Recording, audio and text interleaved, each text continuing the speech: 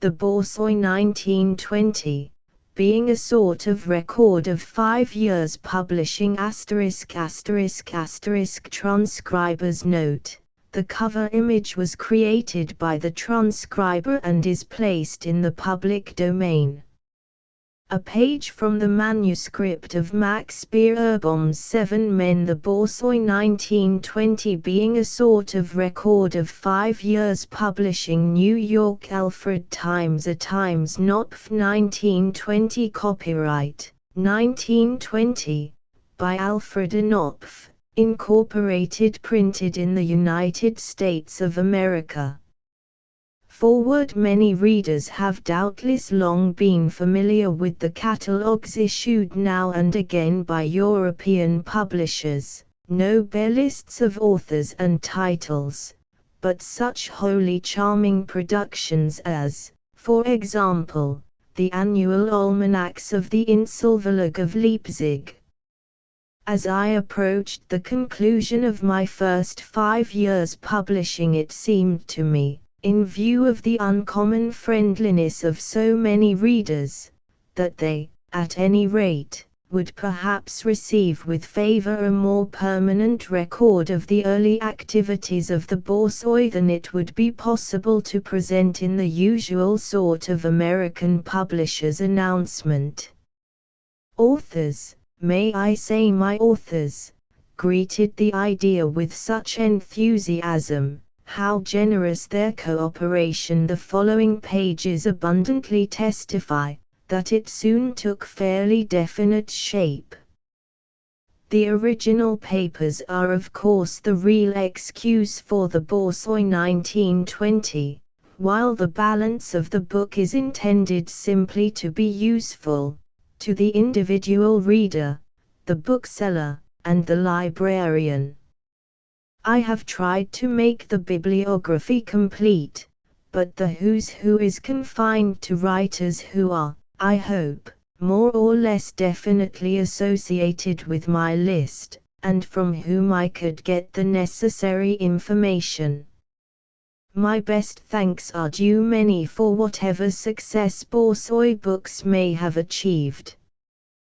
Those, first, who wrote them, and especially the generous contributors to this volume, the booksellers, who have been both friendly and intelligent in their cooperation, the critics who have been for the most part both understanding and encouraging, the loyal co-workers in my own office, and last, but not least, the readers who have made the whole venture possible. Alfred A. Knopf. Contents page. Introduction. Maxim Gorky 9 Part 1, written especially for the Borzoi 1921. The movies. Claude Bragdon 3 Maxwell Bodenheim Witterbiner 6 On the Art of Fiction. Willa Cather 7 Astonishing Psychic Experience. Clarence Day Jr. 9 Max Beerbohm Floyd Dell 12 Joseph Hergé Emma Wilson Follett 15 On Drawing a P. Herbert 20 A Note on the Chinese Poems translated by Arthur Waley Joseph Hergé Emma 24 Willa Cather H. L. Mencken 28 Van Victon Philip Moella 32 On H. L. Mencken George Jean Nathan 34 A Sketch Sidney Elneberg 37 Chant of the Nurses Eunice Tietjens 41 A Memory of Ypres H. M. Tomlinson 42 On the Advantages of Being Born on the 17th of June Carl Van Victon 48 The Master of the Five Willows Arthur Waley 52 Part 2 A Brief Who's Who of Writers particularly identified with the Borzoi 53 Part 3 Selected passages from Borzoi Books 63 How He Died Conrad Aiken 65 From Youth and Egalatory Pio Baroja 68 From the Romantic Woman Mary Borden 71 October Robert Bridges' 74 Letters of a Javanese Princess, Louis Couper's 75 April Charms, William H. Davies' 79 A Page from the Three Mulla Mulgars, Walter de la Mare 80 Bourbonquither Baedeker, Blystein with a Cigar, T.S. Eliot 81 From Where Angels Fear to Tread, E. M. Forster 83 Dorothy Easton's The Golden Bird, John Galsworthy 86 War and the Small Nations, Khalil Gibran 88 A First Review, Robert Graves 89 Joe Ward, E. W. Howe 90 Doc Robinson, E. W. Howe 92 John Davis, E. W. Howe 92 Concerning a Little Boy Lost, W. H. Hudson 93 Ancient Music, Ezra Pound 96 Fire and the Heart of Man, J. C. Squire 97 Preface to Deliverance, E. L. Grant Watson 101 Part 4 A Bibliography of all Borzoi books from the 25th of September, 1915 to the 25th of September, 1920 103 Postscript 133. Illustrations, a page from the manuscript of Max Beerbohm's 7 Men Frontispiece facing page Witterbiner 6 Floyd Dell 12 Clarence Day, Jr. 12 Joseph Hergeshima 15 Sidney Elneberg 28 Willa Cather 28 Carl van Vechten 32 H. L. Mencken 34 George Jean Nathan 34 Eunice Tietjens 41 Pio Baroja 41 Mary Borden 72 Khalil Gibran 89 Robert Graves 90 J. C. Squire 90 E. L. Grant Watson 102. Introduction. The following, reprinted from the Athenaeum, London, of the 11th of June, 1920, and translated by S. Kotliansky, is part of Gorky's preface to the first catalogue of world literature, the publishing house founded by him under the auspices of the Bolshevik government. It is reprinted here as a plea, as noble as it is typical of Gorky, for good books. K. Is it necessary to speak of the necessity of a serious study of literature, or at least of a wide acquaintance with it? Literature is the heart of the world, winged with all its joys and sorrows, with all the dreams and hopes of men, with their despair and wrath, with their reverence before the beauty of nature, their fears in face of her mysteries.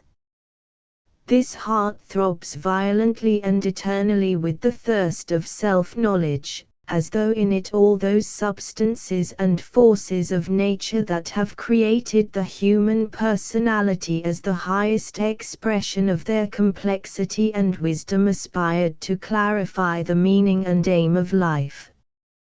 Literature may also be called the all-seeing eye of the world, whose glance penetrates into the deepest recesses of the human spirit.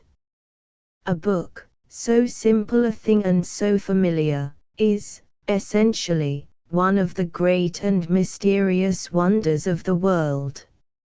Someone unknown to us, sometimes speaking an incomprehensible language, hundreds of miles away, has drawn on paper various combinations of a score or so of signs, which we call letters, and when we look at them, we strangers, remote from the creator of the book, mysteriously perceive the meaning of all the words, the ideas, the feelings, the images. We admire the description of the scenes of nature, take delight in the beautiful rhythm of speech, the music of the words.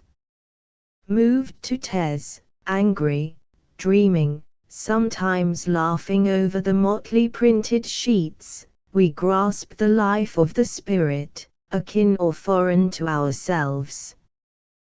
The book is, perhaps, the most complicated and mightiest of all the miracles created by man on his path to the happiness and power of the future. There is no one universal literature, for there is yet no language common to all, but all literary creation, in prose and poetry, is saturated with the unity of feelings, thoughts, ideals shared by all men, with the unity of man's sacred aspiration towards the joy of the freedom of the spirit, with the unity of man's disgust at the miseries of life, the unity of his hopes of the possibility of higher forms of life, and with the universal thirst for something indefinable in word or thought, hardly to be grasped by feeling, that mysterious something to which we give the pale name of beauty, and which comes to an ever brighter and more joyous flower in the world, in our own hearts.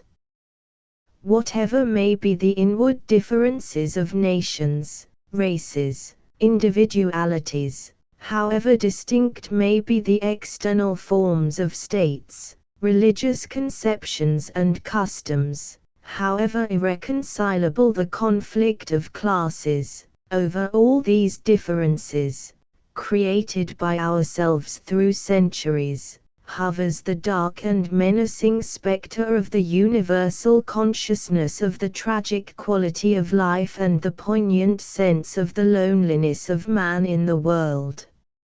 Rising from the mystery of birth, we plunge into the mystery of death. Together with our planet we have been thrown into incomprehensible space. We call it the universe, but we have no precise conception of it, and our loneliness in it has such an ironical perfection that we have nothing with which to compare it. The loneliness of man in the universe and on the earth, which is to many a desert, alas, not unpeopled, on earth amid the most tormenting contradiction of desires and possibilities, is realized only by few. But the faint feeling of it is implanted in the instinct of nearly every man like a noxious weed, and it often poisons the lives of men who appear to be perfectly immune from that murderous nostalgia which is the same for all ages and peoples, which tormented equally Byron the Englishman, Leopardi the Italian, the writer of Ecclesiastes and Lao Tse, the great sage of Asia. This anguish that arises from the dim sense of the precariousness and tragedy of life is common to great and small, to every one who has the courage to look at life with open eyes. And if a time is to come when men will have overcome this anguish and stifled in themselves the consciousness of tragedy and loneliness, they will achieve that victory only by the way of spiritual creation, only by the combined efforts of literature and science. Besides its envelope of air and light, all our earth is surrounded with a sphere of spiritual creativeness, with the multifarious rainbow emanation of our energy, out of which is woven, forged or molded all that is immortally beautiful, out of which are created the mightiest ideas and the enchanting complexity of our machines, the amazing temples and tunnels that pierce the rock of great mountains, books, pictures, poems, millions of tons of iron flung as bridges across wide rivers, suspended with such miraculous lightness in the air, all the stern and lovely, all the mighty and tender poetry of our life.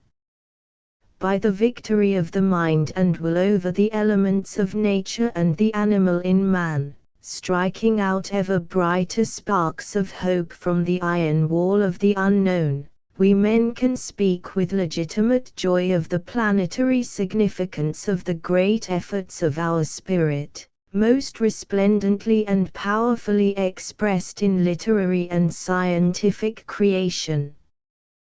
The great virtue of literature is that by deepening our consciousness, by widening our perception of life, by giving shape to our feelings, it speaks to us as with a voice saying, all ideals and acts, all the world of the spirit is created out of the blood and nerves of men.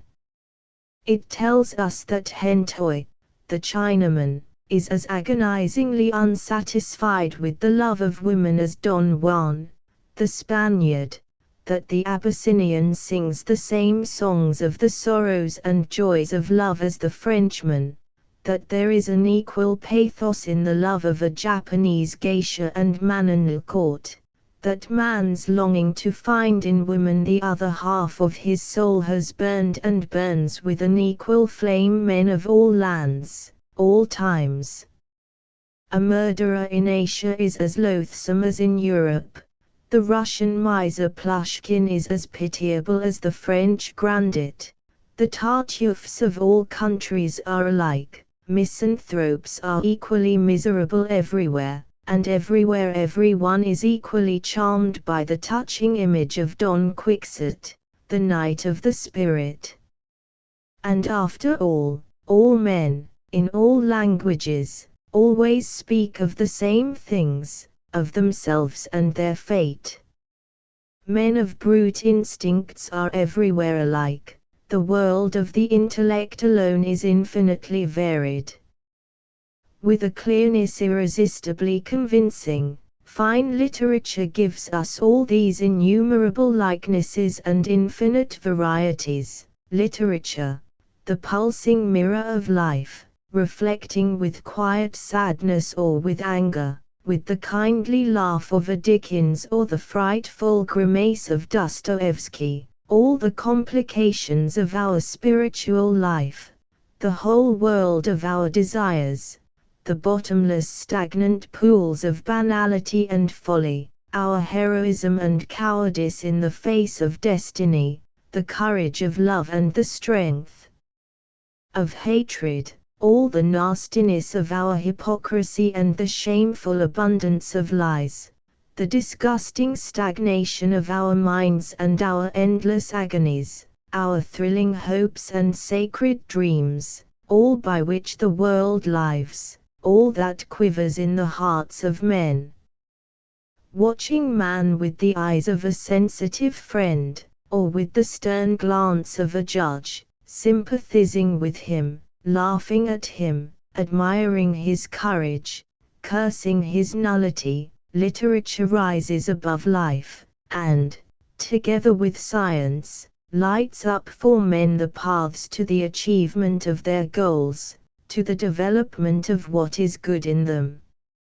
At times enchanted with the beautiful aloofness of science, literature may become infatuated with a dogma, and then we see Émile Zola viewing man only as a belly constructed with charming coarseness, and we also see how the cold despair of Du Bois-Reymond infects so great an artist as Gustave Flaubert.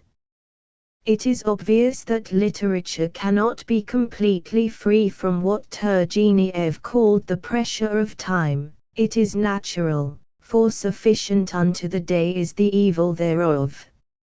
And it may be that the evil of the day poisons more often than it should the sacred spirit of beauty, and our search for its inspirations and prayers. These inspirations and prayers are poisoned by the venomous dust of the day. But the beautiful is the rare, as Edmond Goncourt justly said, and we most certainly often consider lacking in beauty and insignificant habitual things, those habitual things which, as they recede into the past, acquire for our descendants all the marks and qualities of true, unfading beauty. Does not the austere life of ancient Greece appear to us beautiful? Does not the bloody, stormy and creative epoch of the Renaissance with all its habitual cruelty enrapture us? It is more than probable that the great days of the social catastrophe we are going through now will arouse the ecstasy, and creativeness of the generations that will come after us. Nor let us forget that though Balzac's Poor Relations, Gogol's Dead Souls, the Pickwick Papers are essentially books that describe conditions of actual life, there is hidden in them a great and imperishable lesson which the best university cannot provide, and which an average man will not have learned so exactly or so clearly after 50 years of hard-working life. The habitual is not always banal, for it is habitual for man to be consumed in the hellfire of his vocation, and this self-consumption is always beautiful and necessary, as it is instructive for those who timidly smolder all their life long, without blazing up in the bright flame that destroys the man and illuminates the mysteries of his spirit. Human errors are not so characteristic of the art of the word and image, more characteristic is its longing to raise man above the external conditions of existence, to free him from the fetters of the degrading actuality, to show him to himself not as the slave, but as the lord of circumstance, the free creator of life. And in this sense literature is ever revolutionary. By the mighty effort of genius rising about all circumstances of actuality, saturated with the spirit of humanity, kindling its hatred from the excess of passionate love, fine literature, prose and poetry, is our great vindication, and not our condemnation. It knows that there are no guilty, although everything is in man, everything is from man. The cruel contradictions of life that arouse the enmity and hatred of nations, classes, individuals, are to literature only an inveterate error, and she believes that the ennobled will of men can and must destroy all errors, all that which, arresting the free development of the spirit, delivers man into the power of animal instincts. When you look closely into the mighty stream of creative energy embodied in the word and image, you feel and believe that the great purpose of this stream is to wash away forever all the differences between races, nations, classes, and, by freeing men from the hard burden of the struggle with each other, to direct all their forces to the struggle with the mysterious forces of nature. And it seems that then the art of the word and image is and will be the religion of all mankind, a religion that absorbs everything that is written in the sacred writings of ancient India, in the Zend-Avesta, in the Gospels and Quran. Maxim Gorky. Part 1, written especially for the Borzoi 1920. The movies by Claude Bragdon. I must protest against the movies, though I be stoned to death for it in the middle of Longica Square.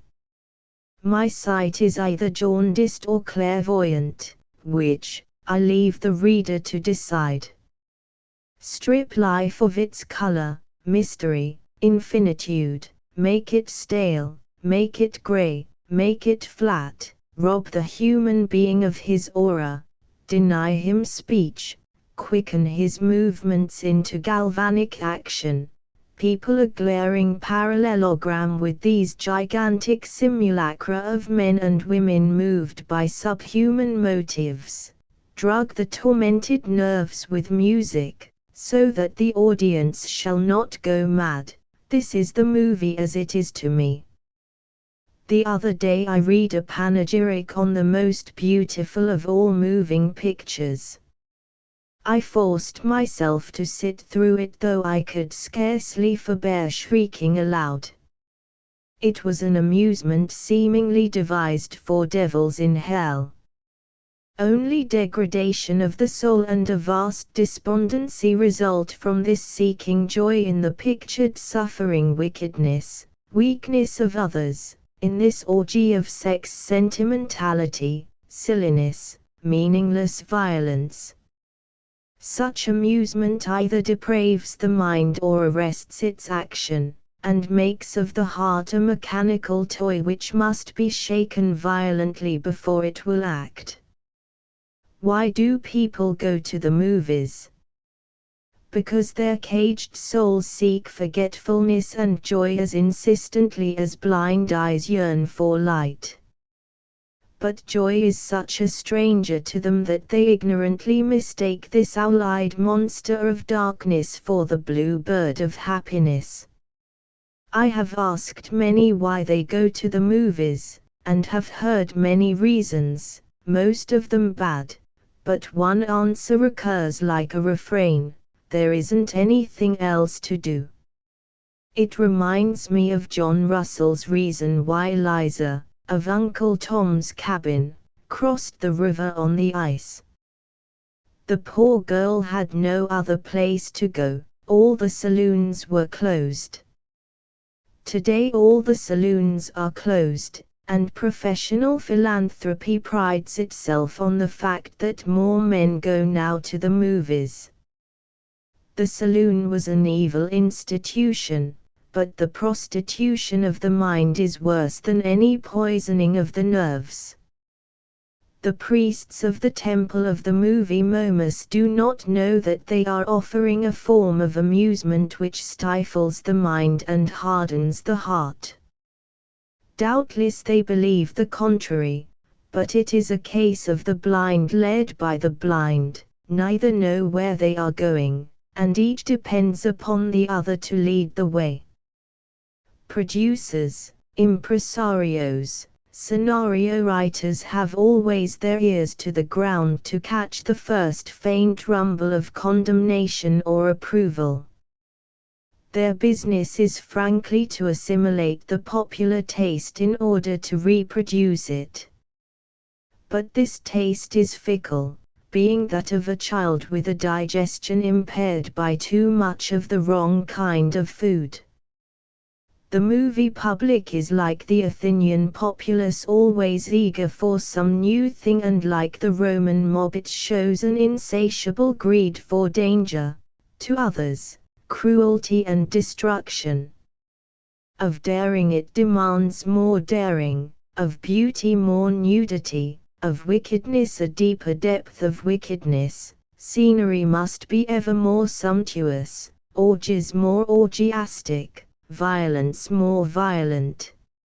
Lacking anything to turn its imagination away from these things, into some new channel, the public can only build high and higher this particular house of cards. There is a great deal talked and written about the educational value of the movies, and this acts as a deterrent to many persons who are minded, as I am, to denounce this evil in the marketplace. But such deceive themselves with the word education, forgetting that mankind is one. In order that some may learn easily a few merely physical facts, such people countenance and support an institution that eats at the very heart of the spirit of man. I hear in anticipation the crushing argument against my point of view: the movies constitute the fourth largest industry in the world, they command the respect of governments, the service of the press, the participation of captains of industry, cabinet members, international bankers.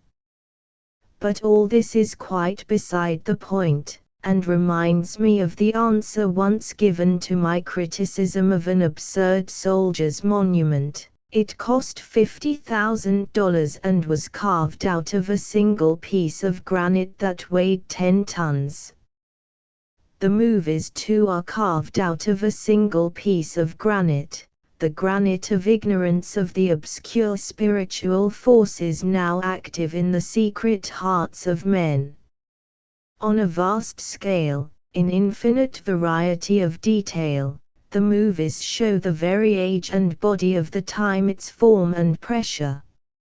May not the unforeseen, amazing, ultimate result be to recoil in horror from the image there presented? The movies represent the quest of joy aborted. Perhaps their true purpose is to bring bitter, but salutary knowledge.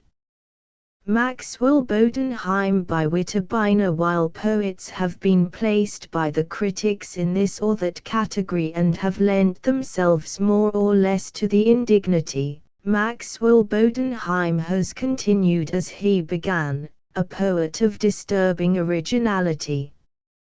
Whether you like him or not, you cannot evade him. Let him once touch you and a perfume is upon you, pungent and yet faint, offensive and yet delicate, of the street and yet exotic. It is as if Pierian springs bubbled crystalline from the nearest sewer, forcing from you a puzzled and troubled enjoyment.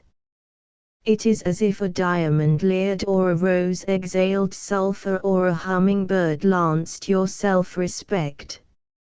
It is a drunken thief's hand, still deft, in the poetic treasury, nuances pouring Niagaran, sensibilities crowding in masquerade, madness mocking sanity, ideas dancing nude through confetti, a falsetto growl, a whispered song, a rainbow in the loose, and yet, all the while a human eye watching the incredible kaleidoscope, an eye that sees and makes you see likewise, good and evil, beauty and pain, opposing and commingling their designs. Historically, Bodenheim's work is likely to share with Donald Evans' very different sonnets from the Patagonian the distinction of having initiated in American poetry, for better or worse, the season and influence of fantastic impressionism. Evans has now become almost orthodox, his green orchid is put away, but Bodenheim still wears in his lapel the colored ghost of a butterfly wing whose veinings mock at human progress. Witterbiner on the Art of Fiction by Willa Cather. One is sometimes asked about the obstacles that confront young writers who are trying to do good work. I should say the greatest obstacles that writers today have to get over are the dazzling journalistic successes of 20 years ago, stories that surprised and delighted by their sharp photographic detail and that were really nothing more than lively pieces of reporting. The whole aim of that school of writing was novelty, never a very important thing in art. They gave us, altogether, poor standards, taught us to multiply our ideas instead of to condense them. They tried to make a story out of every theme that occurred to them and to get returns on every situation that suggested itself. They got returns, of a kind. But their work, when one looks back on it, now that the novelty upon which they counted so much is gone, is journalistic and thin. The especial merit of a good reportorial story is that it shall be intensely interesting and pertinent today and shall have lost its point by tomorrow. Art, it seems to me, should simplify. That, indeed, is very nearly the whole of the higher artistic process, finding what conventions of form and what detail one can do without and yet preserve the spirit of the whole, so that all that one has suppressed and cut away is there to the reader's consciousness as much as if it were in type on the page. Millet had done hundreds of sketches of peasants sowing grain, some of them very complicated and interesting, but when he came to paint the spirit of them all into one picture, the composition is so simple that it seems inevitable. All the discarded sketches that went before made the picture what it finally became, and the process was all the time one of simplifying, of sacrificing many conceptions good in themselves for one that was better and more universal. Any first-rate novel or story must have in it the strength of a dozen fairly good stories that have been sacrificed to it. A good workman can't be a cheap workman, he can't be stingy about wasting material, and he cannot compromise. Writing ought either to be the manufacture of stories for which there is a market demand, a business as safe and commendable as making soap or breakfast foods, or it should be an art, which is always a search for something for which there is no market demand, something new and untried, where the values are intrinsic and have nothing to do with standardized values. The courage to go on without compromise does not come to a writer all at once, nor, for that matter, does the ability. Both are phases of natural development. In the beginning, the artist, like his public, is wedded to old forms, old ideals, and his vision is blurred by the memory of old delights he would like to recapture. Astonishing psychic experience being a true account of how Alfred A. Knopf appeared in a vision to Clarence Day, Jr.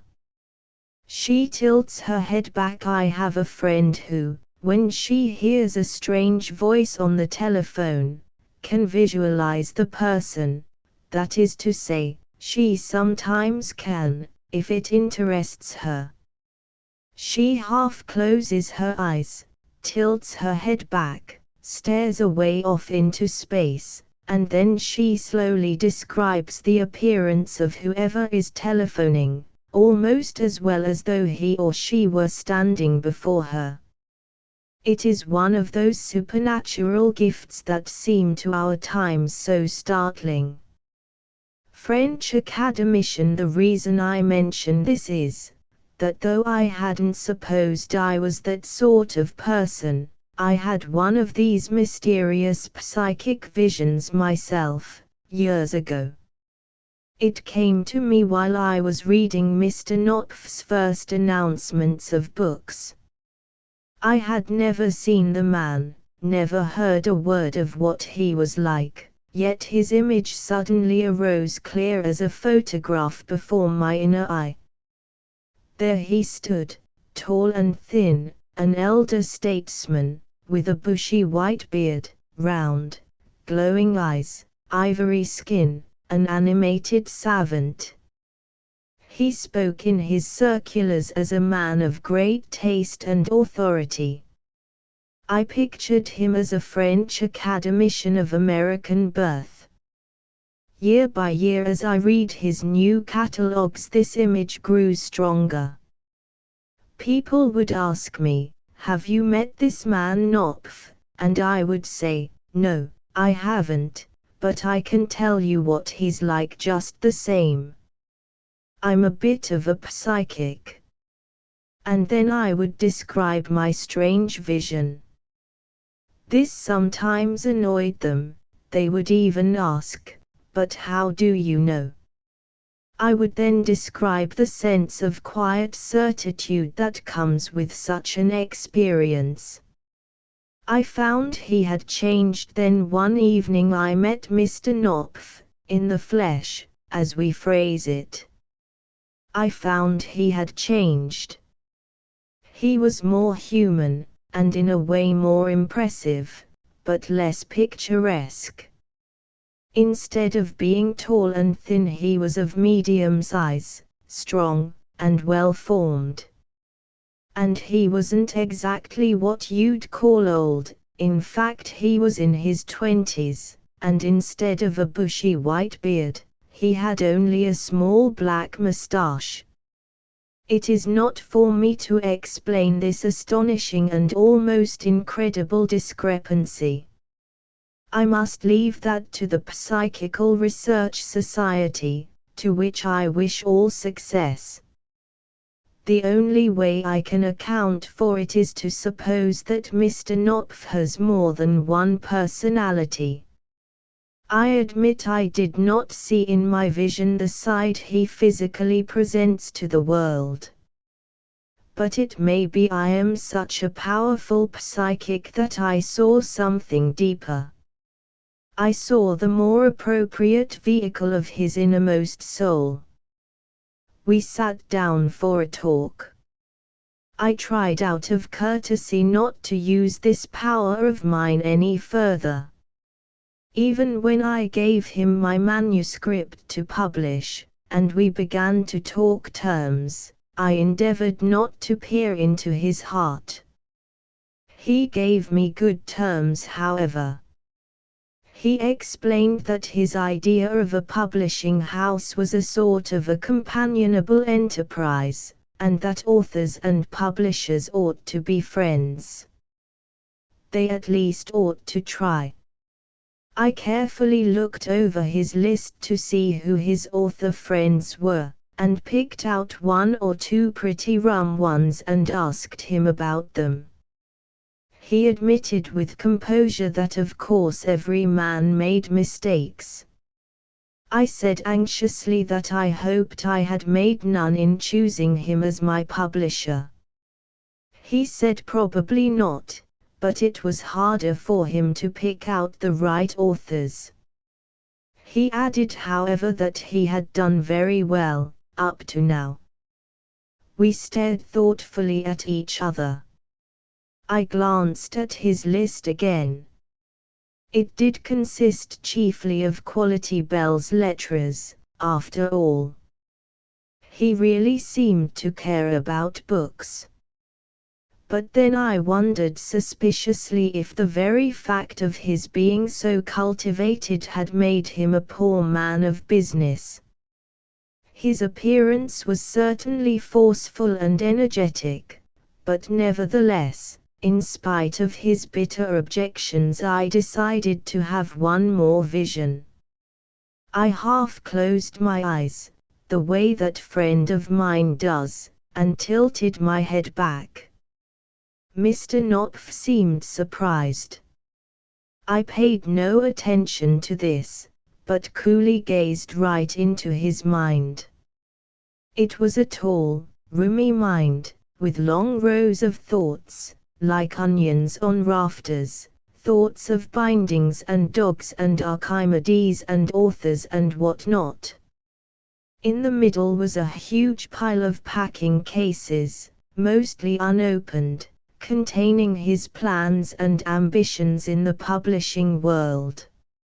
I am sorry now I didn't unpack a few to see what they were, but they looked pretty solid, and I was distracted by seeing, way over in a corner, his thoughts of myself. As these were at that time rather mixed, I prefer not to describe them. My catching sight of them at all was merely one of those unhappy annoyances that must often upset a seer's life. It's one of the risks of the business. As I gazed on, indignantly, something drew across his mind like a truck, only even more massive. I presently discerned that it was a large strong intention to go. Simultaneously, for the man is well coordinated, he said goodbye and went out. I was left there alone in my rooms, with my weird psychic gift. I may add that after a brief contemplation of it, I rang for the janitor, and in spite of his bitter objections, transferred it to him. Max Beerbohm by Floyd Dell. The very name of Max Beerbohm carries the mind back to the time when he first emerged as a literary figure, the time of the Yellow Book, the time of Whistler's letters and Swinburne's newest poem, of velvet jackets and plush knee breeches, and foot in the grave young poets who caroused mournfully at the sign of the Bodley Head. But it was above all the period of the Enoch Soameses who are celebrated by Max Beerbohm in his latest volume, 7 Men, an age of strange young Satanists who would be content with nothing less than founding a new English literature upon the cornerstone of their own thin sheaves of unintelligible poems. They are dead, now. They got tired of waiting for their immortality to begin, and forgotten, except for the wreaths of tender and ironic phrases which Max Beerbohm lays from time to time on their graves. He survives them, the last of the aesthetes. And yet Enoch Soames would say bitterly that it was just like fate that the last of the aesthetes should be a man who never was an aesthete at all. And there is something to the Enoch Soames point of view. Max Beerbohm's title to aestheticism is rather precarious. His words may be the words of Dorian Gray, but the laughter behind them is surely the laughter of Huck Finn. Yes, under the jeweled stylistic cloak of Max Beerbohm, what do you find but the simple-hearted amusement of a healthy child?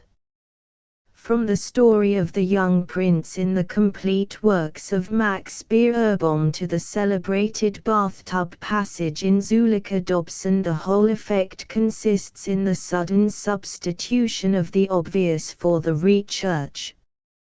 You thought you were going to have to pretend to enjoy pickled nightingales' tongues, and you find, greatly to your relief, that it is just ice cream and cake.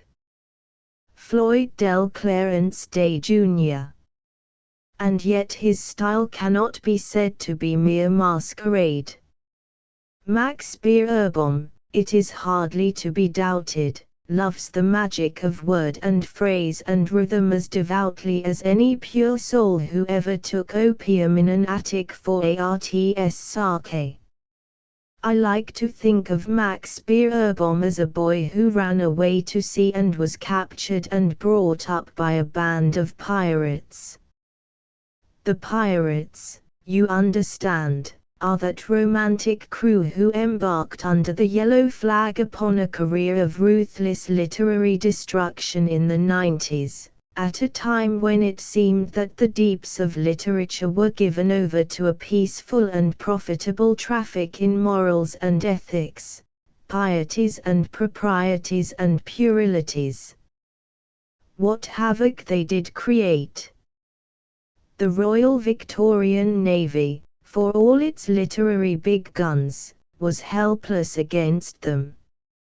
It was not, in fact, until Captains Gilbert and Sullivan sailed out against them in the good ship Patience that they received any serious setback.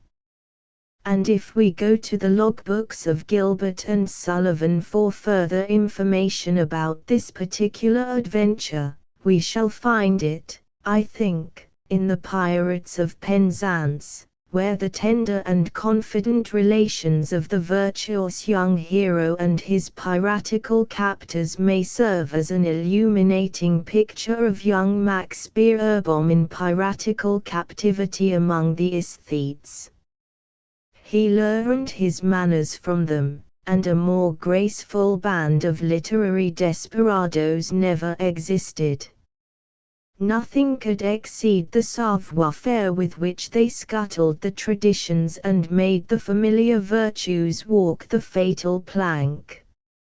And so it is that when we read Max Beerbohm today, the superb gallantry of his style suggests that he is going to commit a felonious assault upon our most treasured ideals. But he never does. You are stopped by a gunshot across your bow, and you prepare for the worst. But the worst is merely a jolly invitation in a boyish voice to a game of marbles. The combination is irresistible. I am reminded of an authentic tale of the South Seas. A band of wicked mutineers set their captain and officers afloat in an open boat, and sailed to Pitcairn Island, where they proceeded to live in the most Nietzschean fashion imaginable, enslaving the natives, taking their wives away from them, and living in fabulous luxury. They were a fractious lot, however, and they quarreled among themselves, and shot each other up, and went insane and committed suicide, until the natives got tired of it, and revolted and killed them all except one gentle person who had got mixed up with the mutineers by mistake. He was not a Nietzschean. He believed at heart in all the old-fashioned virtues. And where the Nietzscheans had failed, he succeeded, so notably that when the island was rediscovered half a century later, he was ruling there in a little peaceful paradise, the last of the mutineers. There is something about gentleness, it would seem, that makes for survival. And I like to think that Max Beerbohm remains with us to tell the story of quaint, devil-worshipping literary mutineers like Enoch Soames, precisely because he cannot bear ever to press home the shining blade of his wit to its most deadly extent, because he does not really want to hurt anybody after all, not even Enoch Soames. Photograph by Robert H. Davis. Joseph Hergesheimer by Wilson Follett. When Mr. Knopf asked me to pay my brief respects to Joseph Hergesheimer, he must have been aware that I had not the material for an intimate portrait.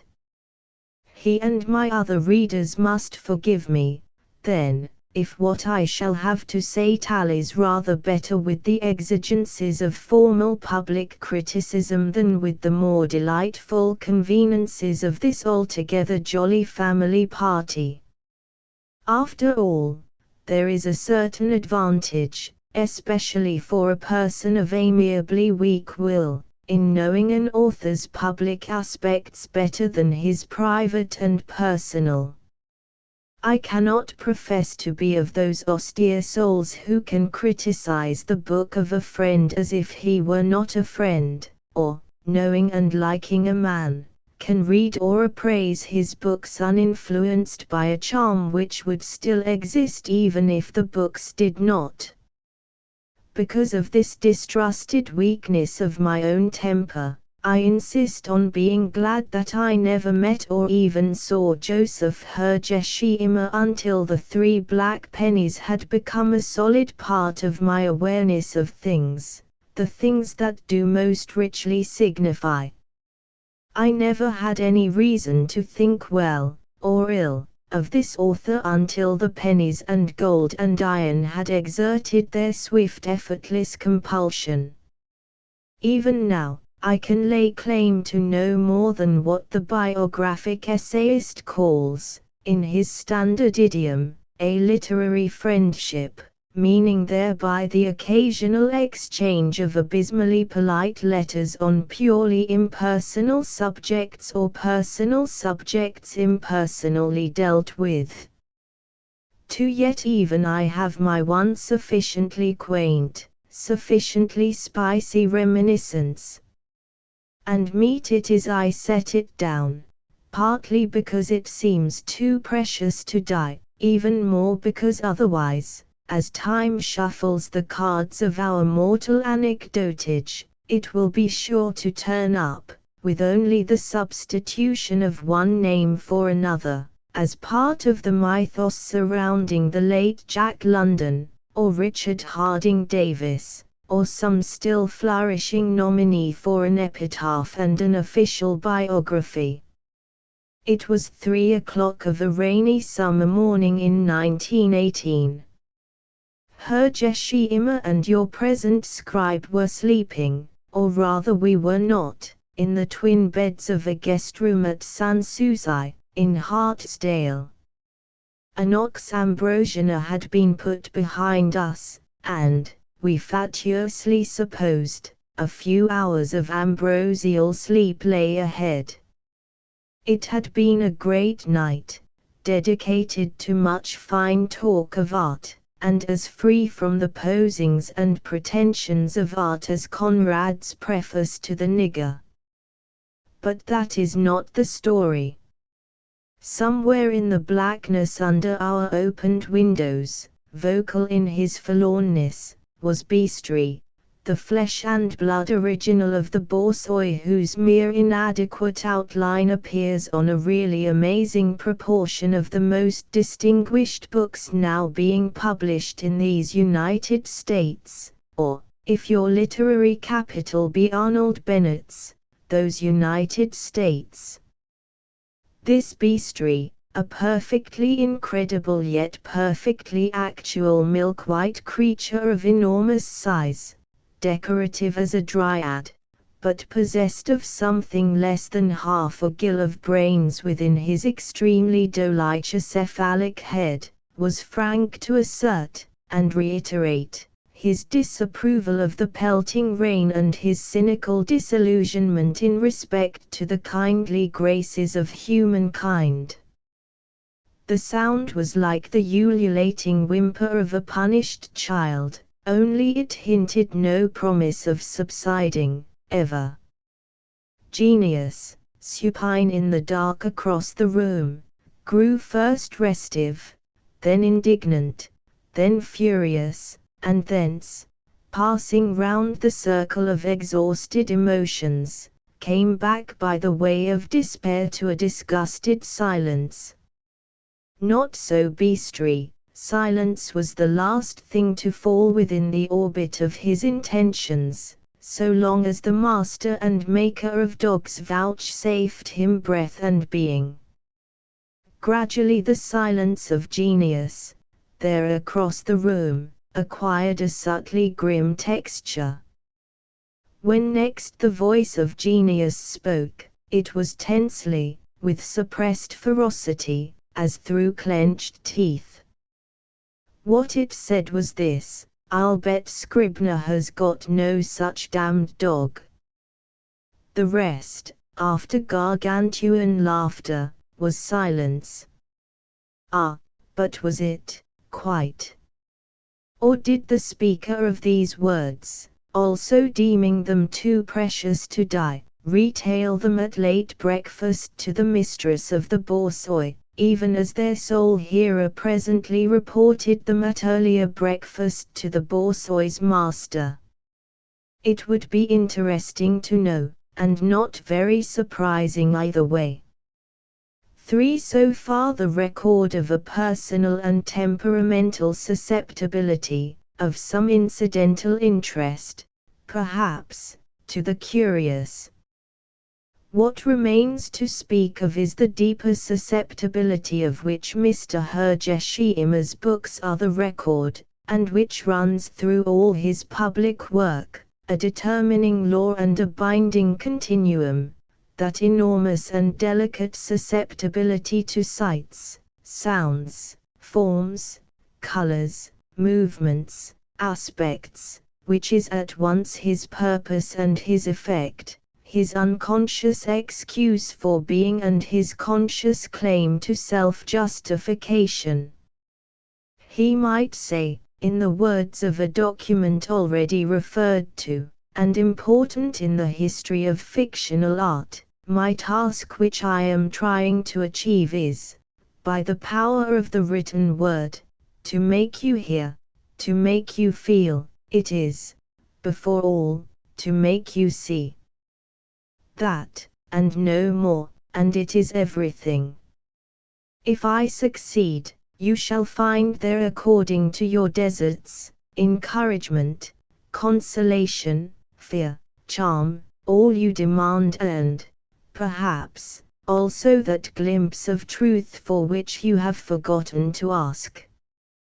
We can all see now, with the glib wisdom of after the event, that Mr. Hergesheimer's career before its one sharp early break is, comparatively, all promise, and after that break, comparatively, all performance. In the lay Antony and Mountain Blood one finds a slight uneasiness or unevenness of recital, the result, I think, of a subconscious attempt to make the manner dignify and sanction two performances not, in matter, quite good enough to receive that ultimate sanction, style. With and after the three black pennies and very specially in Yaverhead and Wild Oranges, which remain thus far the masterpieces of perfect formal integrity, this discrepancy is lost from the reckoning. The artist has an exigent discrimination of that which is good enough for him to touch, and his touch upon it is exquisite.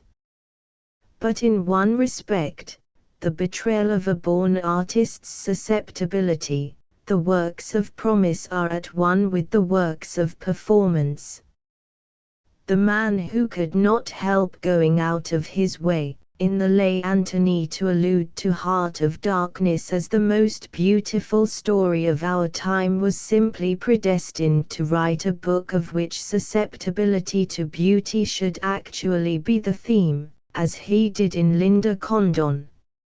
And the man who, in Yaverhead, achieved so supreme a saturation with the aromas and essences of loveliness, had prefigured his own future when, in Mountain Blood he wrote, "The barrier against which he still fished was mauve, the water black, the moon appeared buoyantly, like a rosy bubble blown upon a curtain of old blue velvet." Just here, in the crystallization of his own sensitivity into the objective forms of beauty, lies the peculiar distinction of Hergesheimer. It is an aristocratic distinction. It is, if you go by the counting of tastes, a distinctly un-American trait. This fact it is, rather than any less fundamental consideration, which explains, even if it does not justify, those critics who even before they discover how to divide his name properly into syllables, discover that there is something slightly exotic about him. Exotic or autochthonous, what does it matter?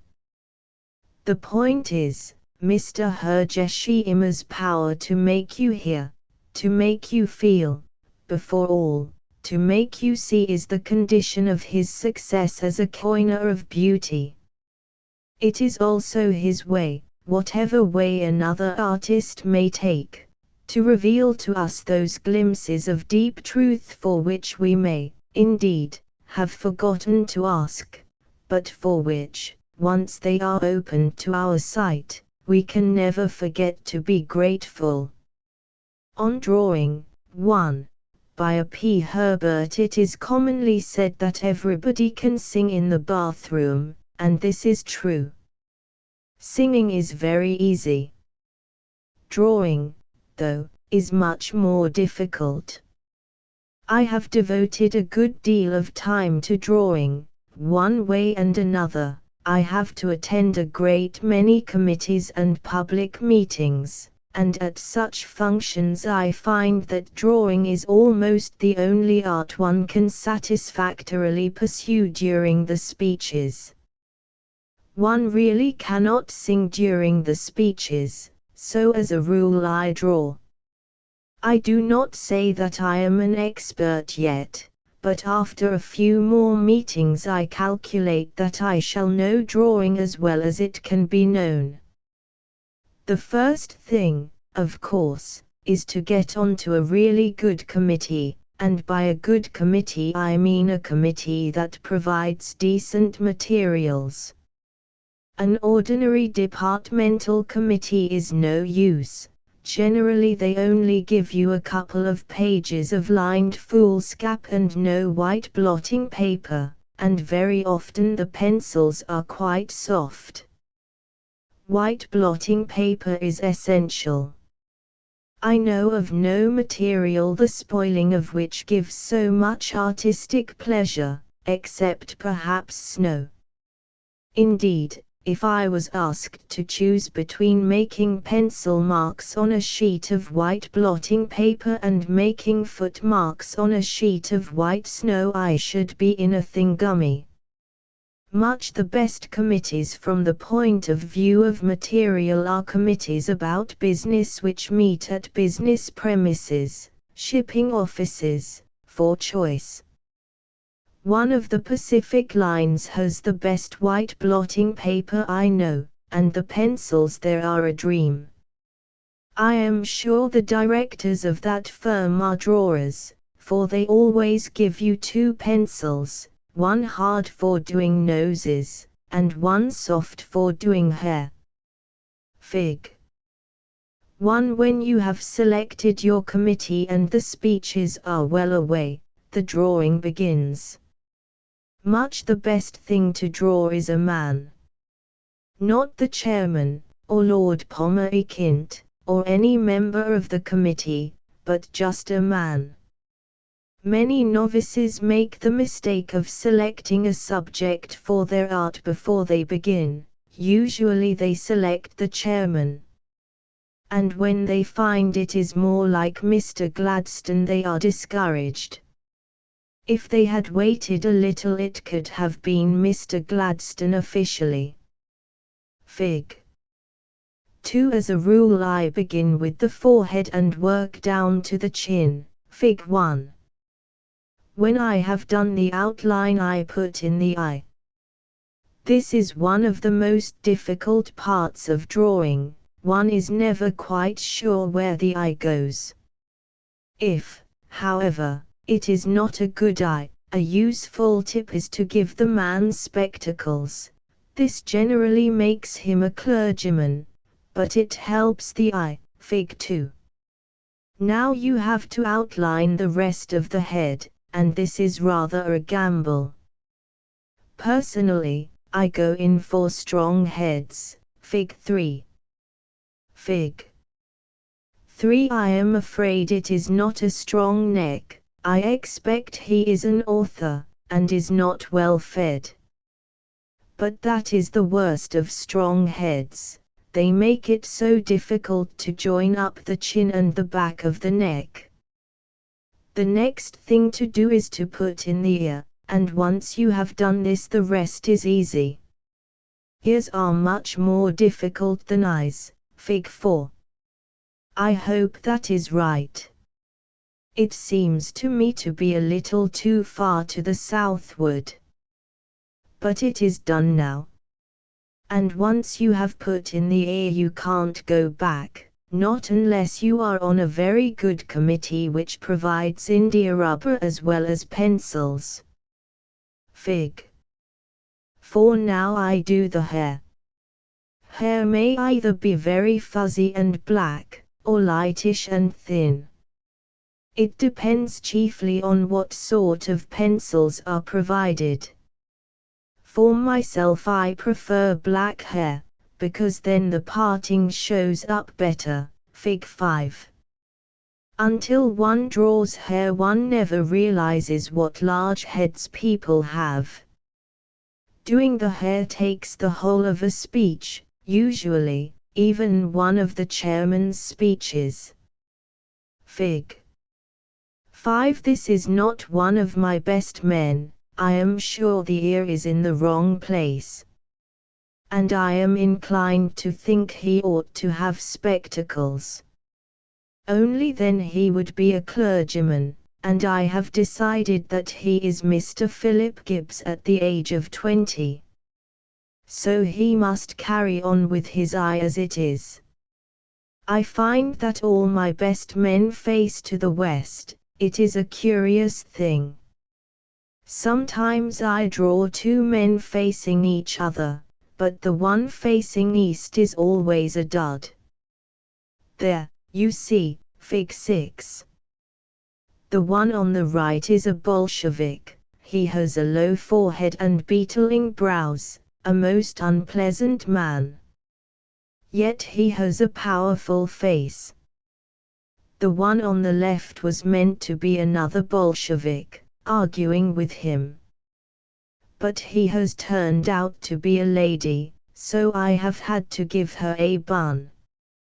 She is a lady solicitor, but I don't know how she came to be talking to the Bolshevik. Fig. 6. When you have learned how to do men, the only other things in drawing are perspective and landscape. Fig. 7. Perspective is great fun.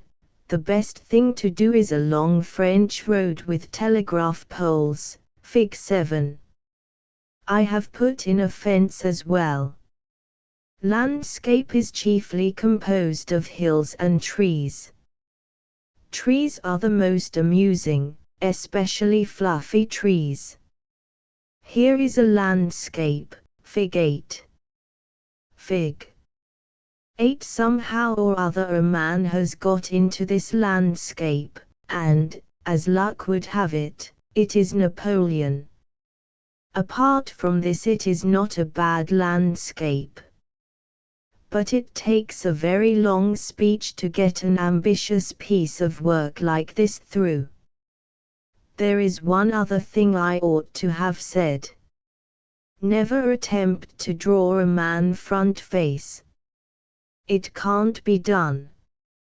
A note on the Chinese poems translated by Arthur Waley, 2. By Joseph Hergeshima. It is the special province of poetry, as of charming women, to delight rather than afford the more material benefits. Nothing could be vainer than putting either of them to the rude uses of life. They are the essence of aristocracy, and the indifference, the contempt really, with which the mass of people regard poetic measures, and conversely, the disdain of charm for the whole common body of opinion, show clearly the wide separation between prosaic fact and fancy.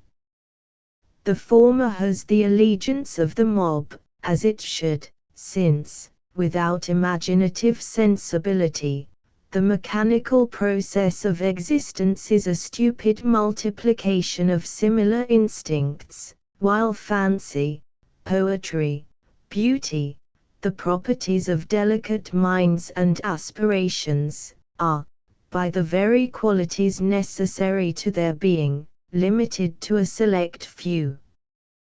There were ages, long submerged now by the obliterating tide of progress, when poetry was, generally, a force in men's lives, and then, as well, women's beauty was held above their mere animality, but the leveling democracy of Christian religions, lending a new power to the resentment and suspicions of congregations of the inferior, ended perhaps forever reigns of distinction. Yet, ironically, while sects vanished overnight and fanatics were denied even the final distinction of martyrdom, while great empires sank leaving no ripple on the surface of memory, stray lines of wanton poetry, the record of lovely bodies, remained imperishable. They were deathless, such frivolities as the Trojan Helen and the words Sappho strung from her loneliness, because they were the inalienable property of the heart. The clamorous dogmas were nothing more than the pretensions of anthropomorphic vanity. But that, with its tinsel promises and brimstone threats, a sentimental melodrama, gathered the audiences, the credulity, of humanity, and left unattended the heroic performance of naked beauty. This, at its best, was a sheer cool cutting of marble, but there was another beauty, hardly inferior, where embroidered garments and carmine and jade, both hid and revealed less simple but scarcely less significant emotions.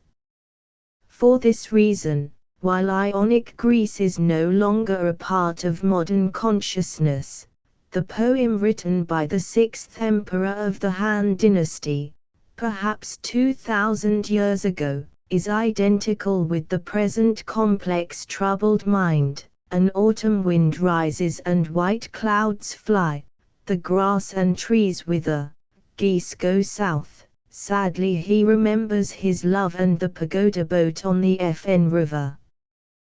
That, particularly, is the singular validity of the Chinese poems translated by Mr. Whaley.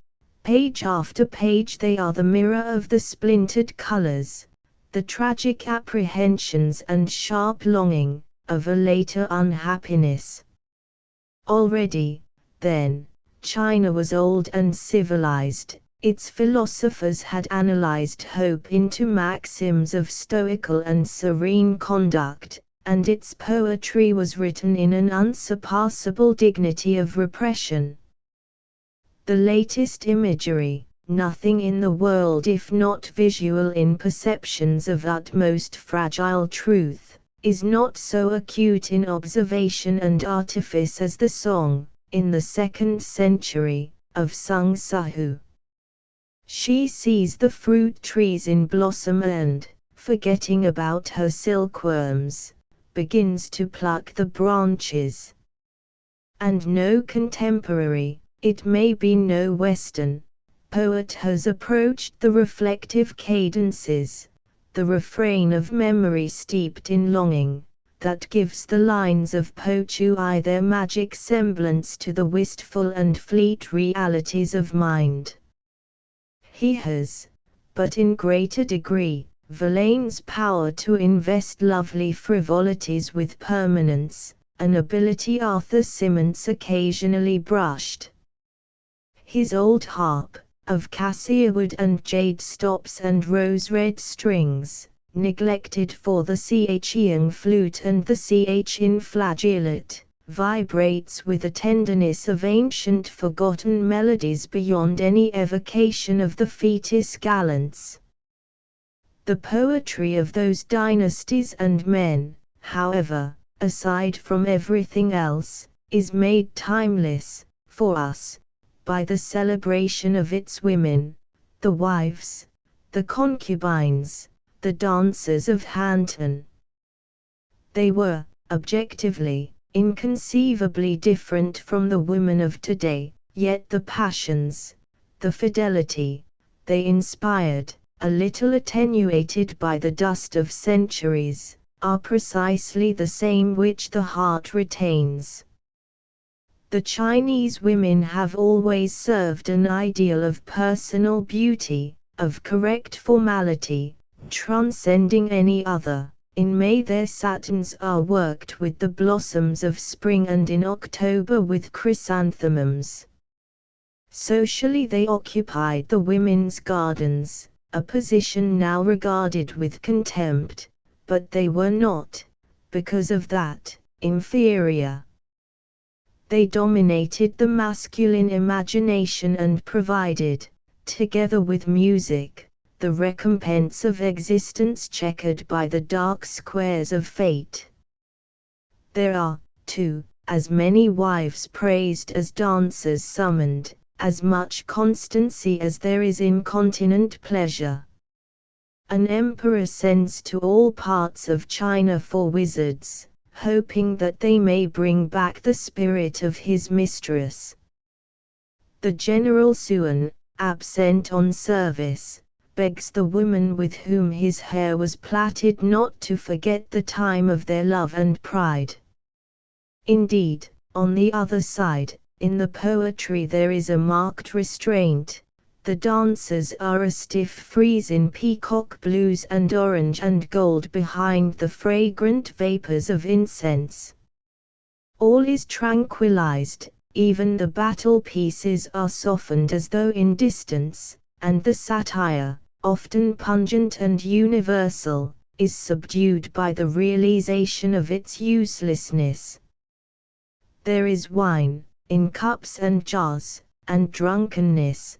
Po Chui returns home, leaning heavily on a friend, at yellow dusk, but there are no raised voices or disturbance, and, soothed by the swallows about the beams, a candle flame in the window, the moon crowning the tide, he hears only the music of flutes and strings. There are roc and phoenix and red jungle fowl, ibis and cranes and wild swan along the river. Women with bright lips sway to the silver tapping of their bells. Ladies, long of limb, enter with side glances under moth eyebrows, and after them others with faces painted white, their deep sleeves reeking with scent. But they are only momentary, they are left, plucking vainly at the coats of those who will not stay, and the pure dawn holds a mango bird singing among flowers. They are poems that dwell on the green of mulberry trees and fields of hemp, on the oxen in the village streets, the burnished pools of carp, the lotus banks and rice furrows and glittering fret of snow. And there, equally, they are completely in the mood, or, rather, perfections of the attempted mood, of the present. In English lyrical poetry alone, and that, except for John Masefield, the beauty of yesterday and not today, have the settings of life been so beautifully refashioned. A nobility of long-habited lands, for its power is not in described nature, but the love of a particular soil, feathery bamboo at the door, a hollow of daffodils, are symbols not so much of recurrent seasons as of a deep-rooted passionate attachment for the city of Loyang or for the Devon sod. Without sincerity of human emotion, words are no better than broken-colored glass. Willacather by H. L. Mencken. If the United States ever becomes civilized and develops a literature, no doubt the Middle West will be the scene of the prodigy. The two coasts are washed by too many paralyzing and distracting waves. Boston, after 300 years, remains a mere suburb of London, timorous, respectable and preposterous, a sort of ninth-rate compound of Putney and Maida Vale. New York is simply a bawdy free port, without nationality or personality. As for San Francisco, New Orleans, Philadelphia and Baltimore, once so saliently individual, they scarcely exist any longer, save for banking, political and census purposes. But in the Middle West the authentic Americano is still a recognizable mammal, and shows all his congenital spots, particularly upon the psyche. More, he has become introspective and a bit conscience-stricken, and so begins to analyze and anatomize himself. The fruits are the Spoon River Anthology, the novels of Norris and Dresser, Sherwood Anderson's terrific tales, The Little Theatre Business, Lindsay and his uneasy college yells, George Ade and his murderous satire, Willacather and her poignant evocation of the drama of the prairie. Count out Hergeshima and Cabell and you will scarcely find an imaginative writer doing genuinely sound work, that is, an imaginative writer of the generation still squarely on its legs, who is not from beyond the Alleghenies. Chicago is the center of the new writing fever, as it is the center of nearly all other native fevers. Willacather Sidney Nyberg 4 or 5 years ago, though she already had a couple of good books behind her, Willacather was scarcely heard of. When she was mentioned at all, it was as a talented but rather inconsequential imitator of Mrs. Wharton. But today even campus pump critics are more or less aware of her, and one hears no more gabble about imitations. The plain fact is that she is now discovered to be a novelist of original methods and quite extraordinary capacities, penetrating and accurate in observation, delicate in feeling, brilliant and charming in manner, and full of a high sense of the dignity and importance of her work. Bit by bit, patiently and laboriously, she has mastered the trade of the novelist. In each succeeding book she has shown an unmistakable advance. Now, at last, she has arrived at such a command of all the complex devices and expedients of her art that the use she makes of them is quite concealed. Her style has lost self-consciousness, her grasp of form has become instinctive, her drama is firmly rooted in a sound psychology, her people relate themselves logically to the great race masses that they are parts of. In brief, she knows her business thoroughly, and so one gets out of reading her, not only the facile joy that goes with every good story, but also the vastly higher pleasure that is called forth by first-rate craftsmanship. I know of no novel that makes the remote folk of the western farmlands more real than my Antonia makes them, and I know of none that makes them seem better worth knowing. Beneath the tawdry surface of Middle Western barbarism, so suggestive, in more than one way, of the vast, impenetrable barbarism of Russia, she discovers human beings bravely embattled against fate and the gods, and into her picture of their dull, endless struggle she gets a spirit that is genuinely heroic, and a pathos that is genuinely moving. It is not as they see themselves that she depicts them, but as they actually are. And to representation she adds something more, something that is quite beyond the reach, and even beyond the comprehension of the average novelist. Her poor peasants are not simply anonymous and negligible hinds, flung by fortune into lonely, inhospitable wilds. They become symbolical, as, say, Robinson Crusoe is symbolical, or Faust, or Lord Jim. They are actors in a play that is far larger than the scene swept by their own pitiful suffering and aspiration. They are actors in the grand farce that is the tragedy of man.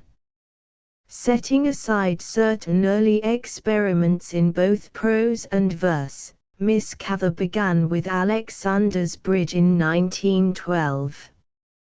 The book strongly suggested the method and materials of Mrs. Wharton, and so it was inevitably, perhaps, that the author should be plastered with the Wharton label. I myself, arse-like, helped to slap it on, though with prudent reservations, now comforting to contemplate.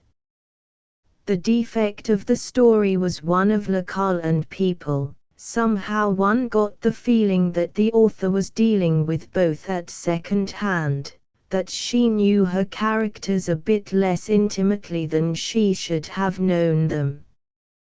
This defect, I venture to guess, did not escape her own eye.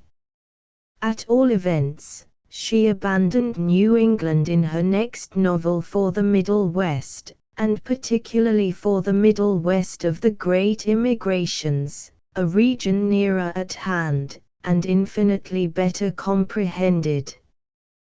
The result was O Pioneers, 1913, a book of very fine achievement and of even finer promise.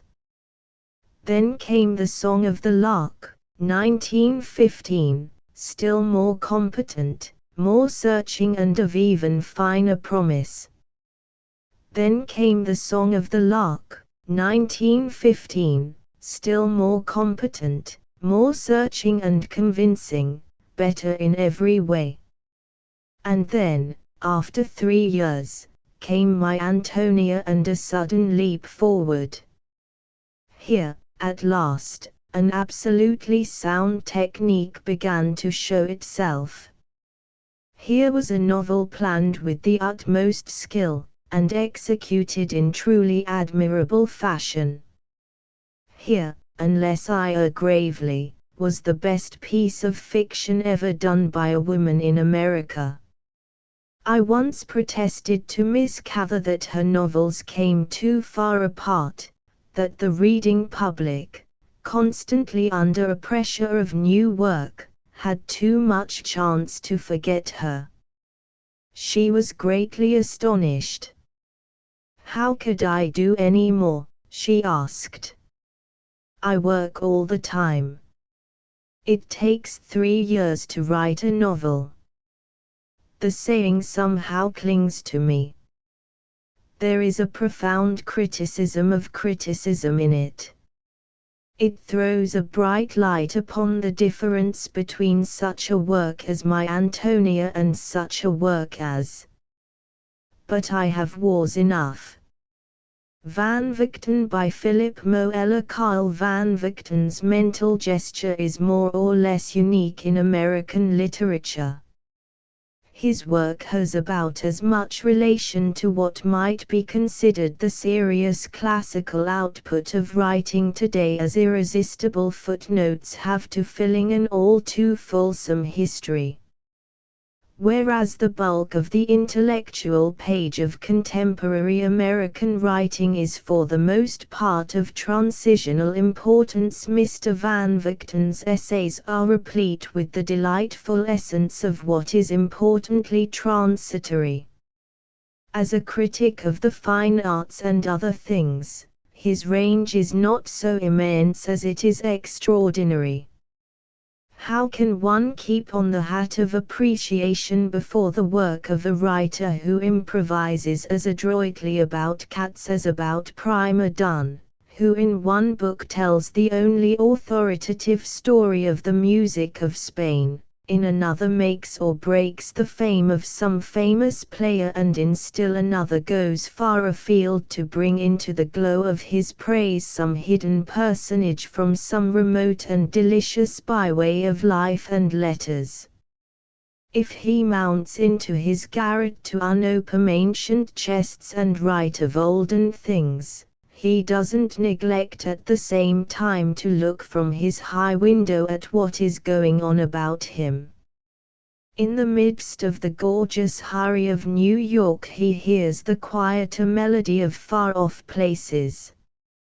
He is a cosmopolitan critic and at the same time a critic of cosmopolis. Music is never very far from his pages. He is acknowledged as one of the most important of the musical critics in America because he has had the wise wisdom of not writing about music at all. He is one of the few musically informed who has sensibly refrained from any vacant analysis of tonal mysteries. One of the very few indeed who realizes the futility of filling soundless books with sounding but empty treatises on sound. He has had the rare and modest grace of letting music sing or play or symphonize for itself. His chief concern has been with interpretations and interpreters. Taking the one or the other as his theme, he has written critical variations and the result has been critical creation. His work has the quality of rare, spontaneous and intriguing talk. There is about his writing an air of delicate and urbane gossip, a knowledge and thought that does not take itself in any sense or at any moment as too profound to admit of a digression into gaiety. It is not so much what he knows as the very particular and personal way in which he knows it. His one cliché is a desperate detestation of all critical clichés. The woof of his thought is a charming destroyal of all accepted standards, the web of his thinking is a delicate but constructive anarchy. When he builds up we are grateful, when he tears down we are equally grateful because he always leaves behind him the intricate, infernally informed and fascinating machinery of his annihilation. On H. L. Mencken by George Jean Nathan in the monthly department, Repetition Générale, which we jointly conduct in the Smart Set magazine, there was some months ago incorporated the following paragraph: when one of us, in the course of his critical writings, indulges himself in polite words about the other, it is a common antic of the newspaper literary supplement professors to observe that this encomium is merely by way of mutual log-rolling, that it is based upon no sounder critical ground than our friendship for each other and our commercial alliance, and that it is perhaps not honestly believed in by either the one or the other. This, of course, is idiotic. We are friends and partners, not because we admire each other's beauty, or each other's conversation, or each other's waistcoats or wives, but because we respect each other professionally, because each to the other seems to know his work in the world, and how to do it, it may be, just a little bit better than the next nearest man. This, obviously, is the soundest of all bases for friendship. It is not friendship that makes men approve one another, it is mutual approval that makes them friends. H. L. Mencken, George Jean Nathan. Let me add a word about Mencken in particular. I respect him, and am his friend, because he is one of the very few Americans I know who is entirely free of cheapness, toadyism and hypocrisy. In close association with him for more than 12 years, I have yet to catch him in a lie against himself, or in a compromise with his established faiths. There have been times when we have quarreled and times, I dare say, when we have hated each other, but when we have met again it has been always on a ground of approval and friendship made doubly secure and doubly substantial by the honesty of his point of view, however wrong I have held it, by the wholesomeness of his hatred, and by his frank and ever self-doubting conduct at our several appomattoxes. Perhaps no man has ever been more accurately mirrored by his writings than this man. He has never, so far as I know, written a single line that he hasn't believed. He has never sold a single adjective, and there have been times when opulent temptations have dangled before him. And on certain of these occasions he could have used the money. There may be times when he is wrong and when his opinions are biased. I believe that there are not a few such times, yet if he is wrong honestly, and if he is biased, he neither knows it in his own mind nor feels it in his own heart. He is the best fighter I have ever met. And he is the fairest, the cleanest, and the most relentless.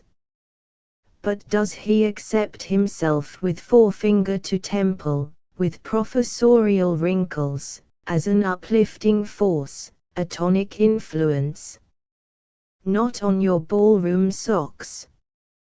No critic has ever snickered at him as loudly and effectively as he snickers at himself. What do you think of your new book? I usually ask him when he has finished one. And his reply generally is, "It's got some good stuff in it, and a lot of cheese." What the hell's the use of writing such a book, anyway? My next one, life to him is a sort of Luna Park, and he gets the same sort of innocent, idiotic fun out of it. He would rather drink a glass of good beer than write, he would rather talk to a pretty girl than read, he would rather wallop the keys of a piano than think, he would rather eat a well-cooked dinner than philosophize.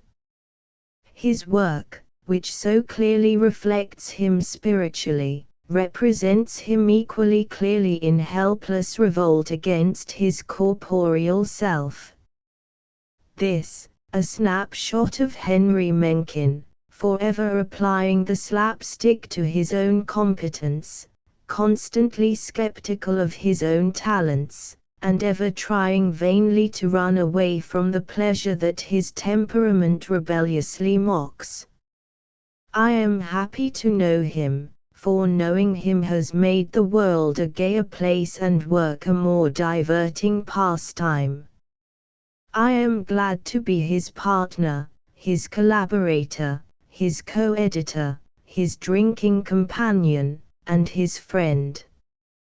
For after all these many years of our friendship and professional alliance, there is only one thing that I can hold against him. For 10 years he has worn the damnedest looking overcoat that I've ever seen. A sketch by Sidney L. Nieberg. Many years ago it was my privilege to know a sturdy, forthright judge who had, in his own youth, faced a jury upon a charge of murder. He had attempted no shifty, technical defense, but admitted frankly that he had killed a man, and had the best of reasons for having done so. The jury agreed with him and set him free, to sentence many another less fortunate creature, during his long and honored career on the bench. I remember how often I used to wonder as I watched him meting out punishments whether he ever meditated upon his own narrow escape. If he did, it never seemed to temper his severity. He was there to deal out what he felt sure was justice, and the closed pages of his own personal history had nothing at all to do with his appraisement of the degrees of guilt or innocence of the culprits who stood before him. Everyone who, like myself, has committed the crime of authorship and afterwards presumes to sit in judgment upon the art of fiction is in a position somewhat analogous to that of my old friend, the judge. It is true my own sins of this character have been few and obscure.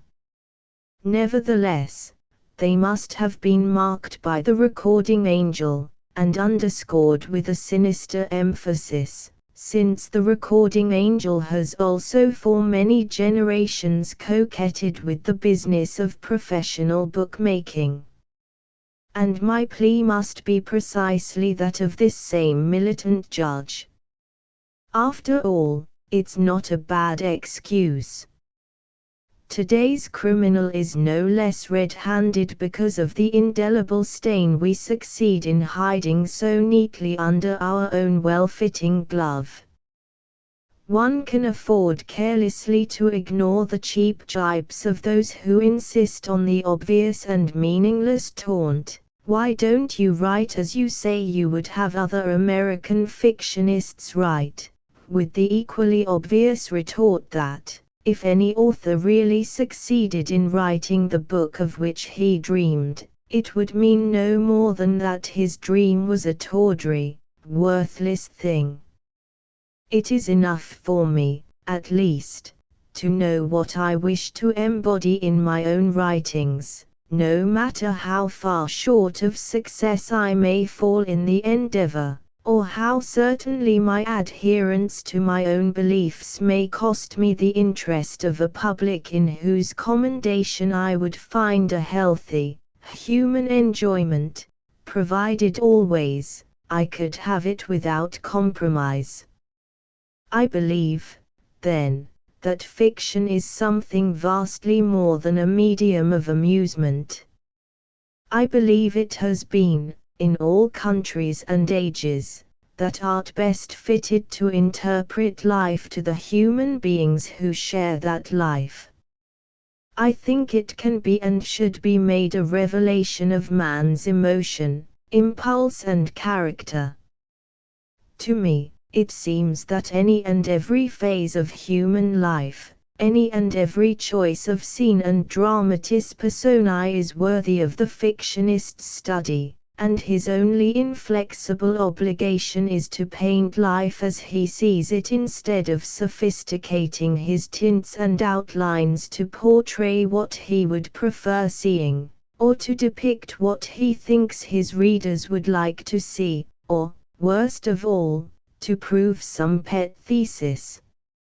I hold it as fundamental that, if one can give an understanding picture of any phase of life, no matter how trivial it may be intrinsically, he has contributed something to the comprehension of the most important of all things, men and women.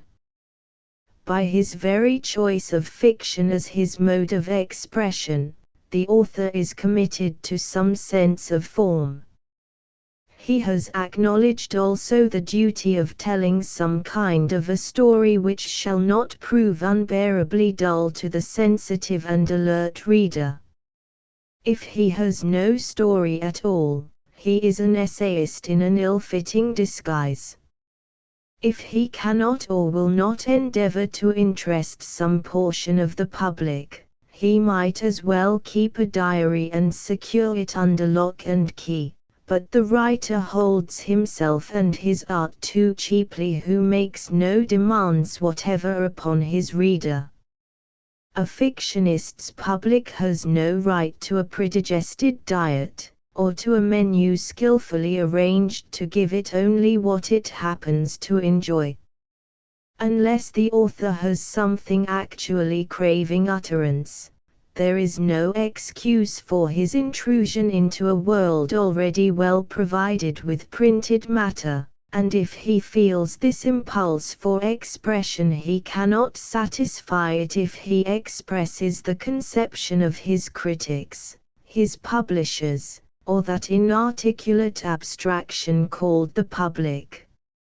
If speaking his own thought, the public will not buy his wares, then it must go without them, and he must earn his bread in another fashion. But if this public chooses to traffic with him at all, it must do so upon his terms and at the price of some little effort upon its own part. If the reader will expend no such energy to gain a new idea or a new point of view regarding those ideas, then the thing he attempts to assimilate so easily will, after all, profit him nothing. The author is not the servant of his public. He is a man with something to say. If passers-by choose to listen, good. If they prefer to ignore him, he may not therefore seek some more alluring jingle of words to catch their fancy. If he descends to such devices he is a mere brother of the mountebank.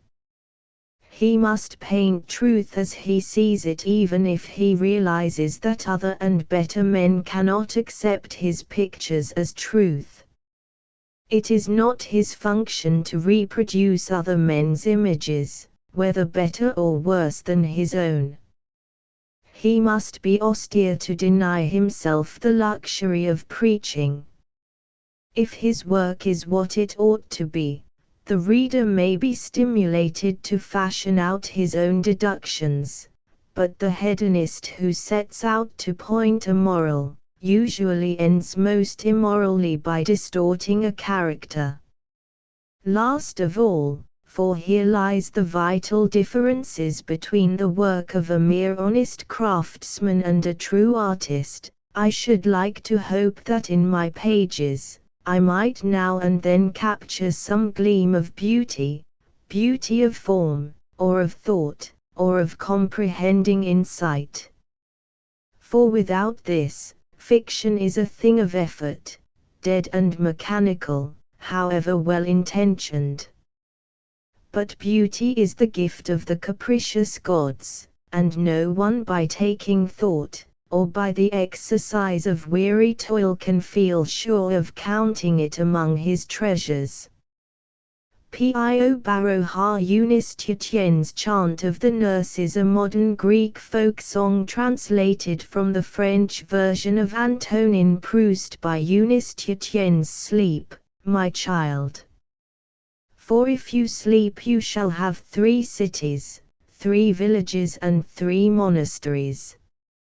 In the cities you shall command, in the villages you shall walk at leisure, in the monasteries you shall pray.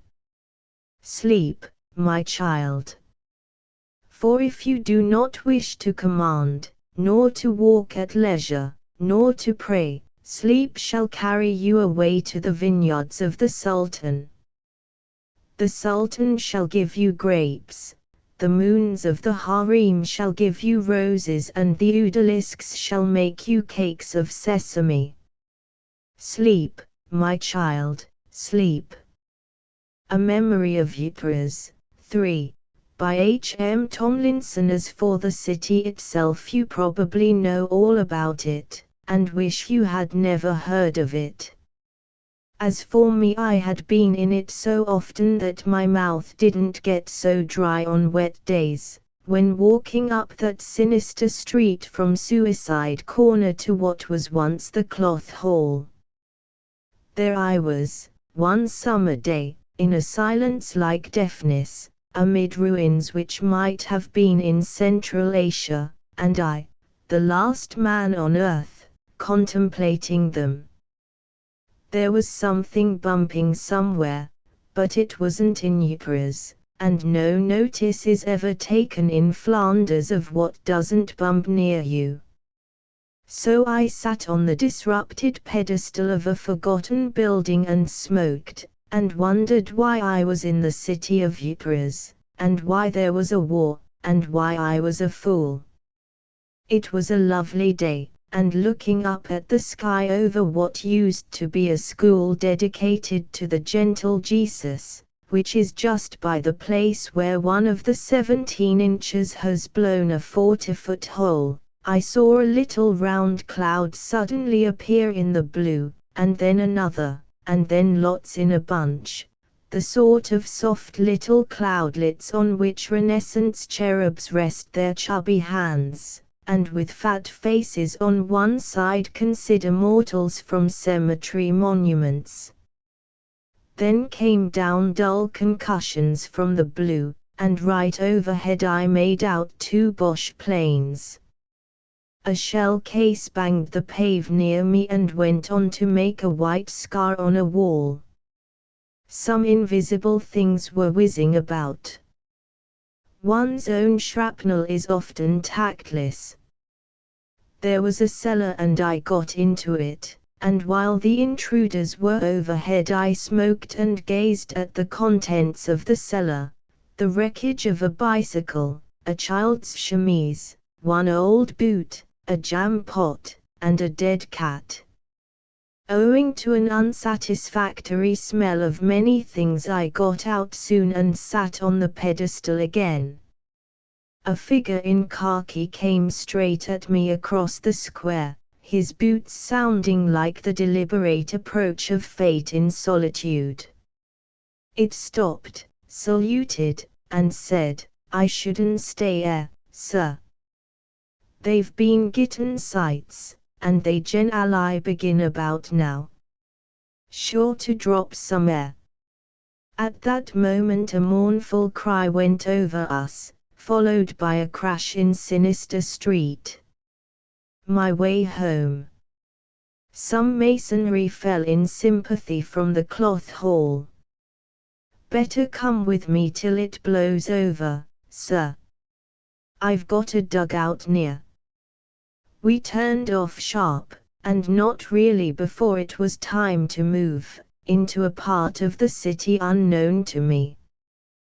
There were some unsettling noises, worse no doubt because of the echoes, behind us, but it is not dignified to hurry when you look like an officer. You ought to fill your pipe. I did so, and stopped to light it. Once I paused in drawing it, checked by the splitting open of the earth in the first turning to the right and the second to the left, or thereabouts. "That's a big UN, sir," said my soldier, who then took half a cigarette from his ear, and a light from my match. We then resumed our little promenade. By an old motor bus, whose windows were boards, whose color was War Office neuter, but who, for memory's sake, still bore on its forehead the legend Liverpool Street, my soldier hurried slightly, and was then swallowed up. I was alone. While looking about for possible openings, I heard his voice under the road, and then saw a dark mouth, low in a broken wall, and crawled in. Finding my way by touching the dark with my forehead and my shins, I found a lower smell of graves hollowed by a candle and a bottle.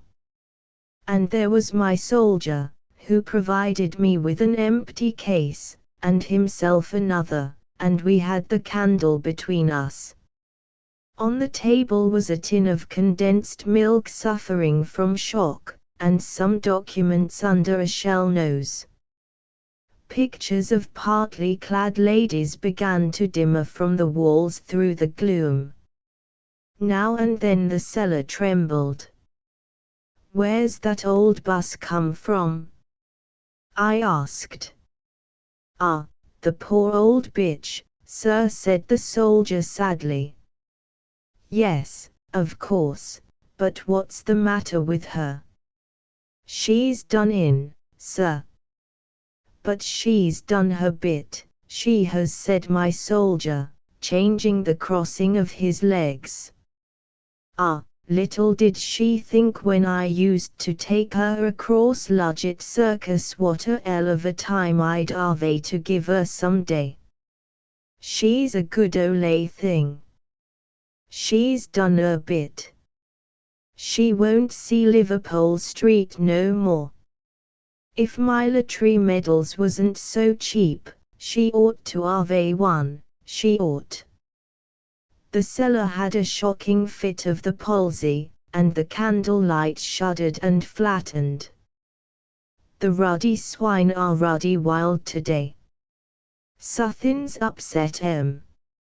"How long will this ruddy war last, sir?" asked the soldier, slightly plaintive. "I know," I said.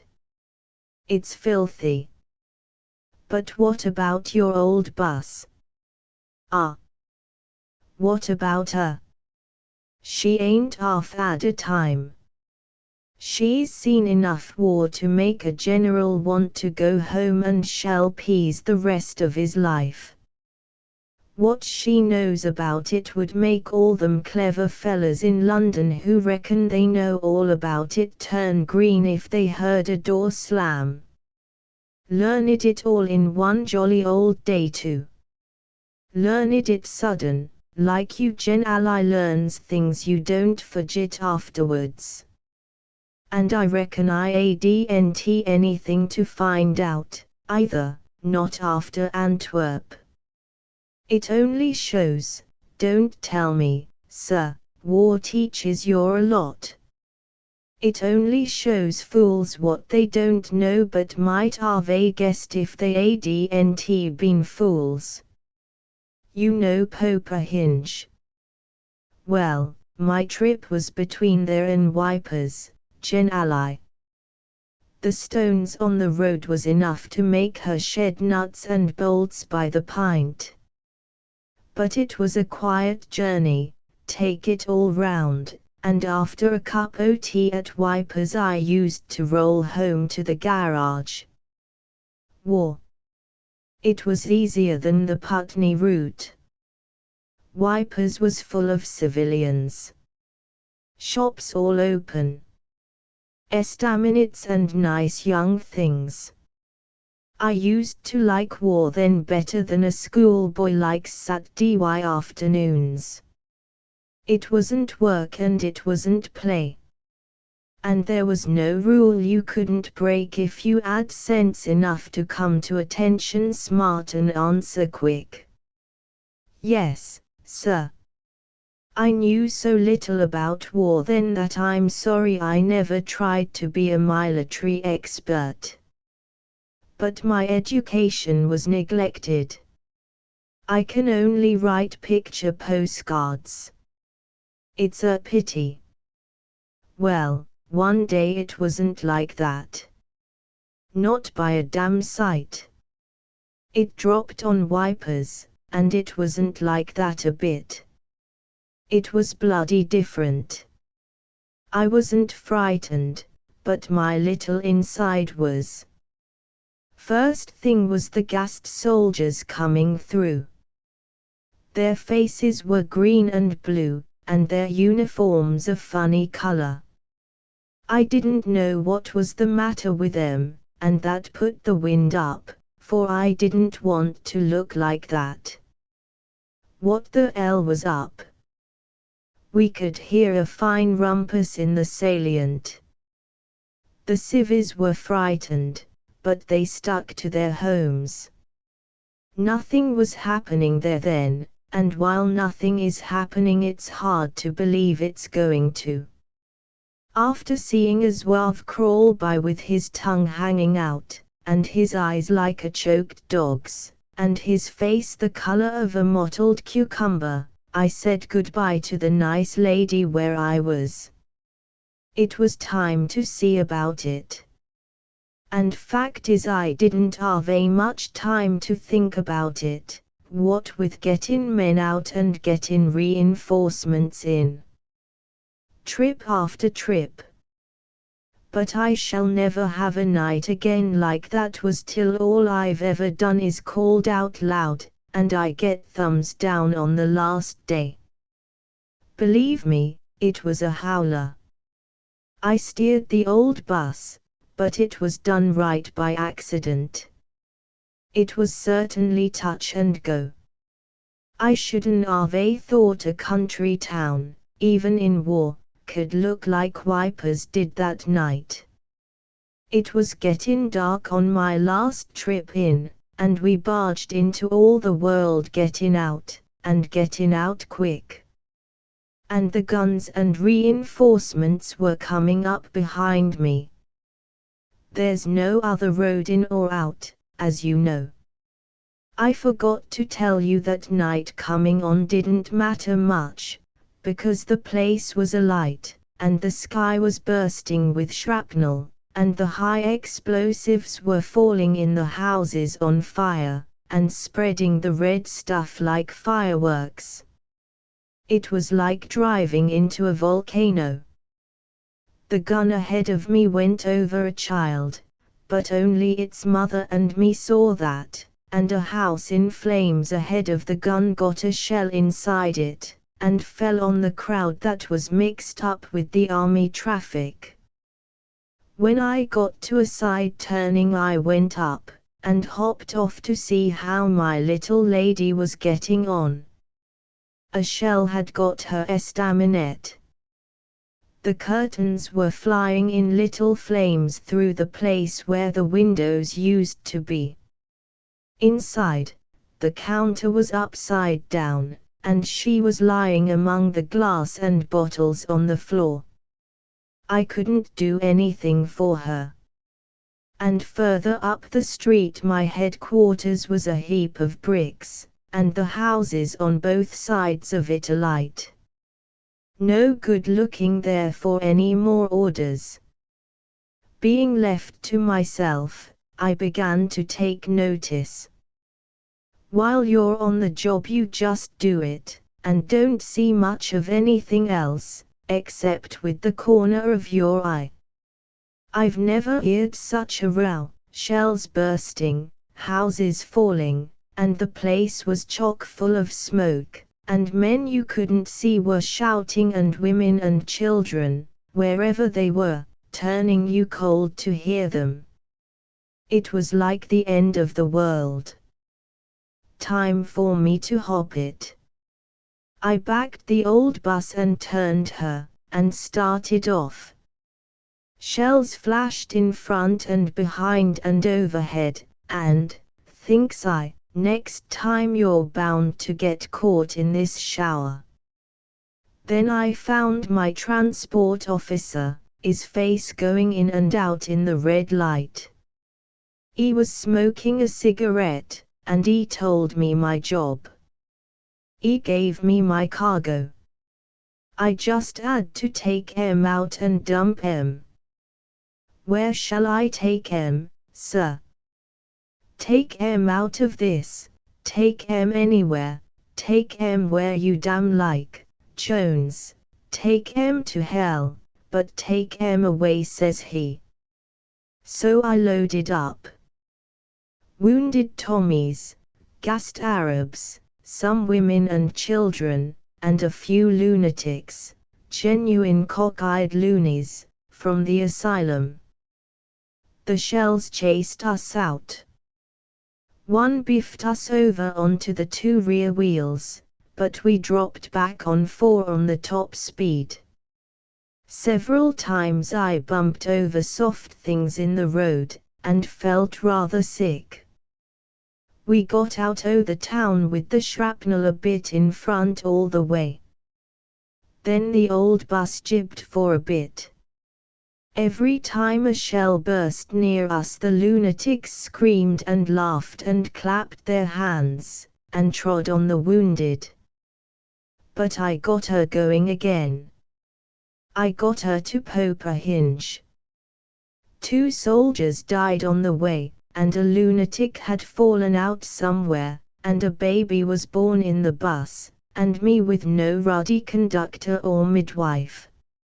I met our chaplain, and says he, Jones, you want a drink? Come with me and have a Scotch syrup. That was a good drink. I had the best part of half a bottle without water, and it done me no harm. Next morning I found I'd put in the night on the parson's bed in me boots, and he was asleep on the floor. On the Advantages of Being Born on the 17th of June, to Alfred A. Knopf, Jr.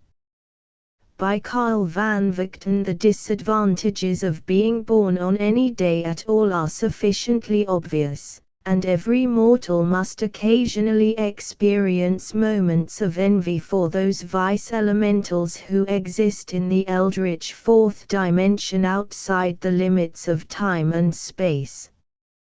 But there are certain days on which it seems particularly unpleasant and discouraging to be born. Christ's birthday, for instance, whose sharers must face the fate of either receiving their Christmas presents on their birthday or else their birthday presents on Christmas, and the 29th of February, which by some is not regarded as a day at all. Any cold day in winter is sufficiently cheerless in a land where rum punch, mulled claret, and Tom and Jerry are not to be readily procured. Any hot day in summer is scarcely suitable for celebration in a country which prohibits the sale of American, sloe gin, and white absinthe. No one really wants to be born in the spring, which is a period of hope, or in the autumn, which is a season of death and depression. I could, indeed, find many reasons for not being born on 364 days. Fortunately, there is one day in every year which is in every way worthy of being a birthday. I say in every way, and then I remember that John Wesley was born on this day, but that, after all, was probably an accident. Nor do I linger over the name of Charles Gounod, but the birth of Igor Stravinsky on the 17th of June was preordained. There have been those who have chosen this as a suitable date on which to die. Joseph Addison on the 17th of June, 1719, and Henrietta Sontag, in Mexico, on the 17th of June, 1854.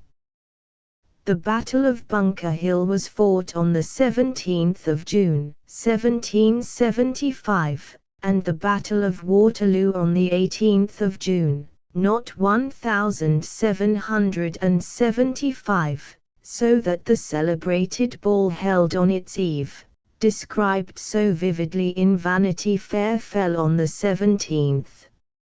And Abraham Lincoln was nominated on this day in 1860. The saints of the day bear fascinating, if somewhat unfamiliar, names: Nicander and Marcion, Saint Prior, Saint Avitus, Saint Botolph, Saint Mollingus or Derkilla. I like to think that some child carries one of these names, or that several children respectively carry them all. The stars are friendly. Gemini, the twins, of the air triplicity, are in power. Mercury is the governing planet. The astral colors are red, white, and blue, which permit the child the choice of several patriotisms or gently dedicate him to polyglottism. The Kabbalistic stones of the day are blue, beryl, aquamarine, lapis lazuli, chalcedony, and sapphire. The twins endow those who fall under their sign with a genius for vacillation. They symbolically indicate a dual temperament, the eternal struggle between psyche and eros, which nowadays is of such interest to Freudian professors that these savants are said to pray many long hours each night that more children shall be born between the 20th of May and the 21st of June. In the children of the Gemini, one trait of character contradicts another. These lads wish to travel and they wish to stay at home. They are nervous and phlegmatic, happy and unhappy, serious and frivolous, satisfied and dissatisfied, affectionate and cold, generous and selfish. They are fond of colors and perfumes and rich foods. They delight in the arts and sciences, but as artists they will accomplish their best work through inspiration and not through study or preparation. They are, I am happy to observe, impatient and untruthful. On court, Hellas, apres la verite, a, crois moi, elleria son mérite.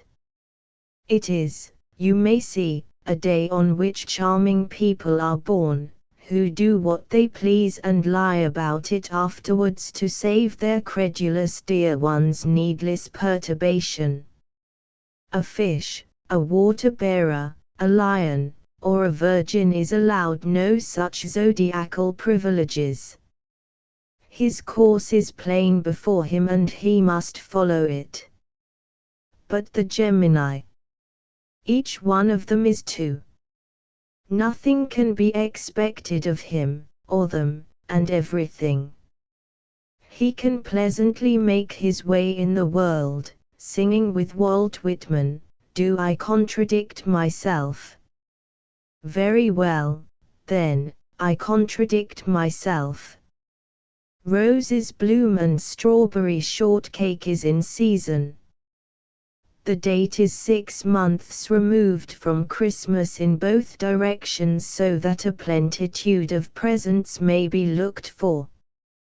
The weather is usually delightful anywhere on the 17th of June and the day may be suitably celebrated in several climes.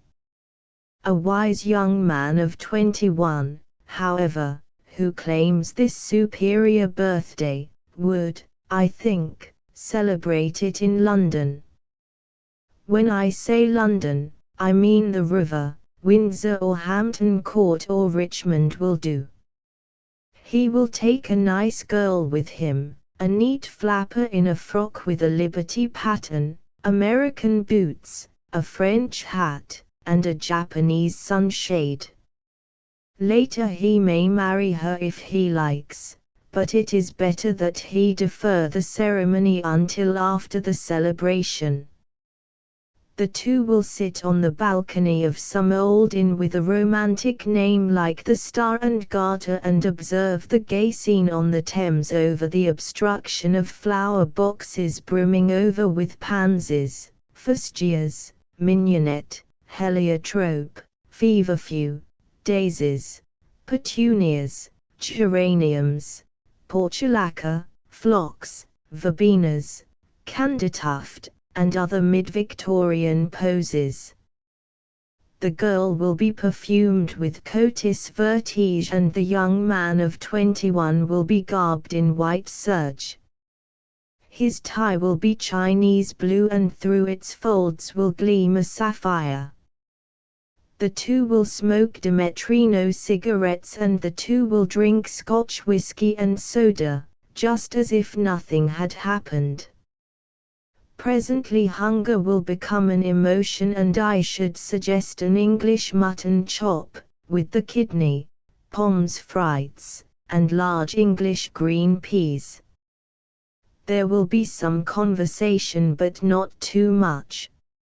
After luncheon the fellow will engage a boat and, placing the young lady in the prow, her sunshade held at the right angle, he will punt her up or down the river, skillfully maneuvering his craft between the intricacies of rival punts, all of which bear rival young ladies with equally peerless sunshades.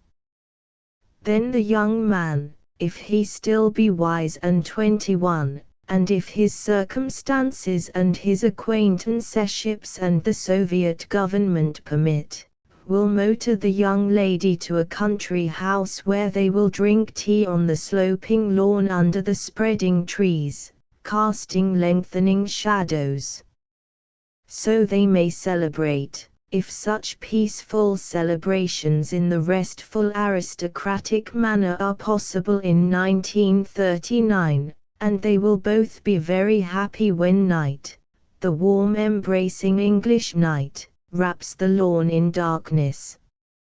And about the night I shall give them no advice. The 17th of June, 1920, New York. The Master of the Five Willows, an autobiography translated by Arthur Waley. It is not known where he came from nor what was his real name. But because 5 willow trees grew beside his house he was called the Master of the 5 Willows. He was a quiet soul, content to pass through life without comment or ambition. Though he loved reading he never probed for hidden meanings, but when they revealed themselves to him his joy was such that he forgot his dinner. He loved wine, but could seldom afford it. His friends knew this and used to send for him whenever they had opened a cask. On such occasions he went on drinking steadily till he felt himself getting fuddled, then he went away. For he never stayed anywhere longer than he wished to nor left sooner than he chose.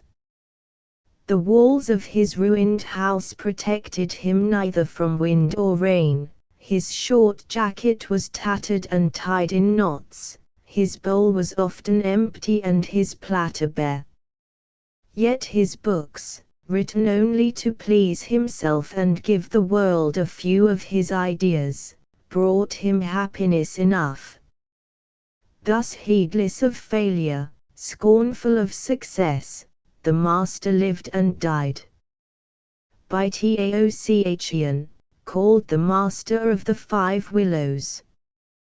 Part 2. A brief who's who of writers particularly identified with the Borzoi. A brief who's who. Aiken, Conrad, author. Skepticisms, B. 1889, Savannah, Go.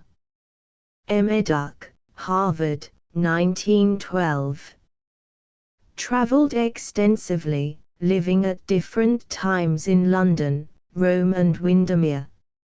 Alarcon, Pedro A. Author The Three-Cornered Hat, b. the 10th of March, 1833, at Guadix, Prof. of Granada, Spain, M. de Napolina Contaradares, 1866. Educ. Guadix Seminary. Had a varied career as writer, soldier and politician. Died at Madrid, the 19th of July, 1891. Antonelli, Etienne, author Bolshevik Russia, B. France, 1879. When the war broke out was professor of political economy at the University of Poitiers. Wounded and decorated with Croix de Guerre, May, 1915. Sent to Russia on his recovery as military attaché at French embassy. Baroja, Pio, author Youth and Egalatory, B. San Sebastian, the 28th of December, 1872. Educ. San Sebastian Schools, Institute of Pamplona, studied medicine at Valencia, graduated as MD from University of Madrid, 1893. Practiced medicine at Sestona for 2 years. Went to Madrid where he ran a bakery for 6 years. Since then he has been writing and publishing regularly. Beerbohm, Max, author 7 Men, B. London, the 24th of August, 1872. M. Florence Kahn, of Memphis, Tennessee. Educ. Charterhouse, Merton Cole. Oxford. Member of Academic Committee. Since 1901 there have been 6 exhibitions of his drawings.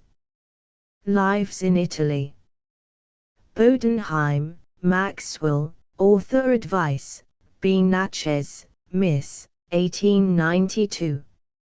Educ. Memphis, 10. Schools.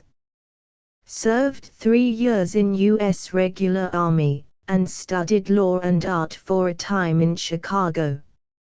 Wrote verse for 6 years before having any accepted by the magazines. Borden, Mary, author The Romantic Woman, B. Chicago, Ill. M1st. Captain Turner of the British Army, 2nd. General Edward Louis Spires of the British Army, March, 1918. During the war she equipped at her own expense the first mobile field hospital of the French Army, for which she was decorated with the Legion of Honor. Resides in Paris. Bragdon, Claude Fayette, author Architecture and Democracy, B.O. Berlin, O. the 1st of August, 1866. Educ. Oswego High School, architectural apprentice in offices of Bruce Price, N.Y., and Green and Wicks, Buffalo, M. Member N.Y. Architects League.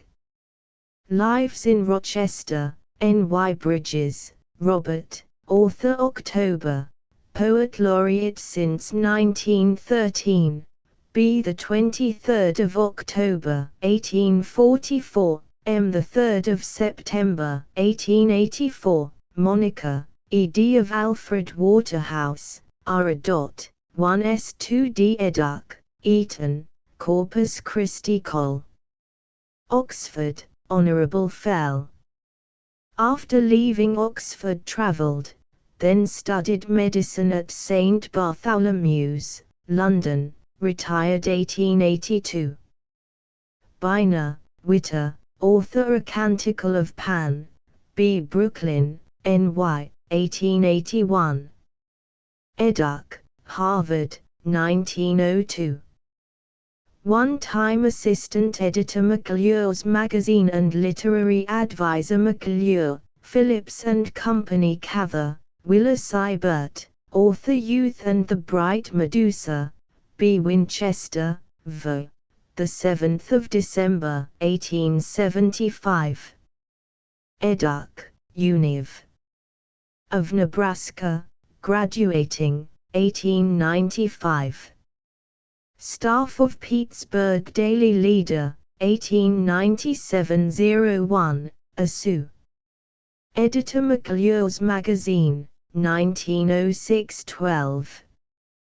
Cheney, Sheldon, author The Art Theater B. Berkeley, California, the 29th of June, 1886.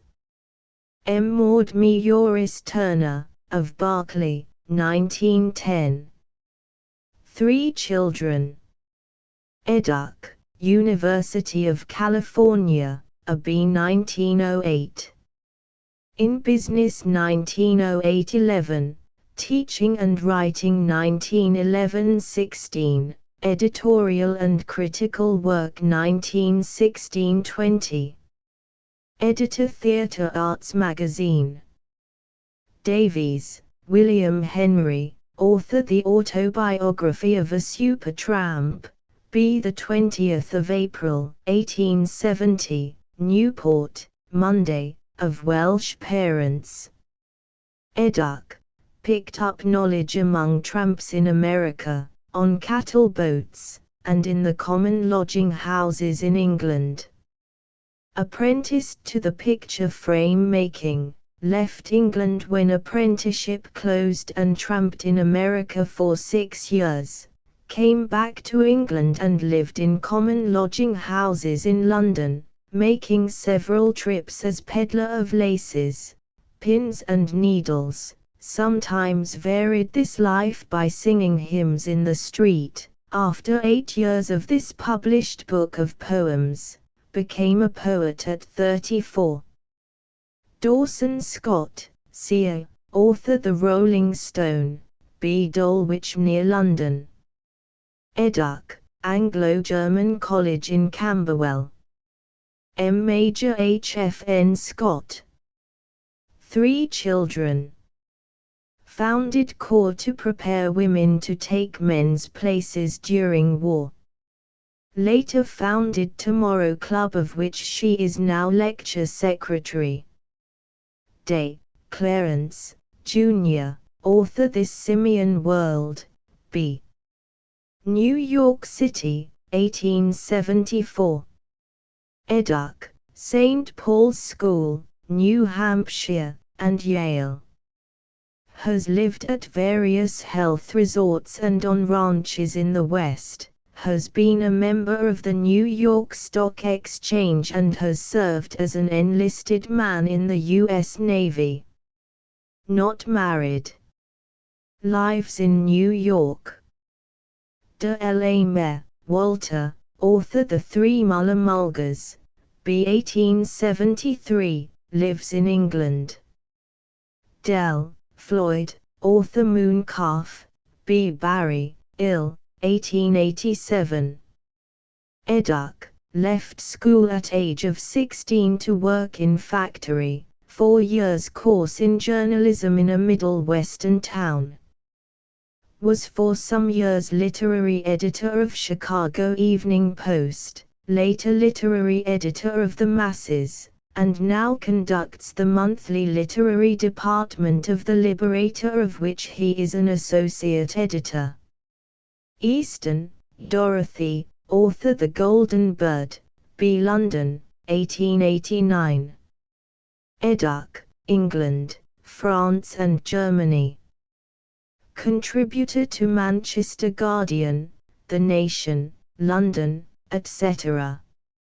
Eliot, Thomas Stearns, author poems, B. St. Louis, Mo., 1888. Educ, Harvard, a B. 1909, Emma 1910, studied subsequently at the Sorbonne, Harvard Graduate School, and at Merton College, Oxford.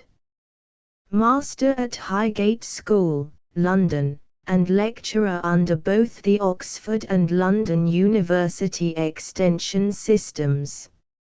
1917–19, Assistant Editor of Egoist. Evarts, Hal G., author The Cross Pool, B. Topeka, Kansas, 1887. Left school to put in winter trapping. M1 son. Surveyed in Indian Territory, summered 3 years in Colorado rustic mountain landscaping, intervening winters with bond firms and trust company, 2 years real estate, 4 in retail shoe business, then went back to Wyoming Hills, 3 years fur farming. Fletcher, J.S., author The Middle Temple Murder, B. Halifax, 1863. M. 1884, Annie, D. of late James Harrison, 2s. Eduk, Silcoats School and privately. Special correspondent for Leeds Mercury on several occasions, assistant leader writer for Sane Journal, 1893–98, special correspondent for Yorkshire Post at coronation ceremonies, 1902. Follett, Wilson, author The Modern Novel, B. North Attleboro, Massachusetts, the 21st of March, 1887, Eduk, A. B. Harvard, 1909, M. Helen Thomas, the 10th of June, 1913. Has taught English at Agricultural and Mechanical College of Texas, Dartmouth College, Brown University, and Radcliffe College.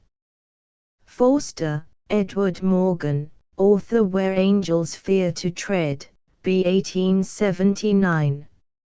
Eduk, Tunbridge, Day Boy, Kingscoll, Cambridge. Clubs, Saville, Oxford and Cambridge Musical. Francow, Gilbert, author Peter Jameson, B. the 21st of April, 1884, Eduk, Eton. Entered his father's business, 1904, commenced writing 1910, left England and travelled around the world, 1912–14, first commission 9th E. Surrey Ret. October, 1914, transferred to RF March, 1915, appointed adjutant to his brigade, and proceeded overseas in that capacity, fought at Luz, Ypres, the Somme, promoted staff captain for special duty in Italy, October 1916, invalided from the service and granted rank of captain, February 1918. Gibran, Khalil, author The Forerunner, B. 1883, Mount Lebanon, Syria. Eduk, Beirut College, Al-Hikmat. Studied art in Paris.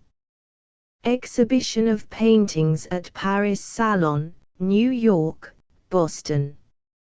Has had 10 volumes prose and poetry in Arabic published in last 10 years, several of them translated into Spanish, French, German, English. Now living in New York. Grant Watson, E.L., author Deliverance, B. Staines, in London, 1885. M. Catherine Hannay, 1919. Eduk, Biddle's School, Trinity College, Cambridge. First Class Nat. Science Tripos 1906. Ethnological Expedition NW Australia 1910–12. Herbert, A. P., author The Secret Battle, Eduk, Winchester and New College, Oxford. Enlisted in the RNVR as ordinary seaman, August 1914. Commissioned March 1915 and went with Hawk Bat N, Royal Naval Division to Gallipoli. Invalided home, August, same year. Served in France. Wounded and sent home. Served, 1918 on Naval Staff at Admiralty. Hergeshima, Joseph, author San Cristobal de la Habana, B. Philadelphia, Pa. 15 February 1880, Educ. Short period at a Quaker school, Philadelphia, and at Pennsylvania Academy of Fine Arts, M. Dorothy Hemphill, of Westchester, Pa. 1907.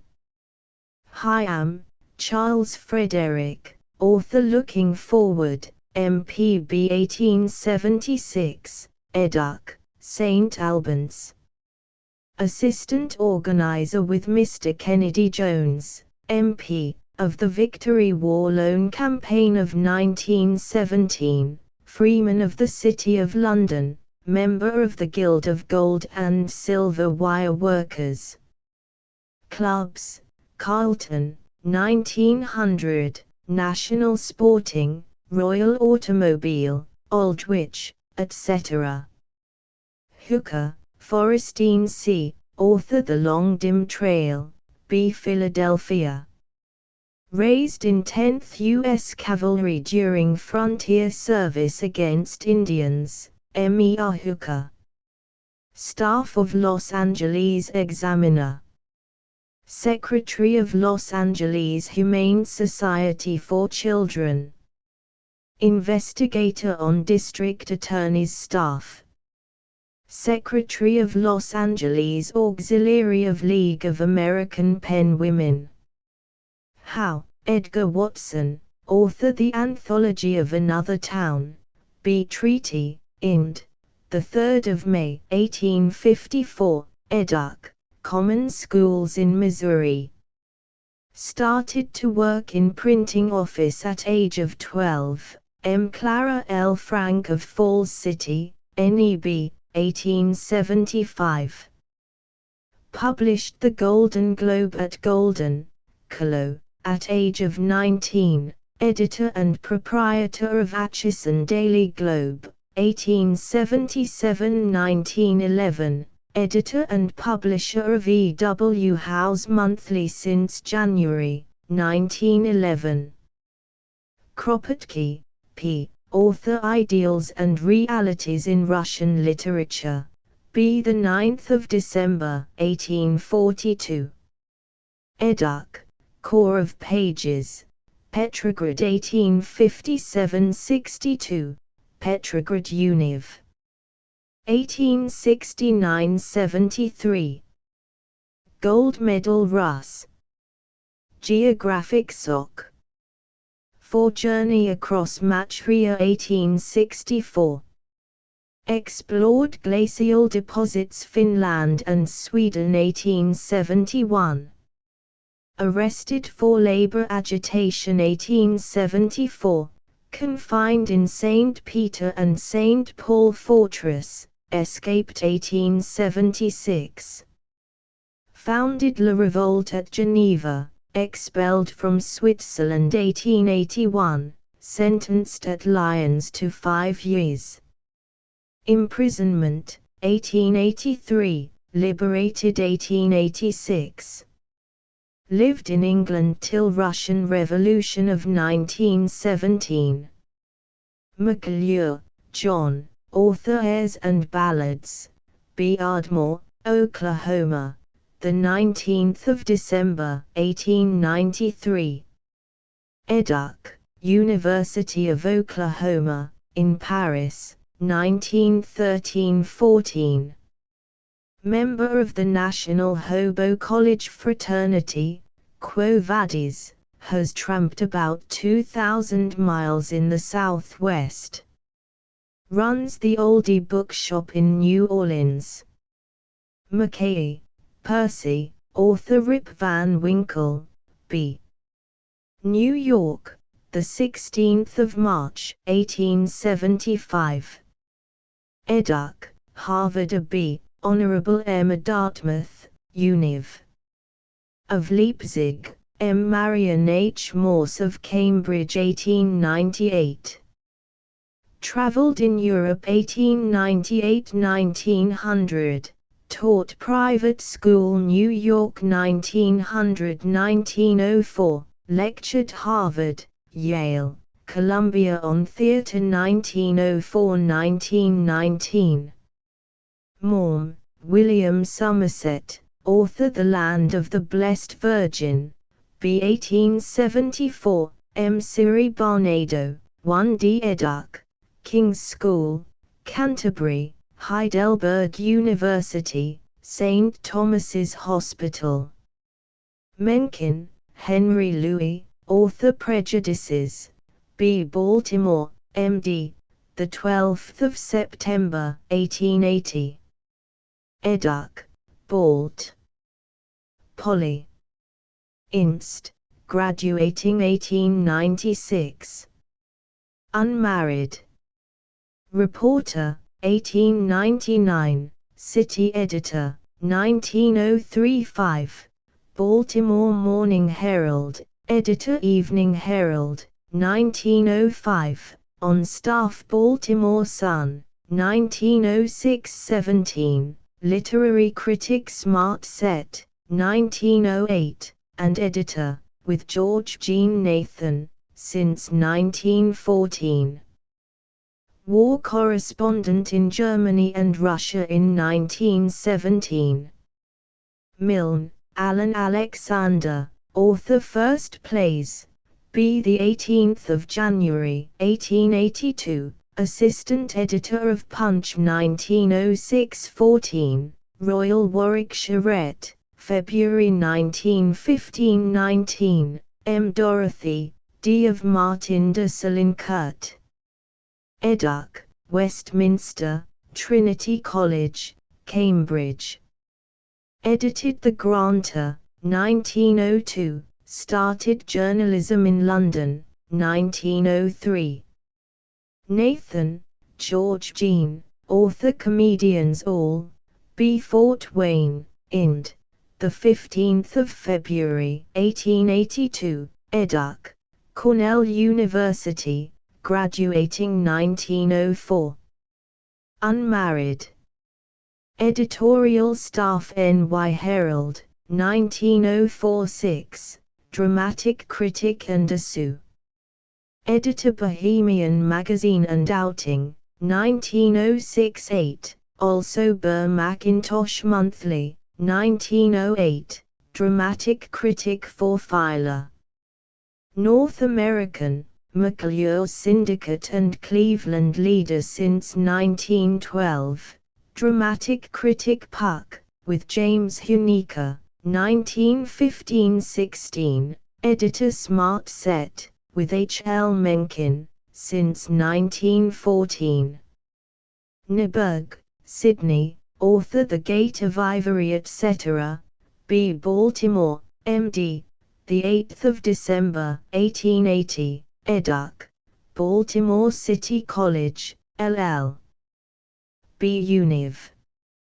Of Maryland, graduating 1901. M. the 9th of January, 1907. Practiced law in Baltimore since 1902. Oppenheim, James, author The Book of Self, B. St. Paul, Min. The 24th of May, 1882. Educ, 2 years of special courses at Columbia University. Assistant editor Cosmopolitan magazine, later taught in an East Side technical school.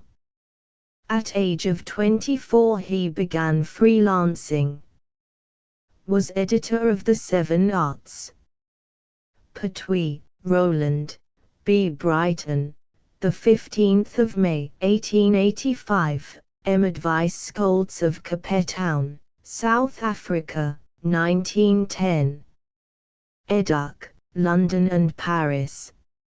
Started as a portrait painter, abandoned painting in favor of the stage, left stage and became a writer in 1914. Served in heavy artillery mechanical transport in France during war. Russell, John, author The Red Mark, B. Davenport, Iowa, 1885, son Charles Edward Russell. Educ, Brooklyn Schools and Northwestern University, much foreign travel. Reporter NY Herald and Special Correspondent Panama and Peru. Now lives in New York. Schaefer, Don Cameron, author Berend Creighton, B. Charlottesville, NY, 7th of October, 1881, Educ, Public Schools, M. Janethy Mitchell of Roxbury, NY, 10th of January, 1910. Learned Printers Trade, Reporter Schenectady Union, 1903, later, Special Writer for NY World, Sun, Press and Times, also contributor to magazines.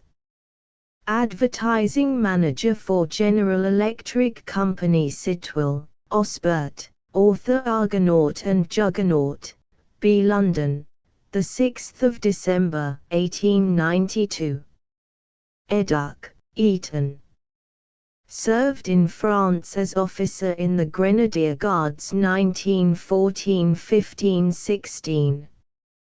Squire, John Collings, author Books in General, B. Plymouth, 2nd of April, 1884, M. 1908, Eileen H. D. of Reverend Anstruther Wilkinson, 3s. Educ, Bundles, St. John's College, Cambridge, Historical Scholar, 1903, B. A 1908, M. A 1919, Literary Editor New Statesman since 1913, Acting Editor, 1917–19. Contested Cambridge University, Lab, 1919. Editor The London Mercury, since 1919. Tietjens, Eunice, Nee Hammond author Body and Aiment, B. Chicago, Ill, 29th of July, 1884. Educ, France, Switzerland and Germany. Has traveled extensively in all parts of the world. 2 years on the staff of Poetry in Chicago, the second as associate editor. For 1 year war correspondent in Paris for Chicago Daily News, M. 2nd Cloyd Head, Chicago, 1920. Tomlinson, H. M., author Old Junk, B. 1873. Joined the editorial staff of the Morning Leader, 1904, and the Daily News when the two papers amalgamated. War correspondent in Belgium and France from August 1914, and an official correspondent at General Headquarters of the British Armies in France, 1915–17. Assistant Editor The Nation, London, since 1917. Tridon, André, author Psychoanalysis and Behavior, B. France 8 May, 1877. Educ, Paris, Claremont, Heidelberg and New York, M. 1903. Practicing analyst in New York. First psychoanalyst in U.S. to deliver lectures on psychoanalysis open to the general public. Turner, George Kibb, author Higgers Hoard, B. Quincy, Ill, 23rd of March, 1869.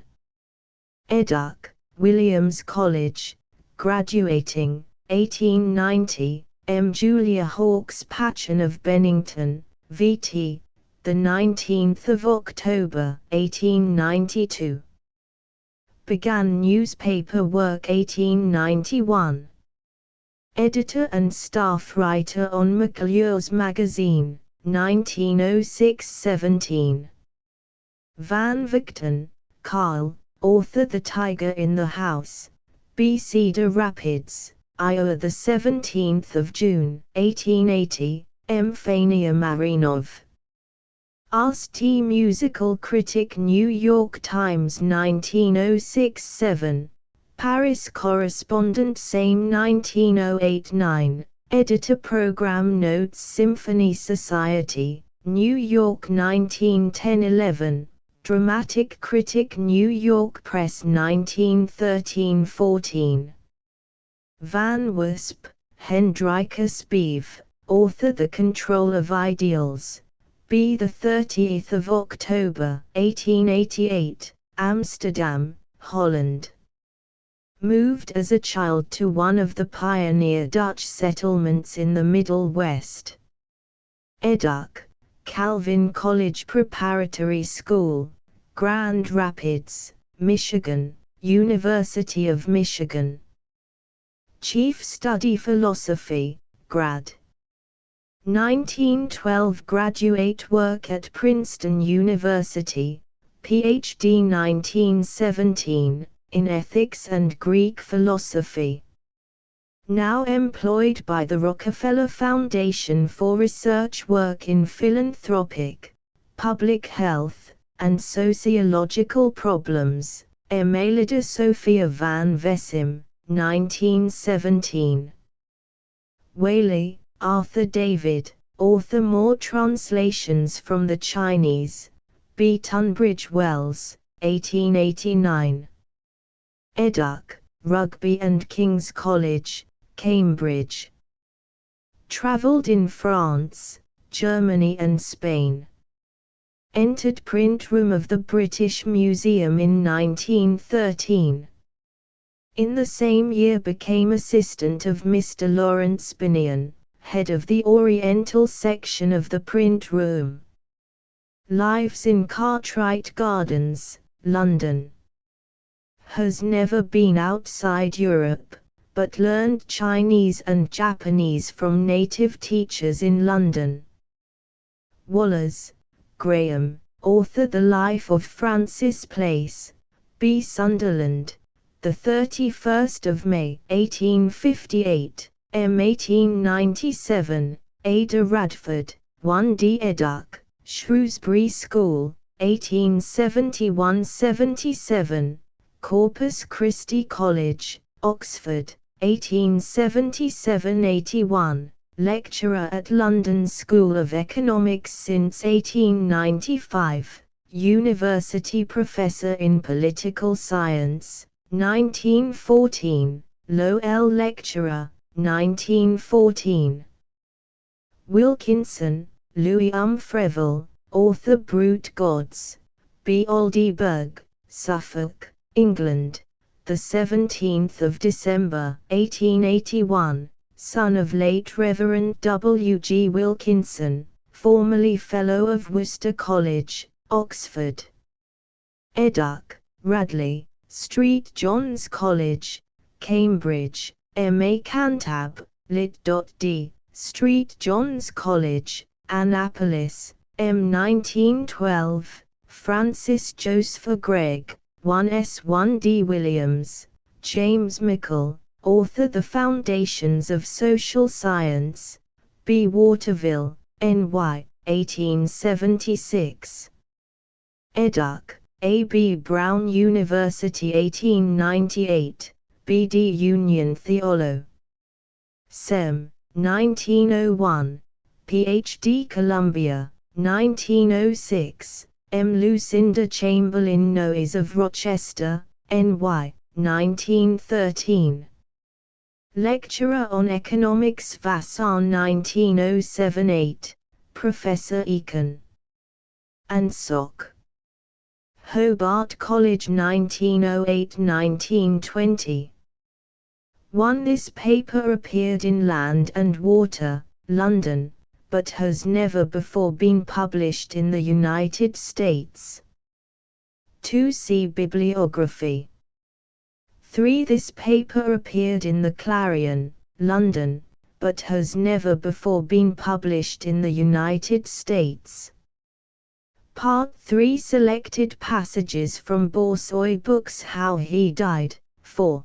By Conrad Aiken. When Punch had roared at the inn 4 days, the walls went round in a ringing haze. Miriam, through the splendor seen, twinkled and smiled like Shba's queen. Jake was the devil himself.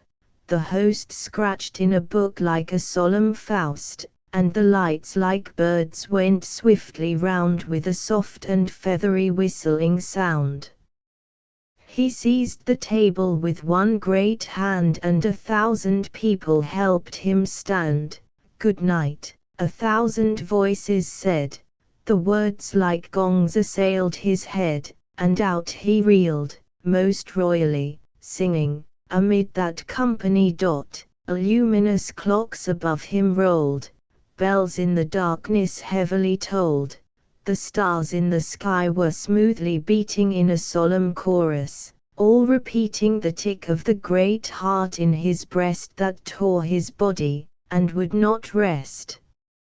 Singing, he climbed the elusive street, and heard far off his footsteps beat. Singing, they pushed him through the door, and he fell full length on the darkened floor. But his head struck sharply as he fell, and he heard a sound like a broken bell, and then, in the half-light of the moon, the twittering elvish light of June, a host of folk came round him there. Shba, with diamonds in her hair, Solomon, thrumming a psaltery, Judas Iscariot, dark of eye, Satan and Faustus and Lorraine, and Heliogabalus with his train. The air was sweet with a delicate sound of silk things rustling on the ground. Jewels and silver twinkled, dim, voices and laughter circled him. After a while the clock struck 2, a whisper among the audience flew, and Judy before him came and knelt and kissed him, and her lips, he felt, were wet with tears. She wore a crown, and amethysts, and a pale green gown. After a while the clock struck 3, and Polly beside him, on one knee, leaned above him and softly cried, wearing a white veil like a bride. One candle on the sill was burning, and Faustus sat in the corner, turning page after page with solemn care to count the immortal heartbeats there. Slow was the heart, and quick the stroke of the pen, and never a word he spoke, but watched the tears of pale wax run down from the long flame one by one. Solomon in the moonlight bowed, the Queen of Sheba sobbed aloud, like a Madonna carved in stone. Judy in starlight stood alone, tears were glistening on her cheek, her lips were awry, she could not speak. After a while the clock struck 4, and Faustus said, I can write no more, I've entered the heartbeats, every one, and now the allotted time is done. He dipped his pen, made one more mark, and clapped his book. The room grew dark. At 4 o'clock Punch turned his head, and I forgive you all, he said. At 5 o'clock they found him dead. From Youth and Egolatry, 5. By Pio Barohar Gertie. If a militia of genius should be formed on Parnassus, Gertie would be the drum major. He is so great, so majestic, so serene, so full of talent, so abounding in virtue, and yet, so antipathetic. Chateaubriand, a skin of Lacrimae Christi that has turned sour. At times the good Viscount drops molasses into the skin to take away the taste of vinegar, At other times, he drops in more vinegar to take away the sweet taste of the molasses. He is both moth-eaten and sublime. Victor Hugo, the most talented of rhetoricians. Victor Hugo, the most exquisite of vulgarians. Victor Hugo, mere common sense dressed up as art. Balzac, a nightmare, a dream produced by indigestion, a chill, rare acuteness, equal obtuseness, a delirium of splendors, cheap hardware, of pretense and bad taste. Because of his ugliness, because of his genius, because of his immorality, the Danton of printer's ink. Poe, a mysterious sphinx who makes one tremble with lynx-like eyes, the goldsmith of magical wonders. Dickens, at once a mystic and a sad clown. The Saint Vincent de Paul of the loosened string, the Saint Francis of Assisi of the London streets. Everything is gesticulation, and the gesticulations are ambiguous. When we think he is going to weep, he laughs. When we think he is going to laugh, he cries. A remarkable genius who does everything he can to make himself appear puny, yet who is, beyond doubt, very great. Saint Beuve writes as if he had always said the last word, as if he were precisely at the needle of the scales. Yet I feel that this writer is not as infallible as he thinks. His interest lies in his anecdote, in his malevolent insinuation, in his bawdry. Beyond these, he has the same Mediterranean features as the rest of us.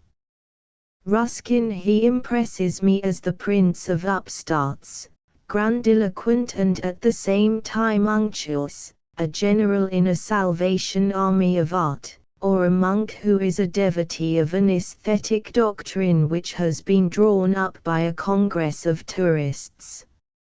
A word from Kuroki, the Japanese gentleman, said General Kuroki, speaking at a banquet tendered to him in New York, "I cannot aspire to the applause of the world, because I have created nothing. I have invented nothing. I am only a soldier." If these are not his identical words, they convey the meaning of them. This victorious, square-headed Mongolian had gotten into his head what the dolichocephalic German blonde, who, according to German anthropologists, is the highest product of Europe, and the brachycephalic brunette of Gaul and the Latin and the Slav have never been able to understand. Will they ever be able to understand it? Perhaps they never will be able. Love of the workingman, to gush over the workingman, is one of the commonplaces of the day which is utterly false and hypocritical. Just as in the 18th century sympathy was with the simple-hearted citizen, so today we talk about workingman. The term workingman can never be anything but a grammatical common denominator. Among workingmen, as among the bourgeoisie, there are all sorts of people.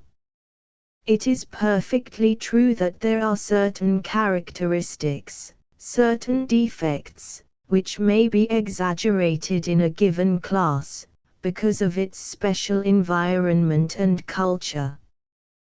The difference in Spanish cities between the laboring men and the bourgeoisie is not very great.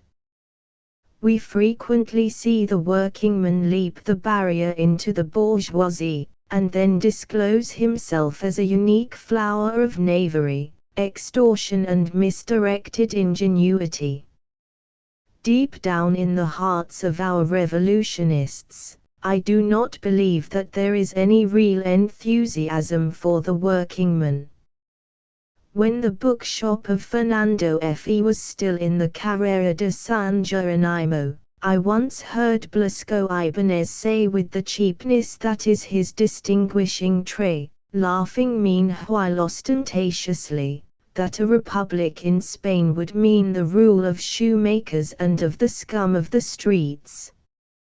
From The Romantic Woman, 6, by Mary Borden. Now that I've got back to the beginning, the night of the 10th of September, 1913, I find that I've told you all sorts of things, almost everything of importance, except just what happened that night.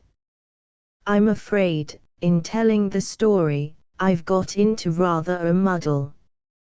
It's so difficult to keep distinct what I felt and knew at various times, and what I feel and know now. Now the war is on us, and my chief feeling is one of fear, not any definite fear of Zeppelins or invasions, but a vague, dreadful fear, an acute sense of insecurity. The world is shaking, and its convulsions give one a feeling of having, to put it vulgarly, gone dotty. It's as though I saw all the tables and chairs in my room moving about and falling over. Everything that was stable and was made to hang on to, and sit down upon, and lean against, is lurching. The great business of life seems to be to sit tight, but one has a suspicion that even the law of gravity may be loosed and that we shall find ourselves falling off the earth. Before the 4th of August, people in their secure little houses were enjoying their miseries and making capital out of their difficulties, and splendidly gambling on the future, the dark future that seemed so possible. Now it is all changed. It appears that the conduct of life is largely a matter of unconscious calculations. One says goodbye and calculates that the chances are 100 to 1, that one will meet this friend again. But when I said goodbye to Binky the other day at the 1 o'clock from Victoria, the chances were 100 to 1 against his coming back. It's a curious thing to have all the mathematics of life upset. It makes one feel like being in a madhouse. The laughter of Arch and Humpy rising in shrieks from the garden seems incredible and wonderful. The security of childhood becomes the most precious thing on earth. So you see how difficult it is to remember what my feelings were in 1913. I have told you about how the American quartet descended on us at Saracens, and I've told you about my clairvoyant moment at dinner, when I saw through them all as though an X-ray machine had been turned on them. I don't want to go into all the complex impressions of their personalities and the queer, surcharged atmosphere that their minds altogether there, created in the house, because Louise's wretched mind dominated them all for me as the evening went on, just as her voice drowned their voices and her tragedy eclipsed their little troubles. Phyllis and Binky may have been under a strain, no doubt they were. Pat may have been uncomfortable, though I don't believe he was. Claire, undoubtedly, drew a certain sinister satisfaction from Phil's helplessness. But all those things scarcely count at all compared to the dreadful tension stretched over Louise and Jim. I had a feeling of something drawn round them, very tight, enclosing them in a space like the inside of a balloon, where the gases of their misery and distrust swelled to bursting. And the final act was just the bursting of a bubble that had been strained too long. And it seems, now, scarcely more important in the sum total of the world's tragedy than the bursting of a toy balloon, buyable for a penny, and in competition with the roar of armaments, scarcely more noisy.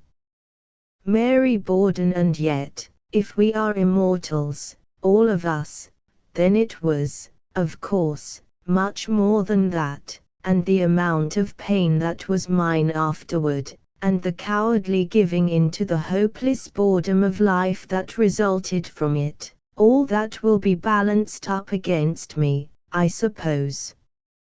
I suppose my giving in to ruffles, when I knew there was nothing in it, will be laid up against me. I don't know. I don't care very much. It's so difficult to decide whether that sort of thing really matters. To my father it would matter so terribly, and to Binky it did, matter so little. I could never tell from his manner whether he accepted it in knowledge or was altogether unaware. But it's curious that Louise should have accused me of the thing that hadn't happened and was not going to, because my father came to see us. October 7, by Robert Bridges. April A. Dance in play met with his lover May where she came garlanded. The blossoming boughs o'erhead were thrilled to bursting by the dazzle from the sky and the wild music there that shook the odorous air. Each moment some new birth hastened to deck the earth in the gay sunbeams. Between their kisses dreams, and dream and kiss were rife with laughter of mortal life. But this late day of golden fall is still as a picture upon a wall or a poem in a book lying open unread. Or whatever else is shrined when the virgin hath vanished, footsteps of eternal mind on the path of the dead.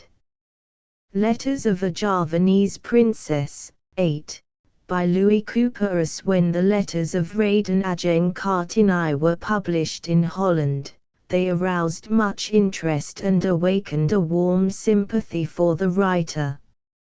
She was the young daughter of a Javanese regent, one of the princesses who grow up and blossom in somber obscurity and seclusion, leading their monotonous and often melancholy lives within the confines of the Kapatin, as the high-walled regents' palaces are called.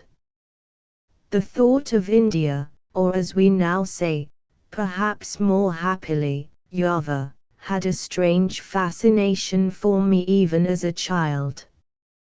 I was charmed by the weird mystery of its stories which frightened even while they charmed me.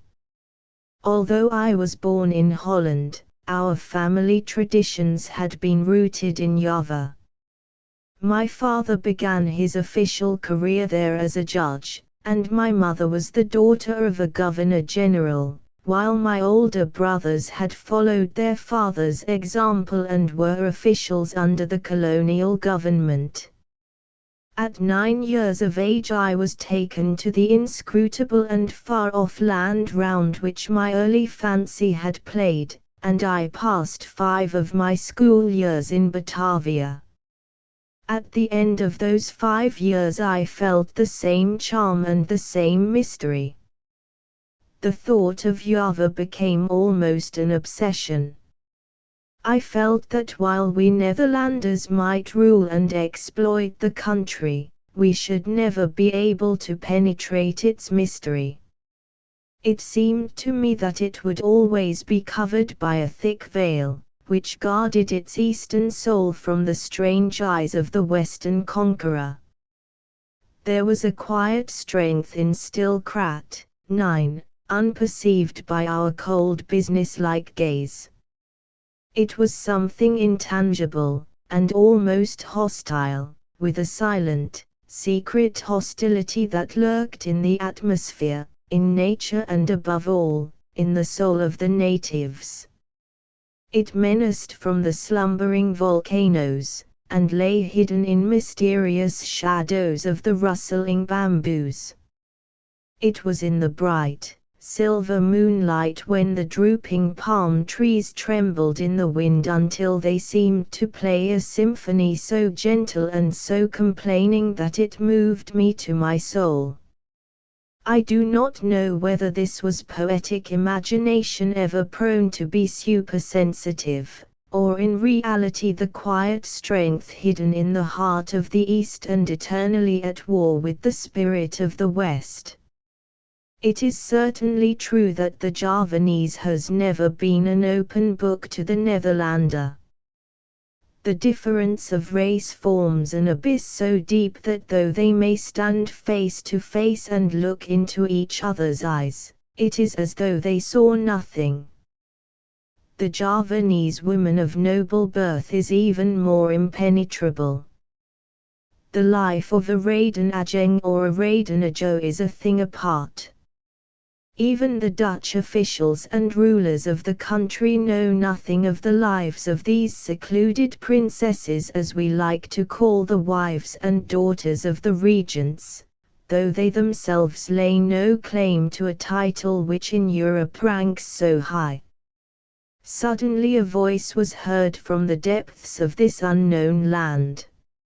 It rose from behind the high protecting wall that had done its work of subjection and concealment through the ages.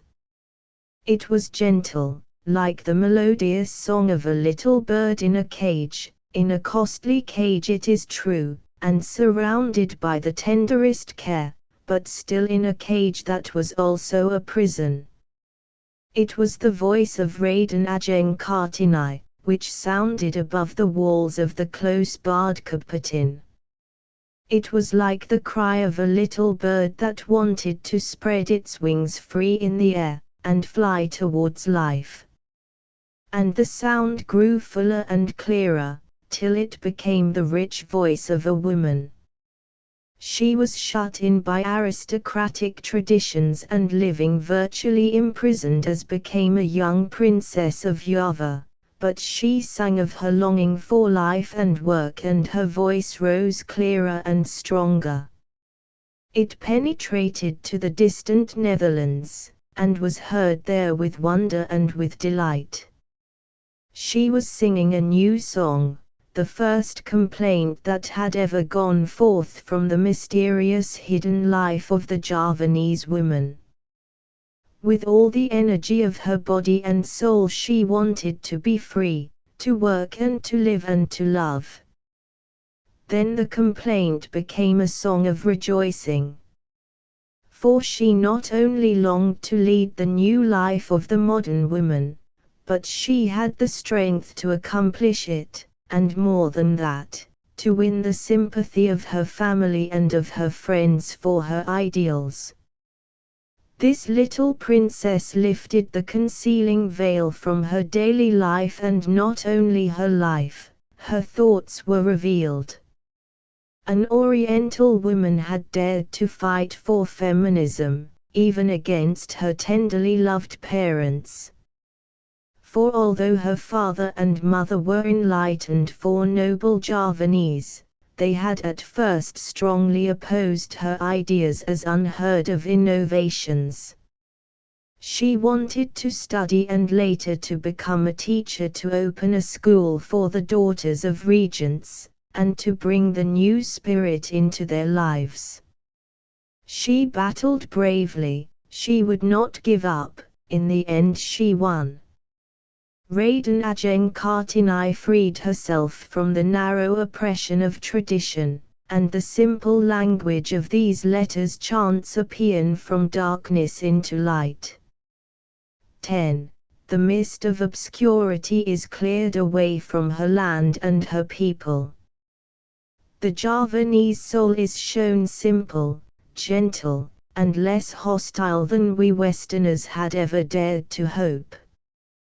For the soul of this girl was one with the soul of her people, and it is through her that a new confidence has grown up between West and the East, between the Netherlands and Java. The mysterious quiet strength is brought into the light, it is tender, human and full of love, and Holland may well be grateful to the hand that revealed it. This noble and pure soul was not destined to remain long upon earth. Had she lived, who knows what Raden Ajeng Kartini might not have accomplished for the well-being of her country and her people, above all, for the Javanese women and the Javanese child. She was the first regent's daughter to break the fixed tradition in regard to marriage. It was customary to give the bride to a strange bridegroom, whom she had never seen, perhaps never even heard of, until her wedding day. Kartini chose her own husband, a man whom she loved, but her happy life with him was cut short by her early death. It is sometimes granted to those whom the gods love to bring their work to fruition in all the splendor of youth, in the springtime or the summer of their lives. To have worked and to have completed a great task, when one is young, so that the world is left richer for all time, is not that the most beautiful of all the gifts of the gods? April's Charms, 11, by William H. Davies. When April scatters coins of primrose gold among the copper leaves in thickets old, and singing skylarks from the meadows rise, to twinkle like black stars in sunny skies, when I can hear the small woodpecker ring time on a tree for all the birds that sing, and hear the pleasant cuckoo, loud and long, the simple bird that thinks 2 notes a song, when I can hear the woodland brook, that could not drown a babe, with all his threatening mood, upon whose banks the violets make their home, and let a few small strawberry blossoms come, when I go forth on such a pleasant day, one breath outdoors takes all my care away. It goes like heavy smoke, when flames take hold of wood that's green and fill a grate with gold. Chapter V, 12. By this time, it was plain, Thimble and Thumb had found something to raise them to the window hole, for Nod, as he glanced up, saw half of both their astonished faces, one eye of each, peering in at the window. He waved his lean little arms, and their faces vanished. "Why do you wave your long thumbs in the air?" said the old Gunga uneasily. "I wave to Tishna," said Nod, "who watches over her wandering princes, and will preserve them from thieves and cunning ones. And as for your filthy greenweed soup, how should a Mulla soil his thumbs with gutting fish? And as for the water midden's song, that I cannot teach you, nor would I teach it you if I could, master fish catcher. But I can catch fish with it." The old Gunga squatted close on his stool, and grinned as graciously as he could. "I am poor and growing old," he said, "and I cannot catch fish as once I could." "How is that done, O royal traveller?" Burbank with a Baedeker, Blystein with a cigar, 13, by T. S. Eliot. Tralalalalala, nil nisi divinum stabilist, citra fumus. The gondola stopped.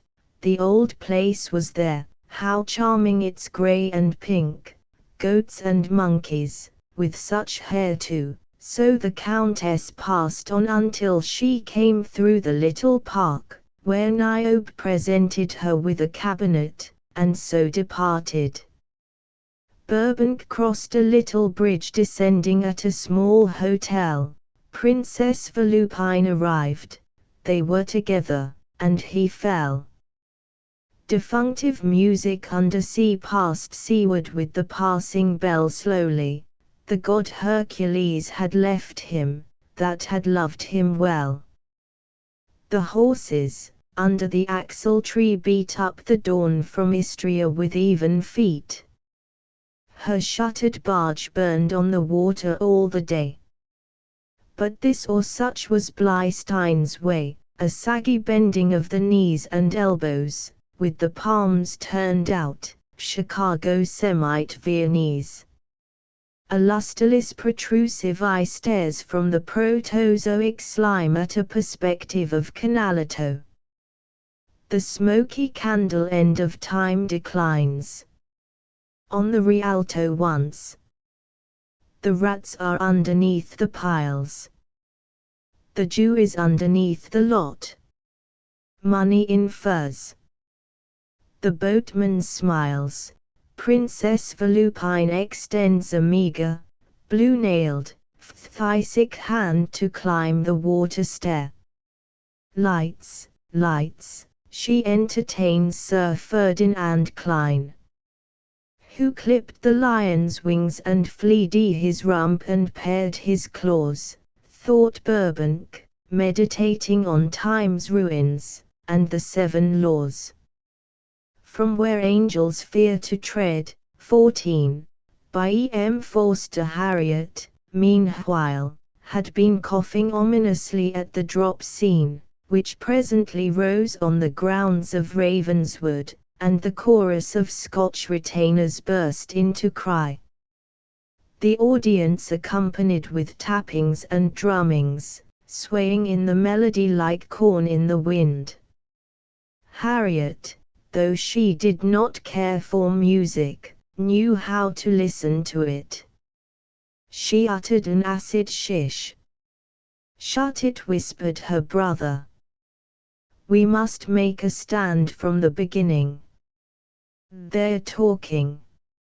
"It is tiresome," murmured Miss Abbott, "but perhaps it isn't for us to interfere." Harriet shook her head and shished again. The people were quiet, not because it is wrong to talk during a chorus, but because it is natural to be civil to a visitor. For a little time she kept the whole house in order, and could smile at her brother complacently. Her success annoyed him. He had grasped the principle of opera in Italy: it aims not at illusion but at entertainment, and he did not want this great evening party to turn into a prayer meeting. But soon the boxes began to fill, and Harriet's power was over. Families greeted each other across the auditorium. People in the pit hailed their brothers and sons in the chorus, and told them how well they were singing. When Lucia appeared by the fountain there was loud applause, and cries of welcome to Monteriano.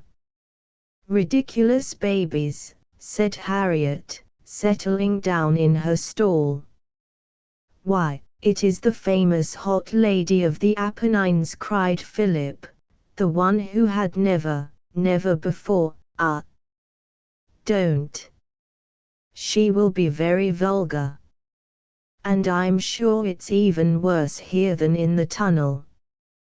I wish we'd never." Lucia began to sing, and there was a moment's silence.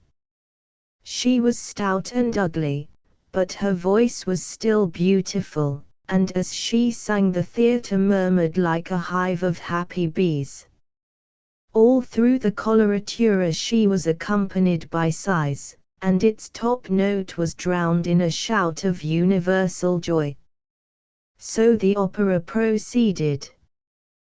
The singers drew inspiration from the audience, and the 2 great sextets were rendered not unworthily.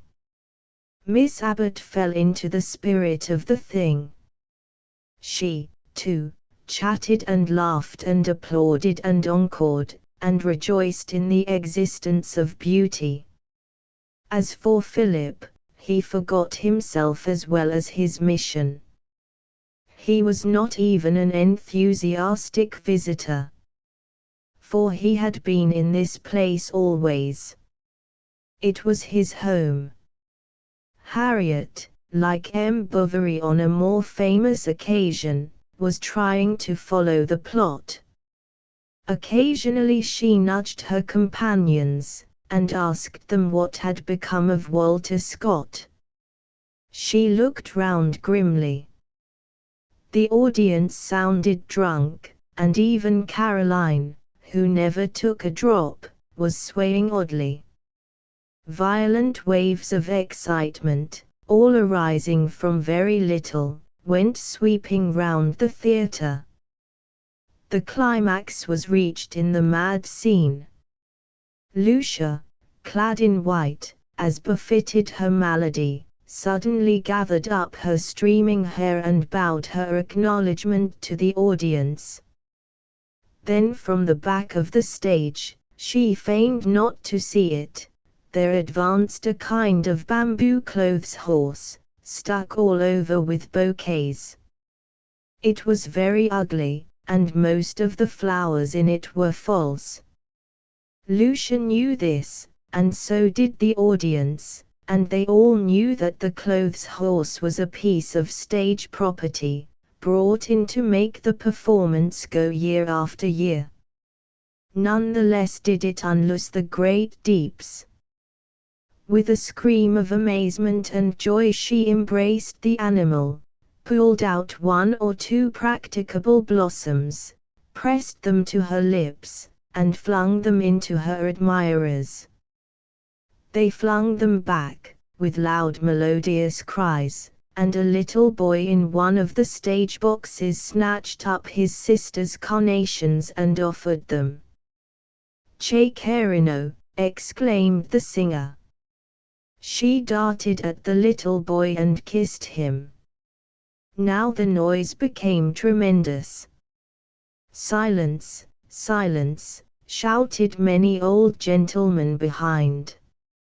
"Let the divine creature continue." But the young men in the adjacent box were imploring Lucia to extend her civility to them.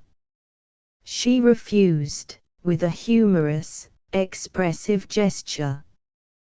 One of them hurled a bouquet at her. She spurned it with her foot. Then, encouraged by the roars of the audience, she picked it up and tossed it to them. Harriet was always unfortunate. The bouquet struck her full in the chest, and a little billet douse fell out of it into her lap. "Call this classical," she cried, rising from her seat. "It's not even respectable. Philip, take me out at once." Dorothy Easton's The Golden Bird, 15, by John Galsworthy. The sketches, I take it, commonly supposed to be the easiest form that a writer can use, and the bad sketch probably is. The good sketch, on the other hand, is about the hardest, for there is no time to go wrong, or, rather, in which to recover if one does go wrong. Moreover, it demands a very faithful objectivity, and a rare sensitiveness of touch. The good sketcher does not bite off more than he or she can chew, does not waste a word, and renders into writing that alone which is significant. To catch the flying values of life, and convey them to other minds and hearts in a few pages of picture may seem easy to the lay reader, but is, I do assure him, mortal hard. The sketches in this, the first book of a young writer, are so really good, that they should require no preliminary puff. But the fact is that the reading public in America and England get so few good sketches, indeed so few volumes of sketches at all, that even the best work of this kind has unfairly little chance. If I know anything, and I am not alone in my opinion, the writer of this book has a sympathetic apprehension of life, and a perfection in rendering it which is altogether out of the common. Those readers who want not snapshots but little pictures, entirely without preciosity, extraordinarily sensitive and faithful, and never dull, because they have real meaning and truth, will appreciate this volume. Those who don't know the southern countryside of England, and the simpler people thereof, will make a real acquaintanceship with it through some of these unpretentious pages. And the French sketches, especially, by their true flavor of French life, guarantee the writer's possession of that spiritual insight without which art is nothing worth. I will beat the drum no more, for if the reader likes not this mental fare, no noise of mine will make him. Forward to the Golden Bird. War and the Small Nations, 16, by Khalil Gibran. Once, high above a pasture, where a sheep and a lamb were grazing, an eagle was circling and gazing hungrily down upon the lamb. And as he was about to descend and seize his prey, another eagle appeared and hovered above the sheep and her young with the same hungry intent. Then the two rivals began to fight, filling the sky with their fierce cries. The sheep looked up and was much astonished. She turned to the lamb and said, "How strange, my child, that these two noble birds should attack one another. Is not the vast sky large enough for both of them?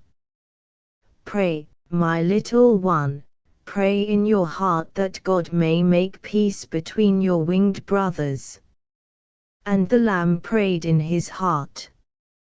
Khalil Gibran. A First Review, 17, by Robert Graves. Love, fear and hate and childish toys are here discreetly blent. Admire, you ladies, read, you boys, my country sentiment. But Kate says, cut that anger and fear, true love's the stuff we need. With laughing children and the running deer, that makes a book indeed. Then Tom, a hard and bloody chap, though much beloved by me, Robert, have done with nursery pap, write like a man, says he. Hate and fear are not wanted here, nor toys nor country lovers, everything they took from my new poem book but the flyleaf and the covers. Joe Ward, 18, by E.W. How I was lately making a little automobile journey and met Joe Ward, a high-priced man. We were passing through the town of Centerville and stopped a moment to inquire the road to Fairview. It happened that the man we addressed was Joe Ward himself, who said he was just about to leave for Fairview and would show us the way if we would give him a ride. So he sat beside the driver and turned round and told us about the farms we passed. He knew every farmer on the way, how his crops were turning out and many other interesting facts, for this man was a clerk in the New York store in Centerville and had been so employed 9 years. When we came to a crossroad he would say straight ahead or turn to the right to the driver and then tell us something of interest about his work in the New York store. It seemed he was a very popular clerk, so popular, indeed, that the proprietor of the Boston store, the principal opposition, had long wanted him. But I said to him frankly, Joe Ward explained, if you get me you'll have to pay a man's wages. I'm no cheapskate. I was born over on Cow Creek and no citizen of that neighborhood would think of going to Centerville without trading with me. Here, I thought, is a very high-priced man. Robert Graves, J.C. Squire. I began wondering how much would induce him to leave the New York store. And he proceeded to tell us, he couldn't keep a secret. Besides the pool I have on Cow Creek, my grandfather is the leading farmer out the Fairview way, and everybody knows I control the best trade round Fairview. So I says to Persinger, of the Boston store, if you get me you'll get the best, but you'll have to pay me. I'm human like everybody else, if you pay me I'll work for you and do you all the good I can, but we might as well understand each other first as last, if you get me you'll have to pay me.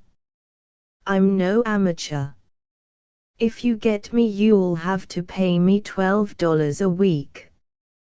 But it developed before we reached the next town that Persinger, of the opposition store, wouldn't stand an innovation like that, so Joe Ward got out at Fairview and said he was going back next morning to resume his work at the New York store. Doc Robinson, I have noticed that the people take as much delight in praising a worthless man as they take in abusing a respectable one. People say Doc Robinson, the town drunkard, was once a noted surgeon in London, that he was engaged to a beautiful young lady of New York, but gave her up because his parents objected, and thus went to the dogs, that he has the best education of any man in town, that he is a man of fine intellect, that he is a younger son of a titled family in England, and that when his brother dies he will become a duke. I looked Doc up and discovered that the only notable thing that ever happened in his life was that he attended a veterinary college in Canada, where he was born on a farm and where he lived until he came to this country to make horse liniment, the basis of which, alcohol, he sweetened and drank, and thus became a drunkard. John Davis, a traveling man, yesterday gave John Davis, the grocer, a 20-cent cigar. John Davis has been selling cigars at his grocery store and smoking 20 years, and a good cigar made him sick. Concerning a little boy lost a letter from W. H. Hudson, 19, Dear Mr. Knopf, your request for a foreword to insert in the American reprint of the little book worries me. A critic on this side has said that my prefaces to reprints of my earlier works are of the nature of parting kicks, and I have no desire just now to kick this poor innocent. That evil-tempered old woman, Mother Nature, in one of her worst tantrums, has been inflicting so many cuffs and blows on me that she has left me no energy or disposition to kick anything, even myself. The trouble is that I know so little about it. Did I write this book? What then made me do it? In reading a volume of Force Clavigera I once came upon a passage which sounded well but left me in a mist, and it relieved me to find a footnote to it in which the author says, "This passage was written many years ago and what I was thinking about at the time has quite escaped my memory. At all events, though I let it stand, I can find no meaning in it now. Little men may admire but must not try to imitate these gestures of the giants." And as a result of a little quiet thinking it over I seem able to recover the idea I had in my mind when I composed this child's story and found a title for it in Blake. Something too of the semi-wild spirit of the child hero in the lines. Naught loves another as itself. And, Father, how can I love you or any of my brothers more? I love you like the little birds that pick up crumbs about the door. Their nature is, after picking up the crumbs to fly away.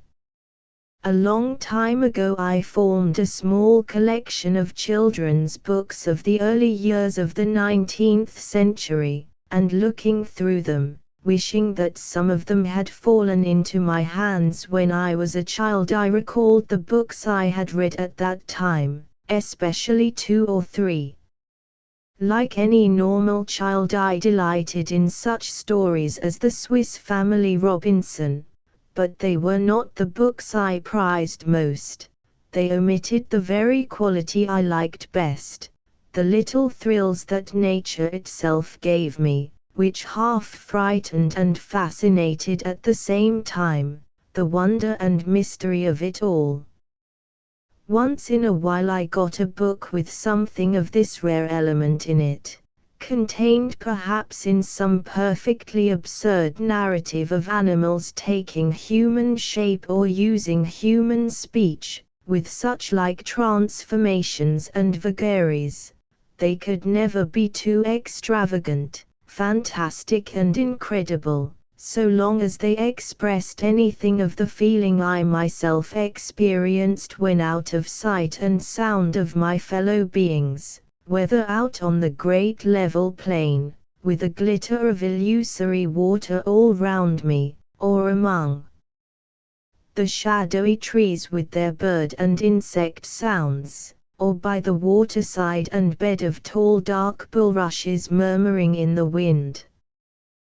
These ancient memories put it in my mind to write a book which, I imagined, would have suited my peculiar taste of that early period, the impossible story to be founded on my own childish impressions and adventures, with a few dreams and fancies thrown in and 2 or 3 native legends and myths, such as the one of the Lady of the Hills, the incarnate spirit of the rocky Sierras on the Great Plains, about which I heard from my gaucho comrades when on the spot, the strange woman seldom viewed by human eye, who is jealous of man's presence and is able to create sudden violent tempests to frighten them from her sacred haunts.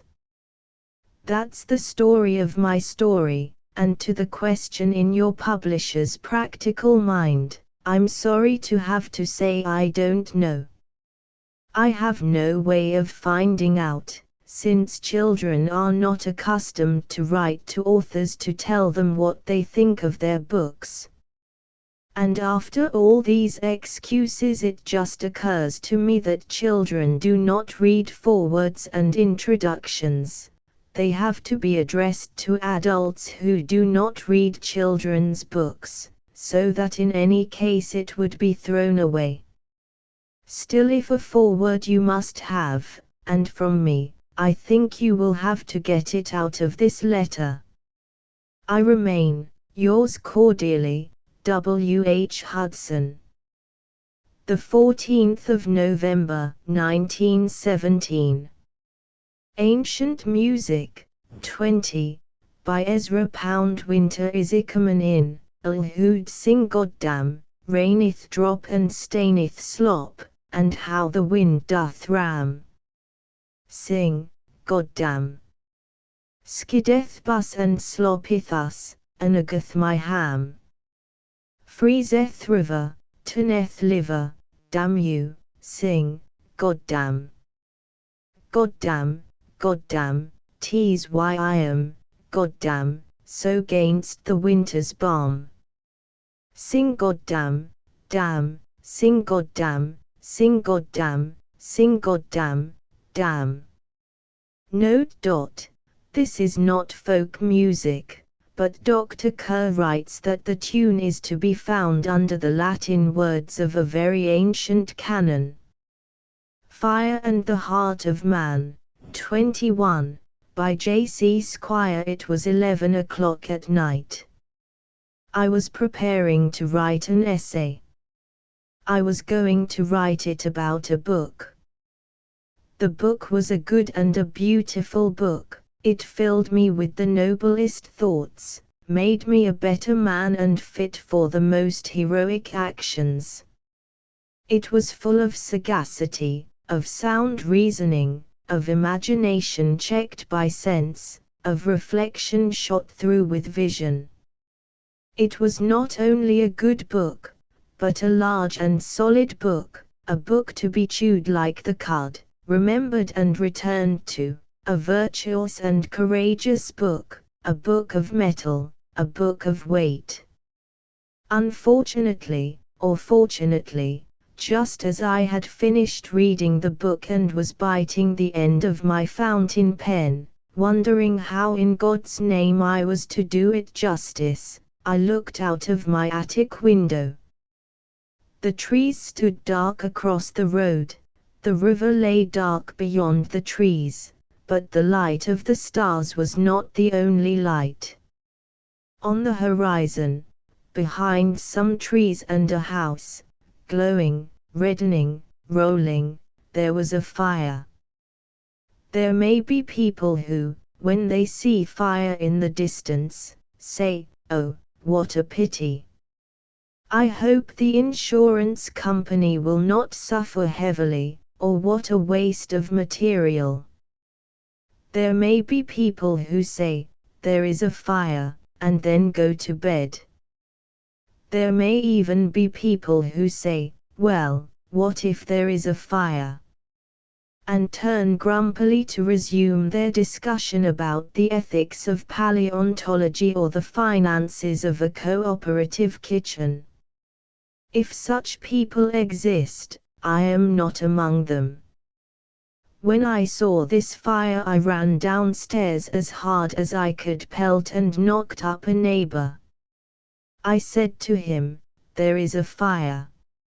Look." He answered, "By Jove, so there is." I said, "It may be 20 miles away or 2 miles away. The farther the bigger. If it is a long walk, the compensation is proportionate." He said, "Wait a minute till I put on my boots." I said, "All right, but buck up or the fire may die down." He hurried, and we started walking. We did not know whither we were walking. All we knew was, and this thought slightly depressed us, that the direction of the fire put out of the question any hope that it was the Albert Memorial or the Queen Victoria Memorial that was in process of combustion. We walked along the river, past the terrace and the cocoa butter factory, and the nuns' school, and the creek, and the boat houses. The glare increased steadily as we went. When we reached the bridge, it was in full view. An enormous factory was blazing away on the edge of the river below the bridge, the great span cut dark across the flames and the glow. As we climbed to the bridge, we saw that there was a thin row of silent people leaning over the ironwork, looking at the fire. The stars were above them and the velvet dark sky. The river flowed below them. A few hundred yards away, great flames and intervolved clouds of smoke poured out of a huge building, the top windows of which were almost intolerably bright. The roof had gone and the pillars of stonework between the windows looked like the pillars of some ruined Greek temple against a magnificent gold sunset. It was all gold and blue, the moving gold and the still, all-embracing blue, and the crowd said nothing at all. There was no sound except when a great stretch of masonry fell in, and then there was a swelling sigh like that which greets the ascent of a rocket at a firework display. There was a wind, and it was chill. We passed on over the bridge and descended to the towpath on the opposite bank. Along that path we went until we were opposite the fire. About 8 people, very indistinct in the gloom, were scattered amongst the waterside bushes. In front of us a fireboat took up its position. Below and around the fire little lights flashed. There were lights above the river, which was at low tide. Voices shouted terrifically from the other bank. Voices, addressed to Ori, answered from the boat, and made reference to a line. An engine began working. Hoses could be seen sending rising and falling sprays of water against a blaze that seemed capable of defying all the water in all the seas. There we stood, watching. Only one sentence did we hear from our awed neighbors. There was a man who in the darkness looked portly and mustached. He took his pipe out of his mouth and said, optimistically, "Nice breeze, it ought to fan it along." Along meant an enormous oil warehouse and wharf. Overhearing that remark, I told myself the truth. The moral man in me, the citizen, the patriot, were all fighting hard for supremacy.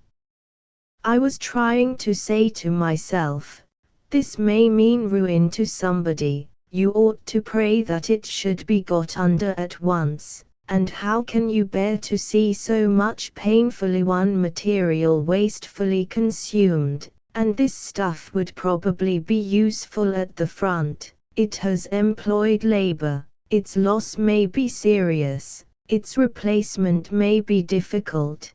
Germany, Germany, Germany, Germany.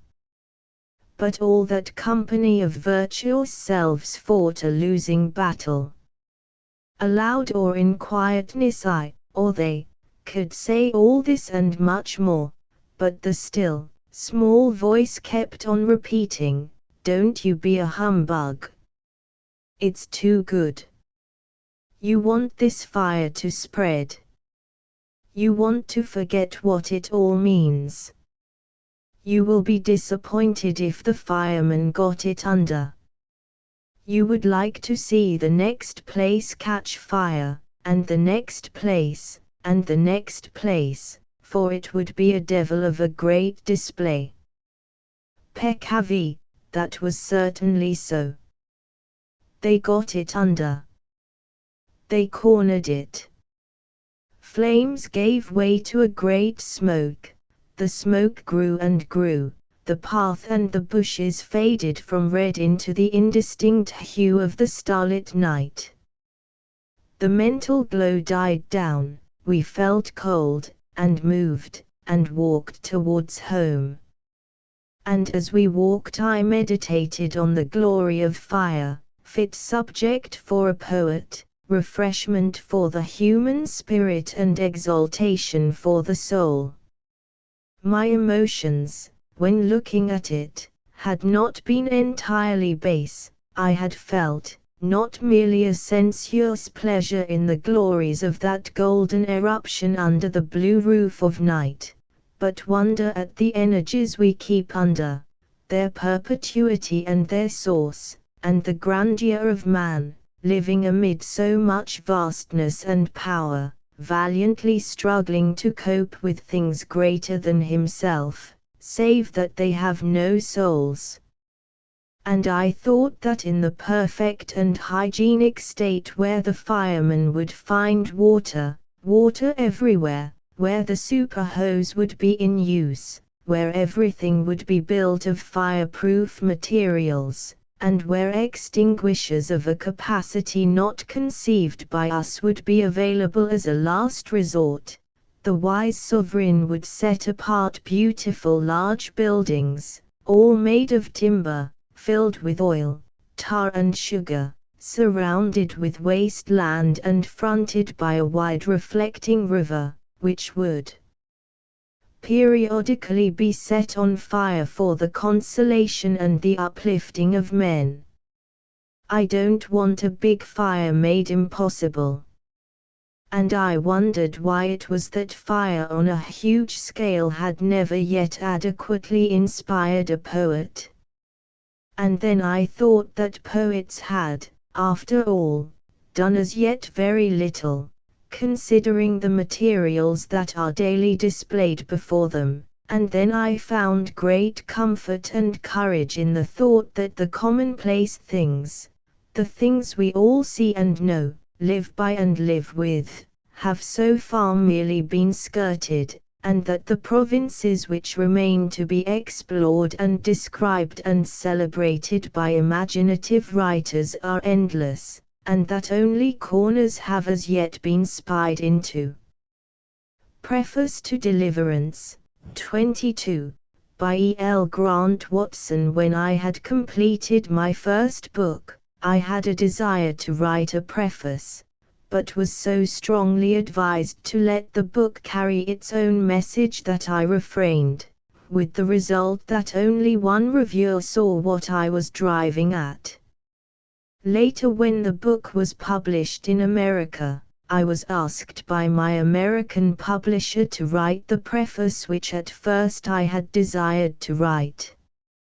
80% of the American reviewers were not only sympathetic, but intelligent. Having been given the key, they read the book in the mood in which it was written. It seems to me permissible to provide such a key. In writing this, my third book, I have tried to portray a process of spiritual emancipation, of a freedom which is not content to find itself by any premature or artificial way of denial. Emancipation of this kind is difficult enough even for men, and for women, whose lives are, by nature of their biological functions, more closely interwoven in the material process. It is almost impossible. Yet sometimes it is achieved, perhaps most frequently through long or intense suffering. Yet all suffering ultimately entails joy, and so, also, through joy. Such a form of deliverance from the difficult complex of material things is not incompatible with the acceptance of life. Indeed, the mistake has too often been made, that through any haphazard form of renunciation the spirit could find a short-cut to its own freedom. Only through the acceptance of life can be attained a confidence strong enough for the happiness and that deliverance. In this story I have chosen a woman so sensitive to the beauty of existence as to be conscious, through all her youth and adolescence, of that veiled terror that lurks at the very heart of beauty. Through fear she learns first humility, then courage, and at last attains the spiritual power that raises its possessor above accident. And at each step her love for the increasing light of her own spirit grows stronger. It becomes more precious than even the unique love of woman for man. It becomes the arbiter of life, determining with a confidence unshaken by pity or desire the material limitations through which it can best find expression. 4 from Punch, The Immortal Liar. To be published May, 1921. 5. See Bibliography. 6. See Bibliography. 7 from October. See Bibliography. 8. See page 138. 9. See Cooper's novel In Stillkrat. 10. Door du ist Ernest Totlicht, title under which Cartini's letters were first published in Holland. 11. From Collected Poems of W. H. Davies. See Bibliography. 12. A page from The Three Mulla-Mulgars, by Walter de la Mare, illustrated by Dorothy P. Lathrop. See Bibliography and page 136. 13. From Poems of T. S. Eliot. See Bibliography. 14. See bibliography and page 142. 15. See bibliography. 16. From the Forerunner. See bibliography. 17. From Country Sentiment. See bibliography. 18. This and the following two sketches are from Mr. Howe's The Anthology of Another Town. See page 139. 19. When I arranged with Mr. Hudson for the publication of an American edition of A Little Boy Lost, see page 136, I asked him to write a special foreword to his American readers. He replied with this characteristic letter. 20. From Lustra and Earlier Poems. See bibliography. 21. From Books in General, Second Series. See bibliography. 22. See bibliography. Part 4. A bibliography of all Borzoi books published from the 25th of September, 1915 to the 25th of September, 1920. Bibliography. Conrad Aiken's Skepticisms, Notes on Contemporary Poetry. 1919-12. Mo. Cloth, 306 pages, $2. Pedro de Alarcon, The Three-Cornered Hat. Translated by Jacob S. Fassett, Jr. 1918. 12. Mo. Cloth, 208 pages, $1.50. Shalom Aleichem, Jewish Children. Stories translated by Hannah Berman. 1920. 284 pages, 12. Mo. Cloth, $2. Leonid Andreev, The Confessions of a Little Man During Great Days. Translated by R. S. Townsend. 1917. 12. Mo. Cloth, 244 pages, out of print. The Crushed Flower and Other Stories. Translated by Herman Bernstein. 1916. 12. Mo. Cloth, 361 pages, $2. The Little Angel and Other Stories.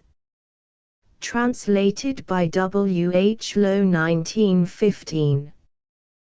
12. Mo. Cloth, 255 pages, out of print. Anonymous Gone West. By a Soldier Doctor. Edited by HMG and MMH. With a preface by Frederick W. Kendall. 1919. 12. Mo. Cloth, 103 pages, $1.25. The Book of Marjorie. 1920. 12. Mo. Toyogami Boards, 128 pages, $1.50. Women. 1919. 12. Mo. Boards, 159 pages, $1.25. Etienne Antonelli, Bolshevik Russia. Translated by Charles A. Carroll. 1920. 12. Mo. Cloth, 319 pages, $2.50. William Archer, God and Mr. Wells. 1917. 12. Mo. Cloth, 144 pages, out of print. India and the Future. 1918. 8. Vo. Cloth, 336 pages, illustrated, out of print. Alma C. Arnold, The Triangle of Health. 1918. 12. Mo. Cloth, 188 pages, now published by Dr. Arnold. Michael Art War. A play. Translated by Thomas Seltzer. 1916-12 Mo. Boards, 87 pages, out of print. Emile Augier 4 plays. Translated by Barrett H. Clark, with a preface by Bro. 1915 Contents: Olymp's marriage / Monsieur Poirier's son-in-law / The House of Forcambalt / The Postscript. Small 8 vo. Boards, 264 pages, $2. Pio Baroja, The City of the Discreet. A novel. Translated by Jacob S. Fassett. 1917-12 Mo. Cloth, 360 pages, $2. Caesar or Nothing. A novel. Translated by Louis Howe. 12 Mo. Cloth, 337 pages, $2. Youth and Egalatory. Translated by Jacob S. Fassett Jr. and Francis L. Phillips. 1920 Introduction by H. L. Mencken. Number 1 in the Freelance Books. 12 Mo. Half Cloth, 267 pages, $1.75. Lillian Barrett, The Sinister Revel. A novel. 1919-12 Mo. Half Cloth, 363 pages, $2. John Spencer Bassett, Our War with Germany, A History. 1919-8 vo. Cloth, 398 pages, maps, $4. C. W. Beaumont and M. T. H. Sadler, New Paths. 1919-8 vo. Boards, 184 pages, illustrated, out of print. Alexandre Benoy, The Russian School of Painting. Translated by Alexander Yomolinsky. 1916 Small 4-2, Boards, 205 pages, illustrated, $5. Konrad Berkowitz, Crimes of Charity. 1917-12 Mo. Cloth, 278 pages, out of print. Herman Bernstein, The Willie Nicky Correspondence. 1918-12 Mo. Cloth, 166 pages. Now published by Mr. Bernstein. Alberto Blestgona, Martin Rivas. A novel. Translated by Mrs. Charles Whittam. 1918-12 Mo. Cloth, 437 pages, $2. Maxwell Bodenheim Advice, A Book of Poems. 1920-16 Mo. Boards, 85 pages, $1.25. Jacob Boehme, 6 Theosophic Points and Other Writings. Translated by John Rolleston Earl, Emma, 1920. Contents: 6 Theosophic Points / 6 Mystical Points / on the Earthly and Heavenly Mysteries / on the Divine Intuition. 8 vo. Cloth, 220 pages, $3. Confessions of Jacob Boehme. Compiled and edited by W. Scott Palmer. Introduction by Evelyn Underhill. 1920-12 Mo. Cloth, 189 pages, $2. Mary Borden, The Romantic Woman. A novel. 1920-12 Mo. Cloth. 347 pages, $2.50. William Aspinwall Bradley Singing Car and Other Song Ballads of the Cumberlands.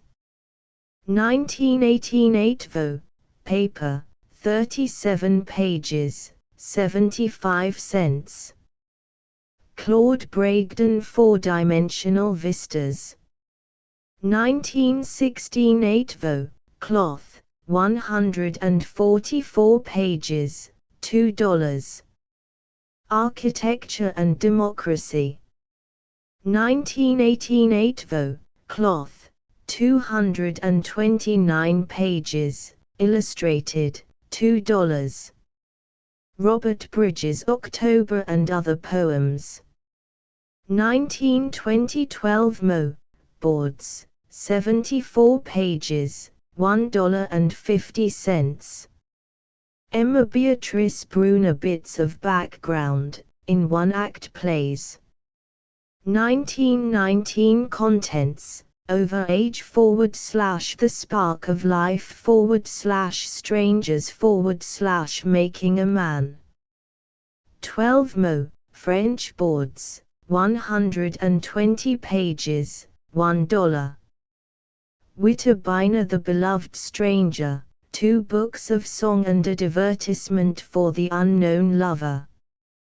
Preface by William Marion Reedy. 1919-12 Mo. Half Cloth, 121 pages, $1.50. A Canticle of Pan and Other Poems. 1920-12 Mo. Half Cloth, 230 pages, $2. Feldwebel C. The Diary of a German Soldier. 1919-12 Mo. Boards, 253 pages, out of print. Coulson T.K. Dandelions. A novel. 1917-12 Mo. Cloth, 356 pages, $2. Willacather Youth and the Bright Medusa. 1920 Contents, Coming Aphrodite. / The Diamond Mine / A Gold Slipper / Scandal / Paul's Case / A Wagner Matinee / The Sculptor's Funeral / A Death in the Desert. 12 Mo. Cloth, 303 pages, $2.25. Annie Vivanti Charters The Outrage. A novel. 1918-12 Mo. Cloth, 261 pages, $1.50. Sheldon Chaney The Art Theatre. 1917-12 Mo. Half Cloth, 251 pages, illustrated, $2. Eugene Christian Eat and Be Well. 1916-12 Mo. Cloth, 147 pages, $1.25. Meatless and Wheatless Menus. 1917-12 Mo. Cloth, 144 pages, $1.20. Chester Cornish Beating M to IT, or The Sultan and the Sausages. Illustrated by Alfred J. Frew. 1917-12 Mo. Boards, 126 pages, out of print. Adelaide Crapsey A Study in English Metrics. 1918 Vo. Cloth, 80 pages, $1. Warren H. Coudworth, translator, The Odes of Horace. 1917-12 Mo, cloth, 181 pages, $1.50. Richard Curl, The Echo of Voices. Stories. 1917-12 Mo, cloth, 304 pages, $2. William H. Davies, Collected Poems of William H. Davies.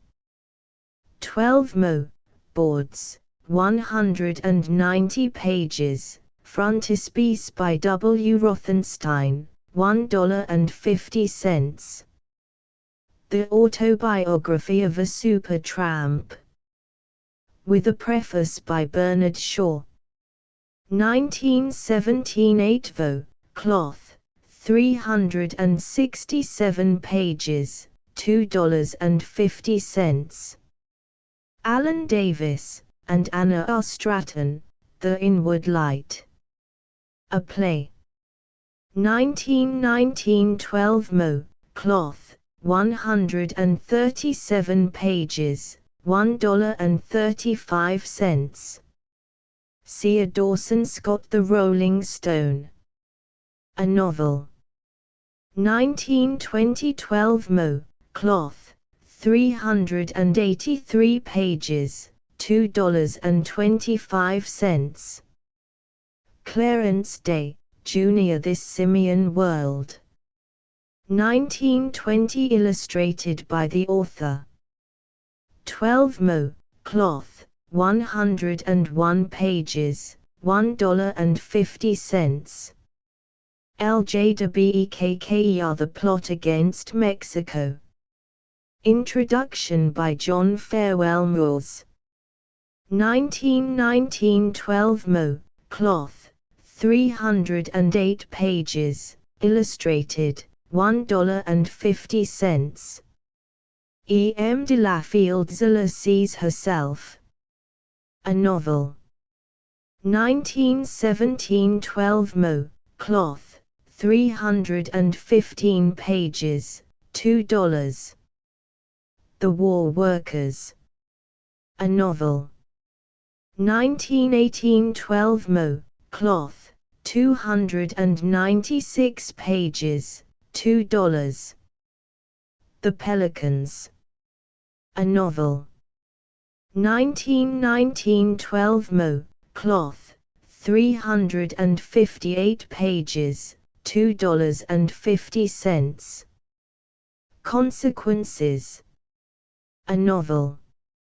1919-12 Mo, cloth, 350 pages, $2.50. Walter de la Mare, The Three Muller Mulgars. Illustrated by Dorothy P. Lathrop. 1919-8 Vo, cloth, 275 pages, boxed, $5. Floyd Dell, Were You Ever a Child? 1919-12 Mo, cloth, 206 pages, $1.75. Beulah Meredith Smollett. A play. 1916-12 Mo, boards, 102 pages, out of print. Ossip de Mo Nju. A play. Translated by Rosalind Ivan. 1917-12 Mo, boards, 96 pages, out of print. Solomon Eagle, J. C. Squire, Books in General. 1919-8 Vo, cloth, 280 pages, $2. Books in General, 2nd Series.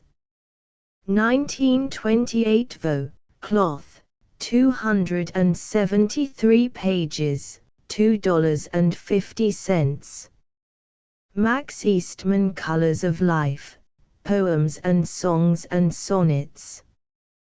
1918-16 Mo, boards, 129 pages, $1.25. Journalism versus Art.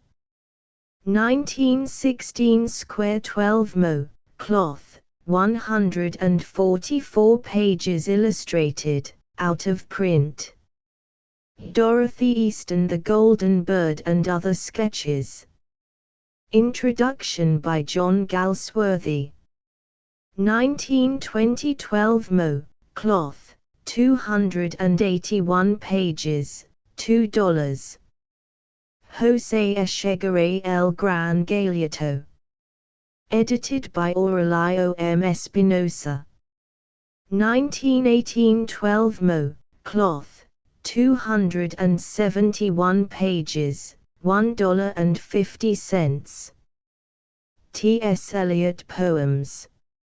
1920 12 mo, boards, 63 pages, $1.25.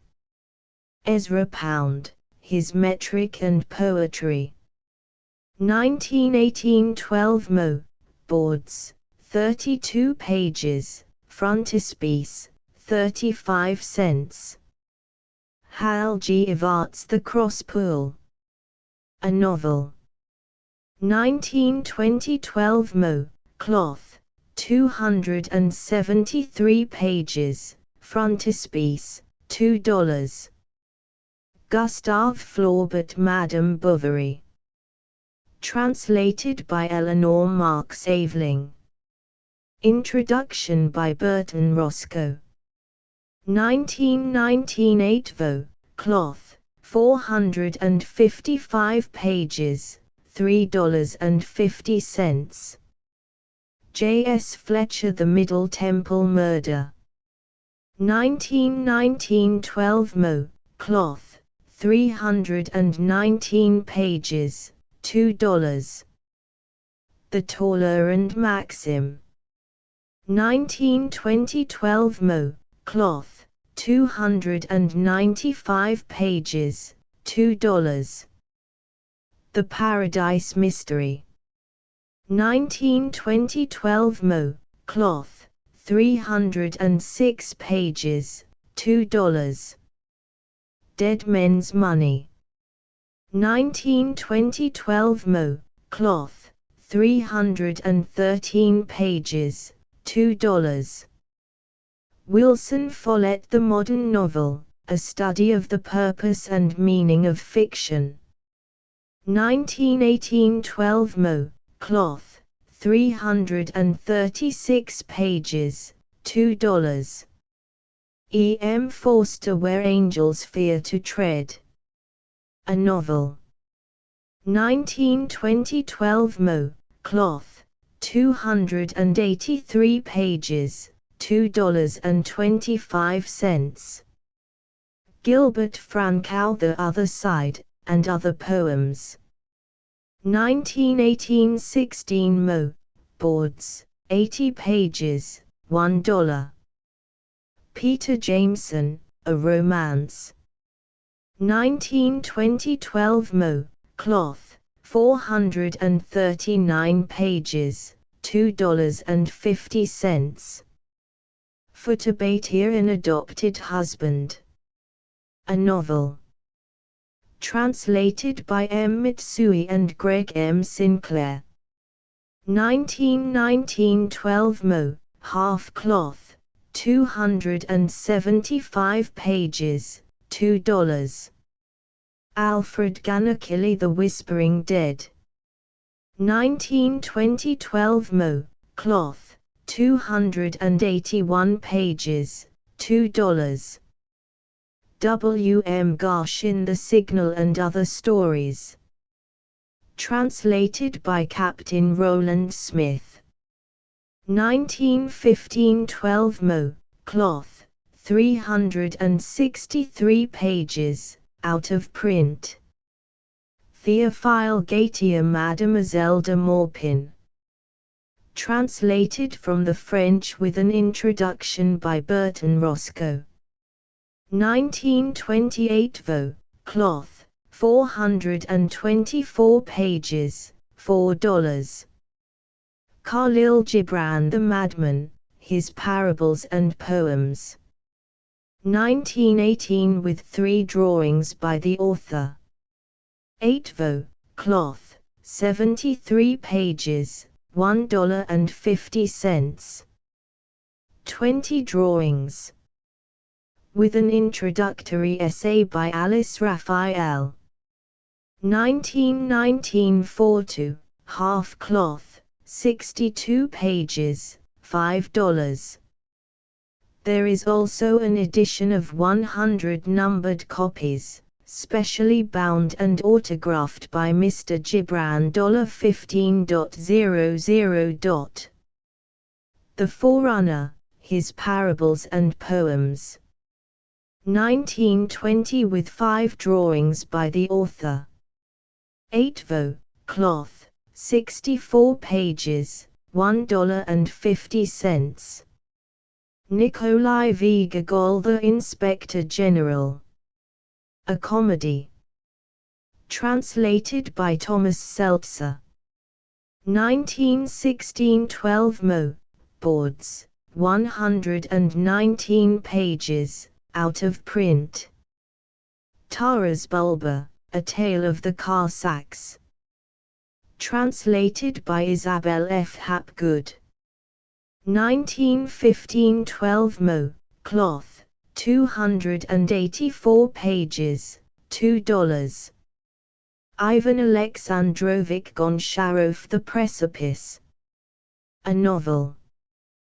Translated from the Russian by M. Bryant. 1916 12 mo, cloth, 320 pages, out of print. Carl H. Grabo The World Peace and After.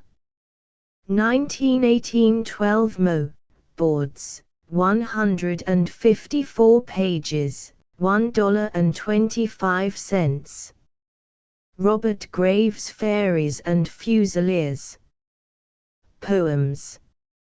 1918 16 mo, boards, 97 pages, $1.25. Country Sentiment. Poems. 1920 16 mo, boards, 104 pages, $1.25. J. B. Harris Berland The White Rook. 1918 12 mo, boards, 239 pages, $1.75. The Shadow of Malrawood. 1919 12 mo, boards, 336 pages, $1.90. Alexander Harvey Shelley's Elopement. 1918 8 vo, cloth, 296 pages, out of print. Owen Hatterer's Pistols for Two. 1917 Contents, George Jean Nathan /H.L. Mencken. 12 mo, paper, 48 pages, out of print. Harold M. Hayes, Major, M.C., U.S. Cheerio. 1919 12 mo, cloth, 297 pages, frontispiece, $1.50. Otto Heller Prophets of Dissent. 1918 12 mo, cloth, 228 pages, $1.50. Daniel Henderson Great Heart. Introduction by Major General Leonard Wood. 1919 8 vo, cloth, 256 pages, illustrated, $2.50. A. P. Herbert The Secret Battle. A novel. 1920 12 mo, cloth, 266 pages, $2. The Bomber Gypsy and Other Poems. 1920-16 Mo. Cloth, 111 pages, $1.50. Joseph Hergeshima The Lay Antony. A Romance. 1919, first published elsewhere 1914. 12 Mo. Cloth, 316 pages, $2. Mountain Blood. A Novel. 1919, first published elsewhere 1915. 12 Mo. Cloth, 368 pages, $2.25. The Three Black Pennies. A Novel. 1917 12 Mo. Cloth, 416 pages, $2.25. Gold and Iron. 1918 Contents: Wild Oranges / Tubal Cane / The Dark Fleece. 12 Mo. Cloth, 332 pages, $2. Java Head. A Novel. 1919 12 Mo. Cloth, 225 pages, $2. 100 numbered copies on special paper, specially bound and autographed by the author were also sold. The Happy End. 1919 Contents: Lonely Valleys / The Egyptian Chariot / The Flower of Spain / Toll Abel David / Bread / Rosemary Roselle / The Thrush in the Hedge. 12 Mo. Cloth, 315 pages, $2. 50 numbered copies on special paper, specially bound and autographed by the author were also sold. Linda Condon. A Novel. 1919 12 Mo. Cloth, 304 pages, $2. 50 numbered copies on special paper, specially bound and autographed by the author were also sold. Charles F. Hyam Scientific Distribution. Introduction by James Howard Keller. 1918 12 Mo. Cloth, 195 pages, $2. Looking Forward, Mass Education Through Publicity. 1920 12 Mo. Cloth, 205 pages, $2. Arthur Hopkins How's Your Second Act? Introduction by George Jean Nathan, 1919. First published elsewhere 1918. 12 Mo. Boards, 65 pages, $1. Louis Howe Nursery Rhymes of New York City. 1919 16 Mo. Boards, 71 pages, $1. Kathleen Howard Confessions of an Opera Singer. 1918 8 Vo. Cloth, 273 pages, illustrated, out of print. E. W. Howe Ventures in Common Sense.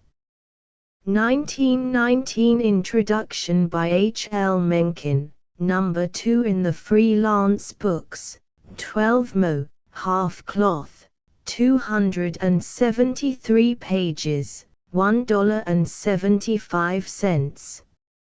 Stephen Hudson Richard Kurt. A Novel. 1920 12 Mo. Cloth, 341 pages, $2.25.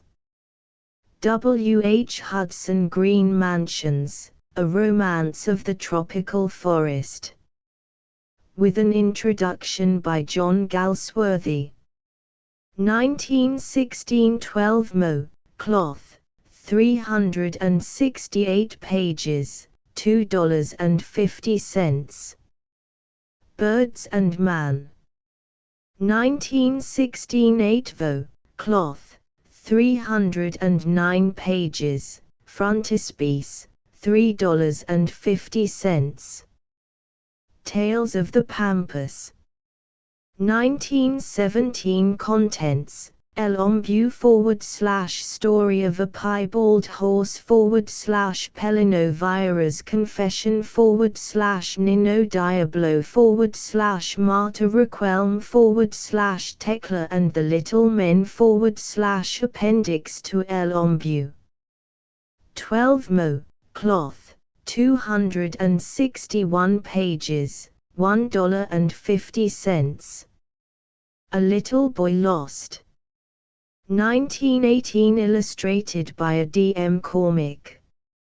8 Vo. Cloth, 222 pages, $2. Albert M. Hyamson Palestine, The Rebirth of an Ancient Nation. 1917 8 Vo. Cloth, 317 pages, illustrated, $2.50. Vicente Blasco Ibanez The Cabin. A Novel. Translated by Francis Hafkine Snow and Beatrice M. Makata. Introduction by John Garrett Underhill. 1917 12 Mo. Cloth, 310 pages, $2. Edgar Jepson The Loudwater Mystery. 1920 12 Mo. Cloth, 285 pages, $2. Ulrich Johns Asphalt, and Other Poems. 1917 8 Vo. Boards, 114 pages, $1.25. Godmundur Kamban Hada Pada. A Play. Translated by Sadie Louise Peller. Foreword by Jorg Brands. 1917 12 Mo. Boards, 80 pages, out of print. Sheila K. Smith Sussex Gorse, The Story of a Fight. 1916 12 Mo. Cloth, 468 pages, $2.50. R. G. Kirk Zanoza. 1918 16 Mo. Boards, 112 pages, illustrated, out of print. Alexander Kanilev Modern Russian History. Translated by A. S. Kaun. 1916 2 volumes 8 Vo. Cloth. Volume I 323 pages with maps. Volume 2 384 pages with maps, $7.50 the set. Sold only in sets. Alfred Kramberg Mushrooms, A Book of Free Forms. 1916, first published elsewhere 1916.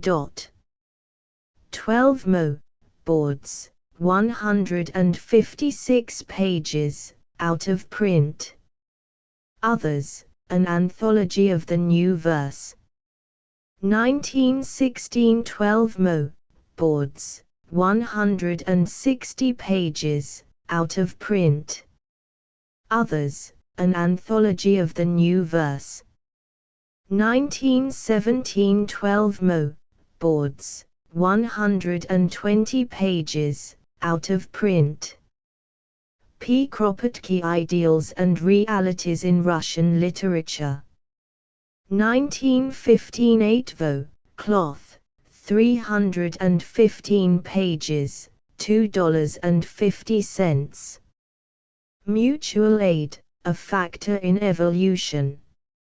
1916 12 mo, cloth, 251 pages, $1.50. A J.L. Tails and Tags. Illustrated by C.H.L. 1918. 8 vo, half cloth, 115 pages, $1.25. M.Y. Lermonteau for Hero of Our Time. A novel. Translated by J.H. Wisdom and Ma Murray. 1916 12 mo, cloth, 344 pages, out of print. Wyndham Lewis Ta. A novel.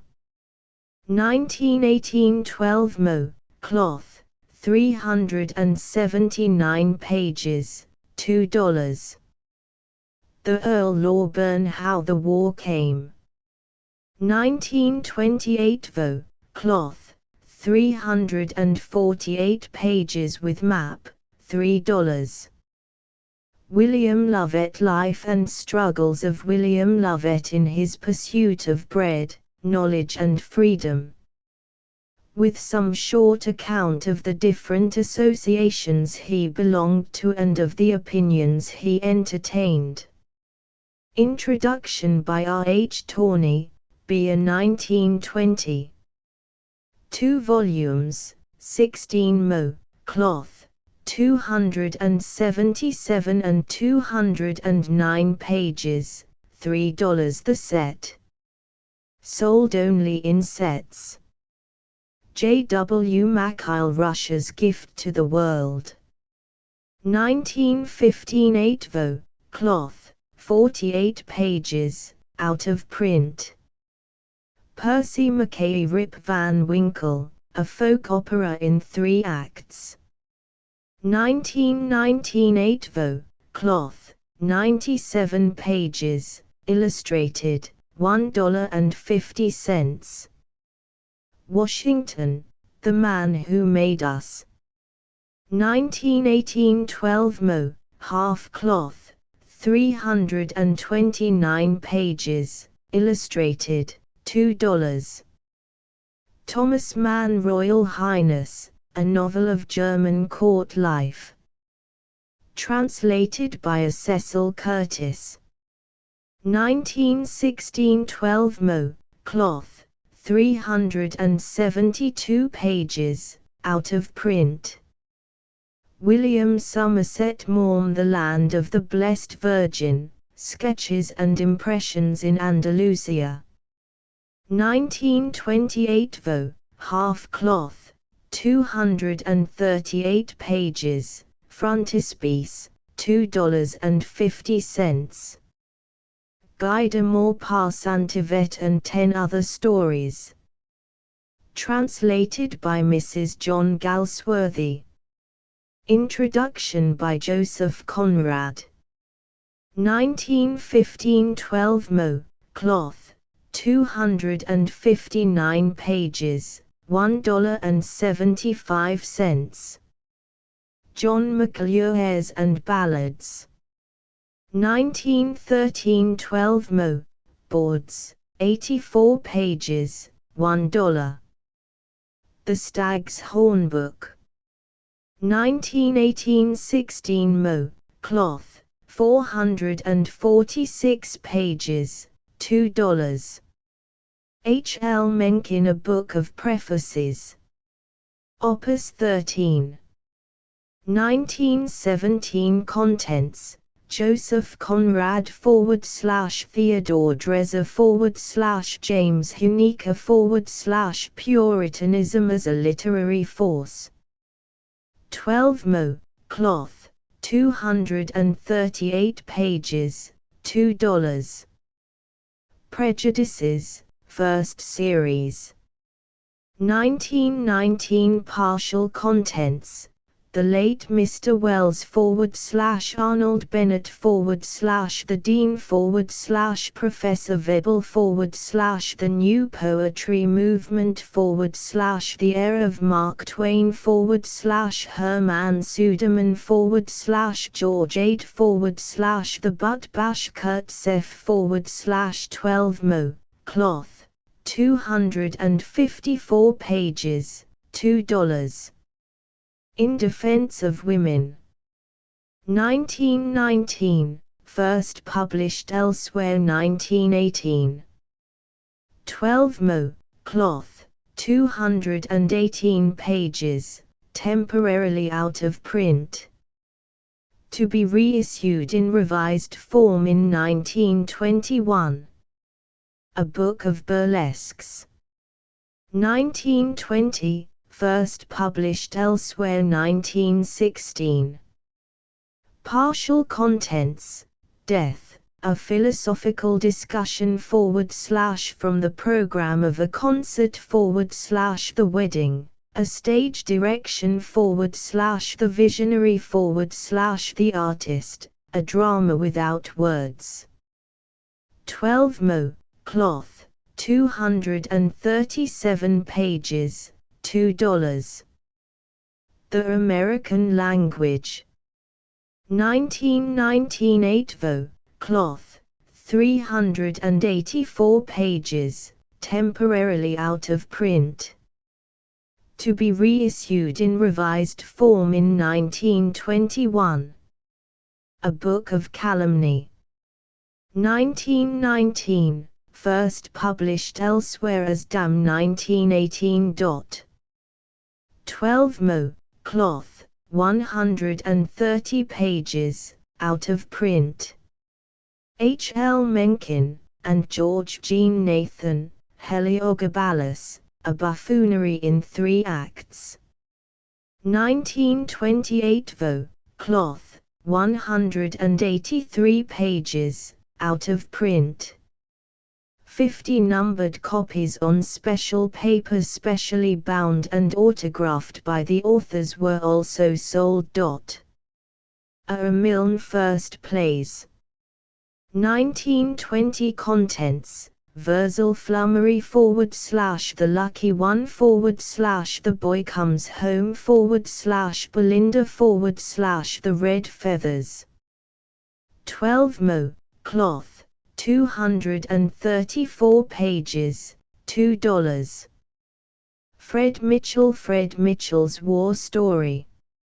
1917 12 Mo. Half Cloth, 240 pages, illustrated, $1.50. Philip Moeller Madame Sand. With a foreword by Mrs. Fiske and an introduction by Arthur Hopkins. 1917 12 Mo. Boards, 167 pages, $1.75. 5 somewhat historical plays.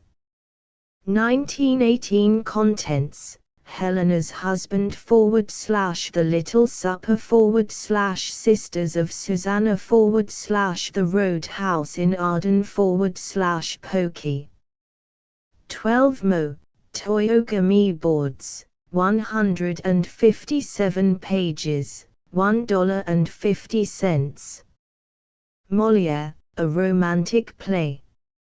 1919 12 Mo. French Boards, 239 pages, $1.50. Sophie, A Comedy. Prologue by Carl van Vechten. 1919 12 Mo. Toyogami Boards, 264 pages, $1.75. John Morse in the Russian Ranks. 1916 12 Mo. Cloth, 344 pages, out of print. Edwin Muir We Moderns, Enigmas and Guesses. 1920 Introduction by H. L. Mencken, number 4 in the Freelance Books. 12 mo, half cloth, 244 pages, $1.75. John Murray 4, John Murray 3. 1919 12 mo, cloth, 115 pages, illustrated, $1.50. John Middleton Murray The Evolution of an Intellectual. 1920 Partial contents.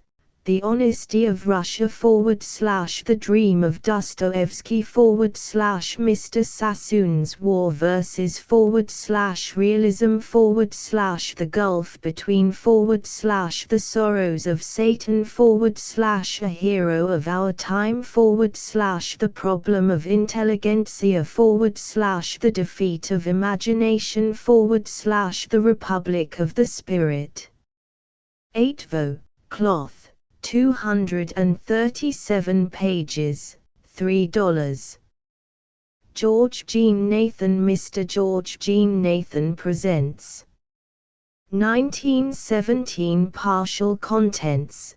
The Hawkshavian Drama / The American Musical Show / Slapsticks and Rosemary / The Case for Bad Manners / The Vaudeville / America's Most Intellectual Actress / The Case of Mr. Winthrop Ames. 12 mo, cloth, 310 pages, $2. The Popular Theatre. 1918 Partial contents. The Popular Theatre / its plays / its Broadway and its playwrights / its audiences / its music shows / its comedians / its motion pictures / its actors / its typical season. 12 mo, cloth, 236 pages, $2. Comedians All. A Book of Contradictory Criticism. 1919 12 mo, cloth, 269 pages, $2. A Book Without a Title. 1919, first published elsewhere 1918. 12 mo, boards, 85 pages, $1. George Jean Nathan, and H. L. Mencken, The American Credo, A Contribution Toward the Interpretation of the National Mind. 1920 12 mo, cloth, 191 pages, $1.75. Friedrich Naumann Central Europe. Translated by Christabel M. Meredith. 1917 8 vo, cloth, 362 pages, $3. F. W. Nietzsche The Antichrist. 1920 Translation and Introduction by H. L. Mencken, number 3 in the Freelance Books. 12 mo, half cloth, 182 pages, $1.75. Alfred Ollivant The Brown Mare. 1916 12 mo, cloth, 145 pages. Now published by Doubleday, Page and Company. James Oppenheim The Book of Self.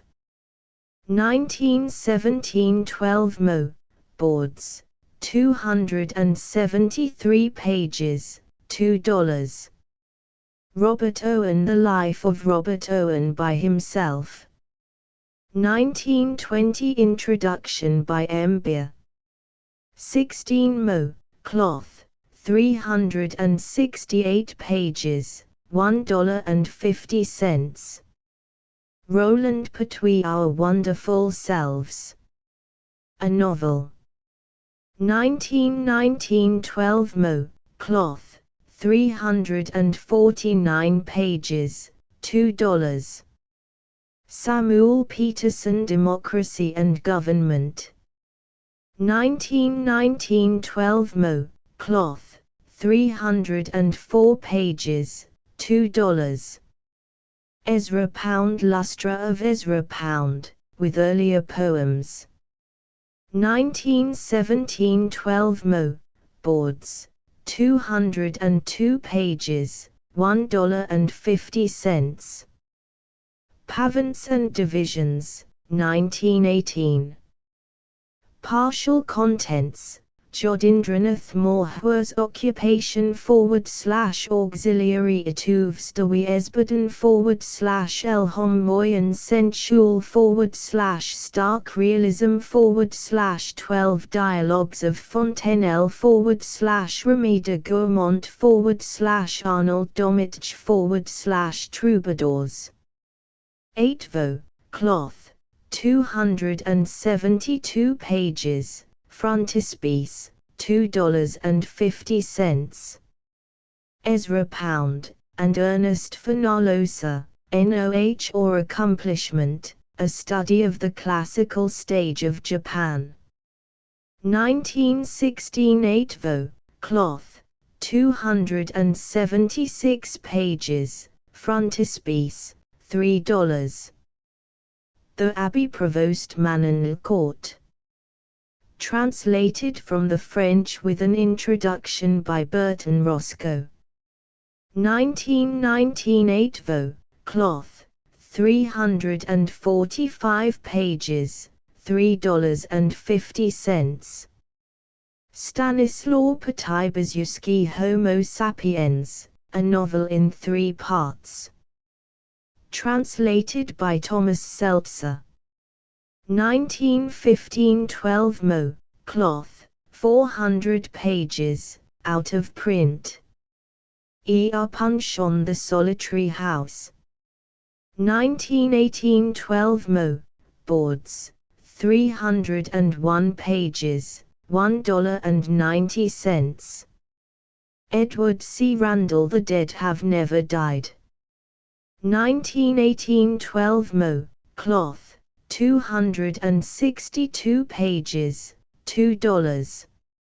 M. E. Ravage the Jew Pays, a narrative of the consequences of the war to the Jews of Eastern Europe, and of the manner in which Americans have attempted to meet them.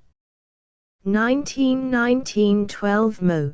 Cloth, 161 pages, illustrated, $1.50. Dorothy Richardson Pointed Roofs. Pilgrimage I. Introduction by May Sinclair. 1917 12 Mo. Cloth, 303 pages, $2. Backwater. Pilgrimage II, 1917. 12 Mo. Cloth, 293 pages, $2. Honeycomb. Pilgrimage III, 1918. 12 Mo. Cloth, 286 pages, $2. The Tunnel.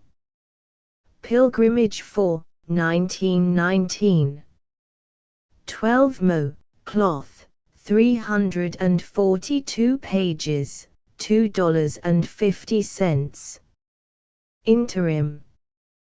Pilgrimage V, 1920. 12 Mo. Cloth, 284 pages, $2.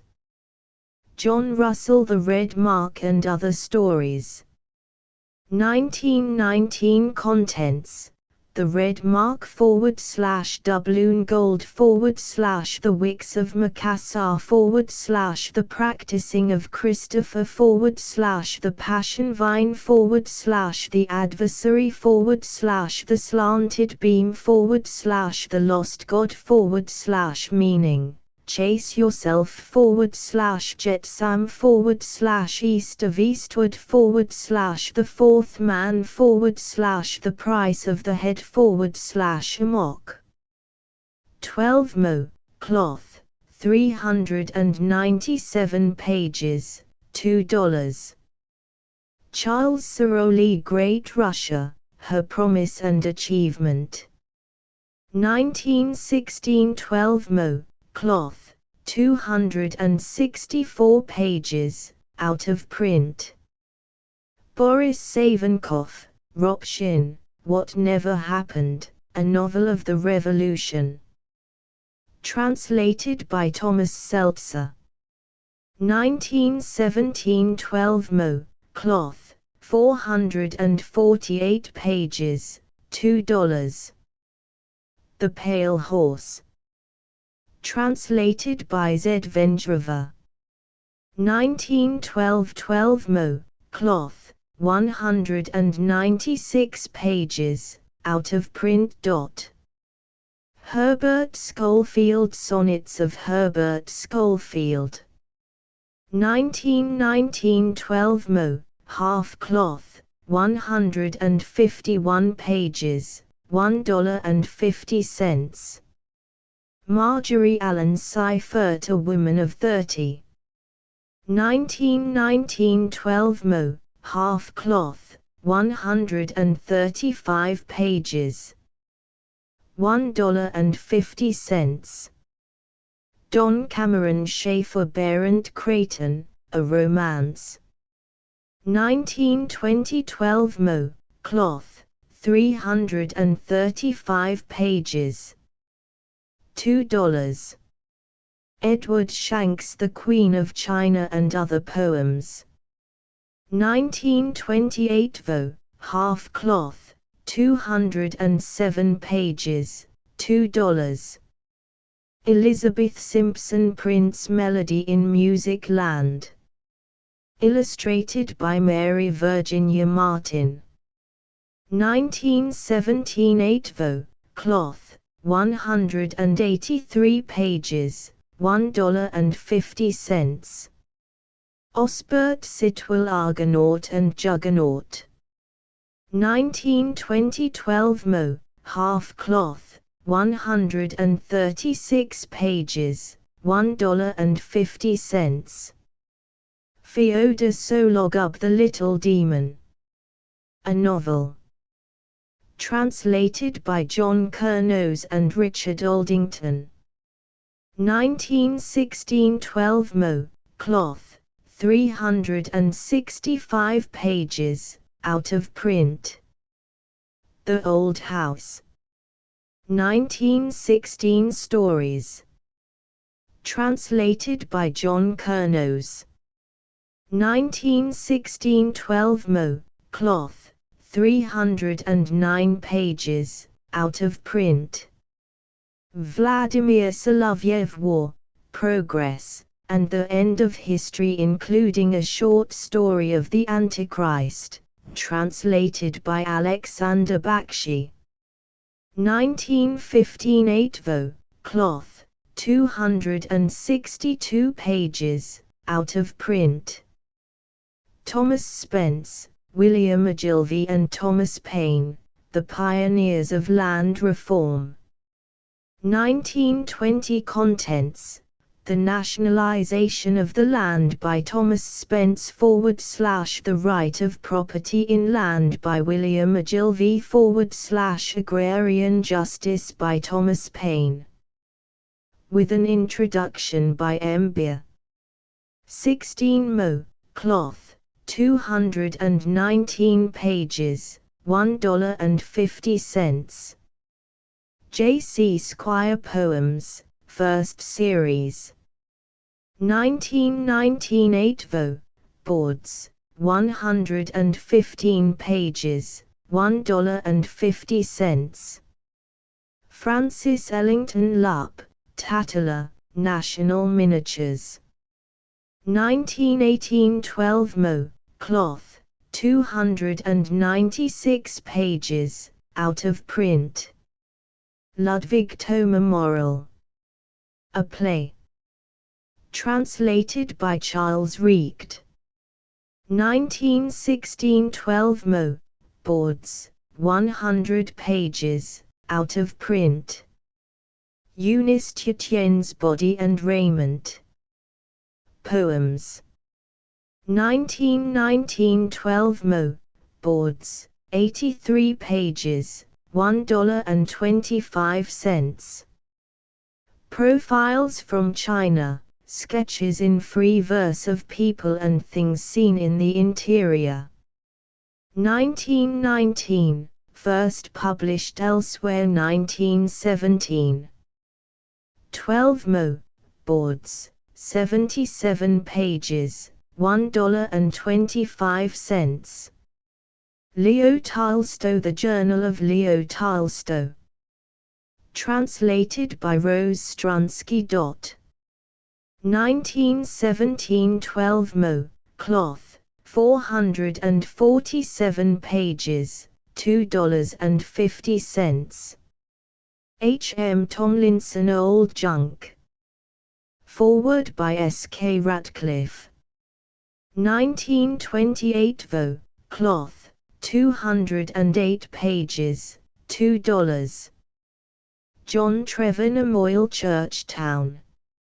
1915 12 mo. Cloth, 388 pages, out of print. A Drake, by George.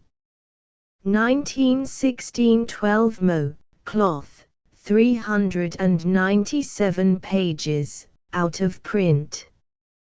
W. B. Treitz, Brian Banker's Autobiography. 1917 8 vo. Cloth, 300 pages, out of print. George Kib Turner, Higger's Hoard.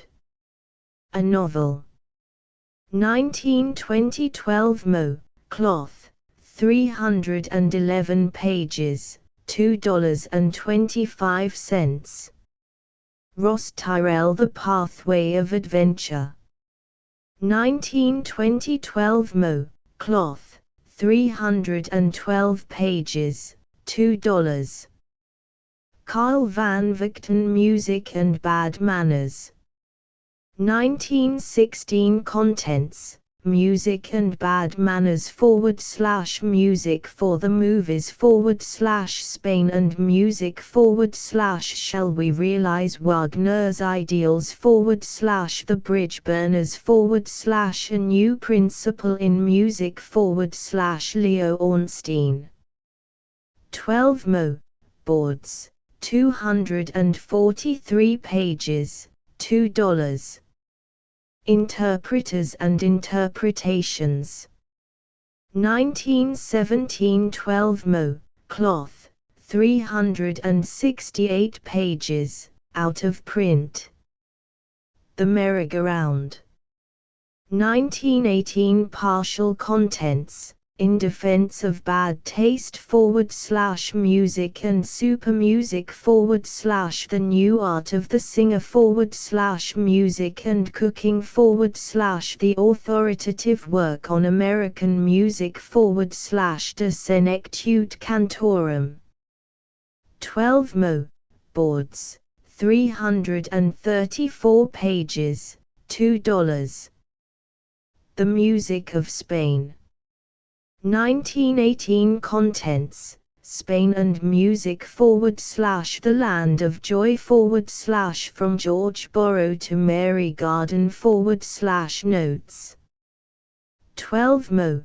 Boards, Illustrated, 223 pages, $1.50.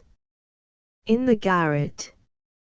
1920 Partial Contents, Variations of a Theme by Havelock Ellis / The Folk Songs of Iowa / Isaac Albanese / The Holy Jumpers / Sir Arthur Sullivan / On the Rewriting of Masterpieces / Oscar Hammerstein, An Epitaph / In the Theatres of the Purlieus.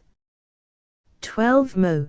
Boards, 347 pages, $2. Interpreters.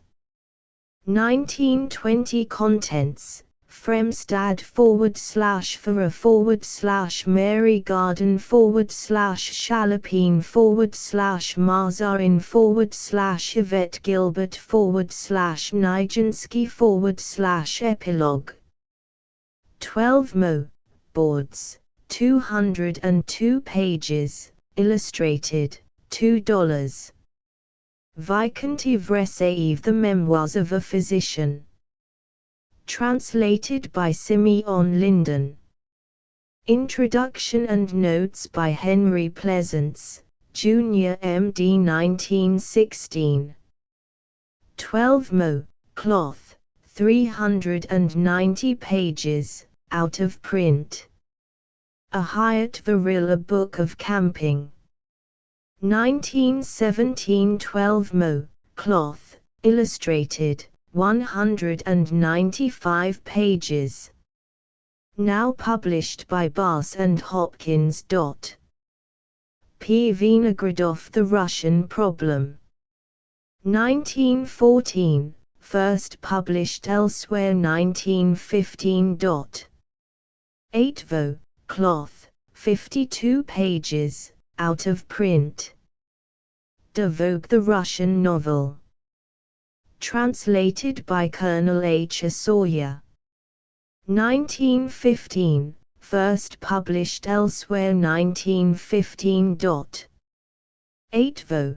Cloth, 348 pages, illustrated, out of print. William English Walling, Russia's Message, The People Against the Tsar.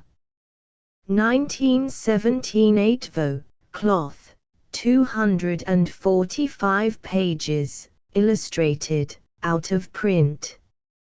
Arthur Waley, 170 Chinese Poems.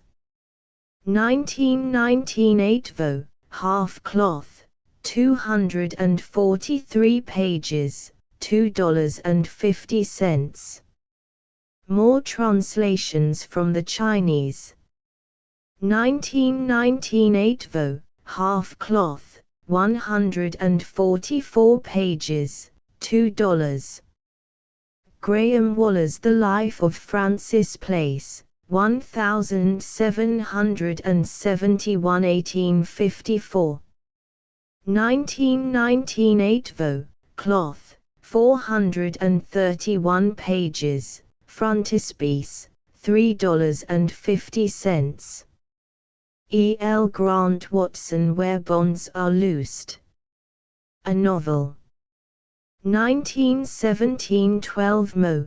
Boards, 304 pages, $2. The Mainland. A Novel. 1917. 12 Mo. Cloth, 311 pages, $2. Deliverance. A Novel. 1920. 12 Mo. Cloth, 322 pages, $2.25.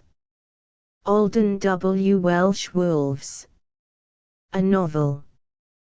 12 Mo. Cloth, 236 pages, $1.40.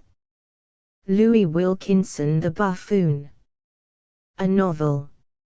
1916. 12 Mo. Cloth, 428 pages, $2.50. A Chaste Man. A Novel.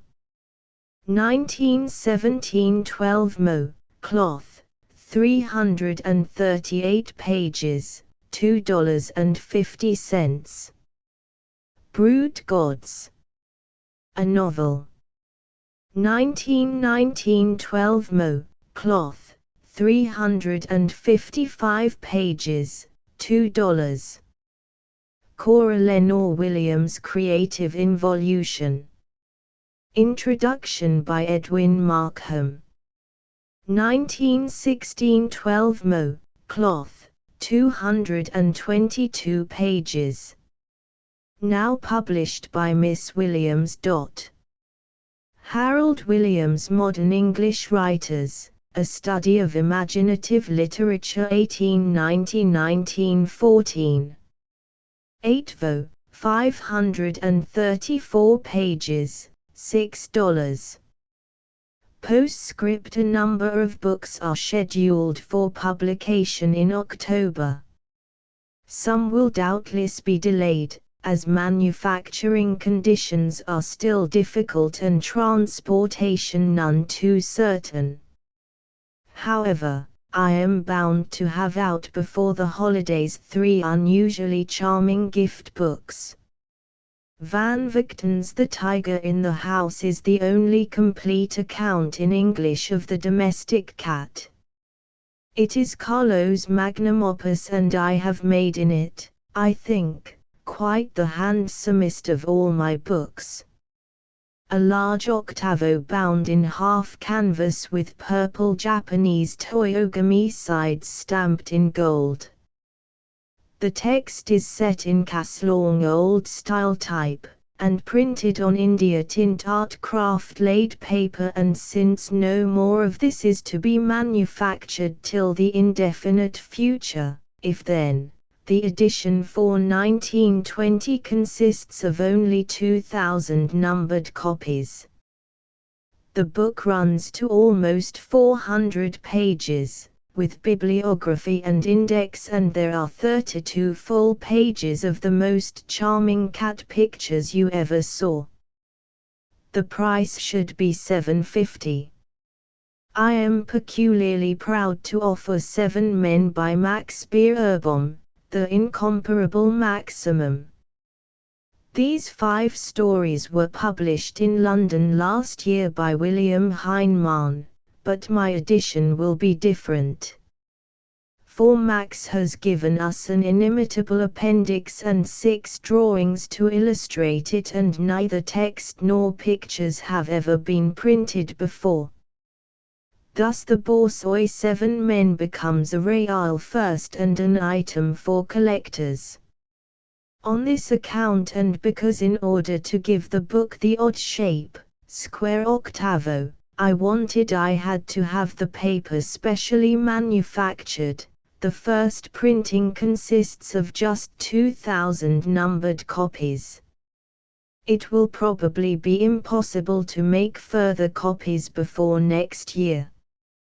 The probable price, $4. W. H. Hudson's A Little Boy Lost is now accepted, I fancy, as a classic for children of all ages. Dorothy P. Lathrop, whom many of you will remember for her delightfully imaginative pictures done last year for Walter de la Mare's The Three Mulla Mulgars, has illustrated the Hudson book Con Amore. The result is a singularly fine large octavo, wholly successful, I think, as to paper, printing, and binding. I hoped this would not cost more than $5, but I fear the price must be set at $6.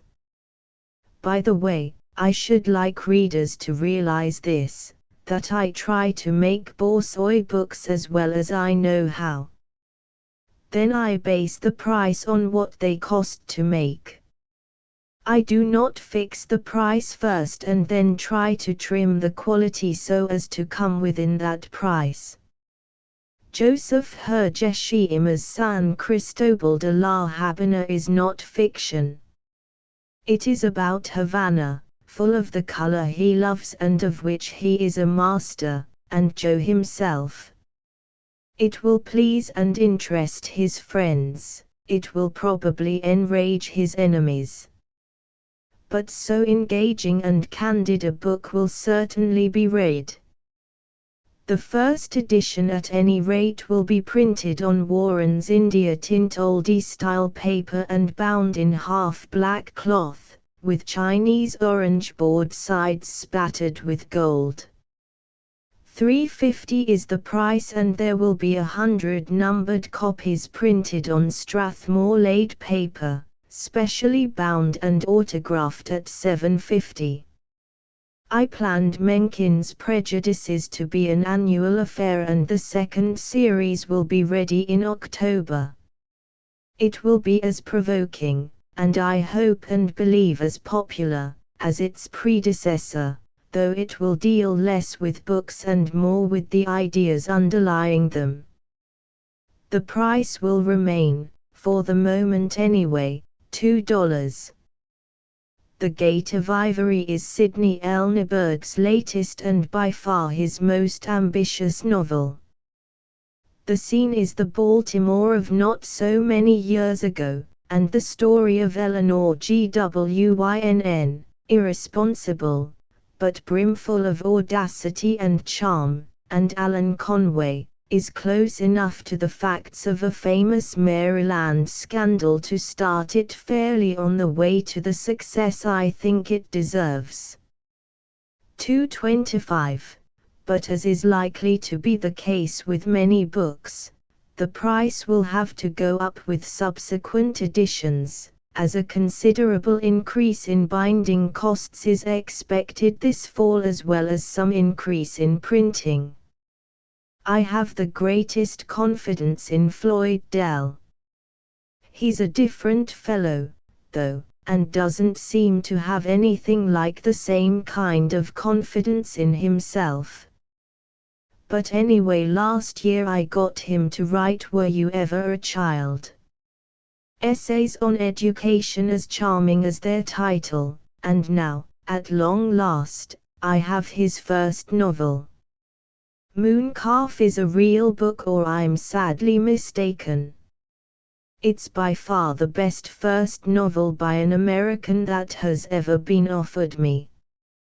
The scene is our Middle West, and the story, obviously autobiographical, shows the influence of H.G. Wells in a way that marks, I think, a new note in our literature. Anyway, I recommend Mooncalf to every reader who cares a damn for my opinion of a novel. I want the book to sell so that Floyd Dell may be amply encouraged to do its sequel. When you read it you'll see it has to have one. Probable price $2.50. Andre Triden's Psychoanalysis and Behavior is rather more of a real book than his first. It has a more organic unity, reads easier, and is all in all a more finished product. Incidentally, though Triden told me once that he was going to rewrite his first book every year for a different publisher, Psychoanalysis and Behavior duplicates none of the material in Psychoanalysis. The price is $2.50. The Atlantic Monthly occupies a unique position among our magazines, and most publishers, I think, realize the recommendation that serialization in it carries to readers of books. I am particularly glad, therefore, to say that Mr. Sedgwick printed several installments of Letters of a Javanese Princess by Raden Ajeng Kartini in his magazine, where they aroused a good deal of interest and discussion. The original manuscript was very long and contained much indifferent material, so under our direction the translator, Mrs. Simmers, cut it down and prepared a careful, informing introduction about Kartini, who, by the way, was the youngest daughter of a Javanese regent and probably the first feminist of the Orient. Then, at the suggestion of Mrs. Knopf, whose favorite book this is, I asked Louis Couperus, the great Dutch novelist, to write a special introduction for our edition. His pages, few, but wholly charming, are an interesting feature of the book. A square octavo, probable price, $4. I have reason to believe that The Foundations of Social Science by James Michael Williams is a book that one can justly term epoch-making. Anyway, The work represents almost 10 years out of the author's life, years spent teaching in a small college rather than a large one, because only there could he hope to have sufficient time to devote to it. The manuscript was read for the author, and offered me for publication by an authority in whom I have the very greatest confidence, Charles A, formerly professor of politics at Columbia University and now director of the Bureau of Municipal Research in New York. In his book, Professor Williams explains the human element in the motives of respect for law and the causes of increasing disrespect, the economic and political attitudes of employers on the one hand and labor on the other, progressive and reactionary judicial attitudes, especially with respect to labor legislation, the causes of national feeling and international rivalry, and the difficulties in establishing a League of Nations. Ought not such a work prove of value and interest to intelligent citizens today? It will be a large octavo running to over 500 pages, and the price will probably be $6. Last year Mr. Mencken got for me, and I published in his The Freelance Books, Ventures in Common Sense by E. W. Howe, of Atchison, Kansas. Immediately afterwards most enthusiastic letters reached the author from the big editors in the country, such men as Edward Bok, late of the Ladies' Home Journal, John M. Siddall of the American Magazine, Don C. Seitz of the New York World, as well as letters from the presidents of very large corporations telling of their admiration for Mr. Howe's philosophy. It seemed to me then, as it does now, that whether or not you agree with him, and more than likely you will disagree, Mr. Howe should be more widely known, particularly in the East. His unique little monthly is read almost exclusively by the really important people of the country, but the average man or woman would find it highly entertaining.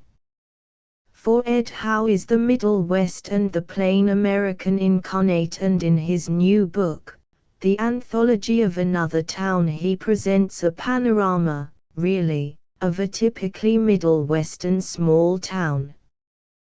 The price is $2. A very important event in the book world will be, I think, the publication of a translation of Knut Hamsun's Hunger. It is difficult to say why Hamsun is not known, really widely known, in the United States. A translation of one of his books was published a few years ago. But those who know Hamsun in the original seem to agree that Shallow Soil was the worst possible novel to select for launching him in America.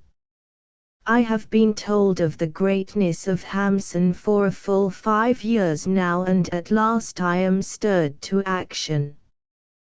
There can be no question whatever that he is far and away the leading Scandinavian writer of the day, and if one may judge from the acclaim with which Growth of the Soil has been received in England, one of the very greatest writers of our age. You can read about him in the Encyclopaedia Britannica, and you will learn there that Hunger is the book that first made him famous, almost a generation ago. This competent translation was first published in England in 1899, but Edwin Bjorkman's informing, useful introduction was specially written for me. Many who read this have doubtless already seen the little printed fall announcements that went out from my office some months ago. In some respects this announcement is inaccurate. For example, I shall not publish De Becker's Cuba. Mr. de Becker was delayed in getting the manuscript written, and as the book required elaborate and special handling from an advertising point of view, it was to carry much advertising matter. I decided finally that since he was able to get another publisher, it would be better so. Over a year ago I persuaded Dr. A. Goldenweiser of the New York School for Social Research to undertake to write a good general introduction to anthropology, for the average reader. This was announced as the groundwork of civilization, but as Dr. Goldenweiser has only just delivered his manuscript, the book must go over until next year.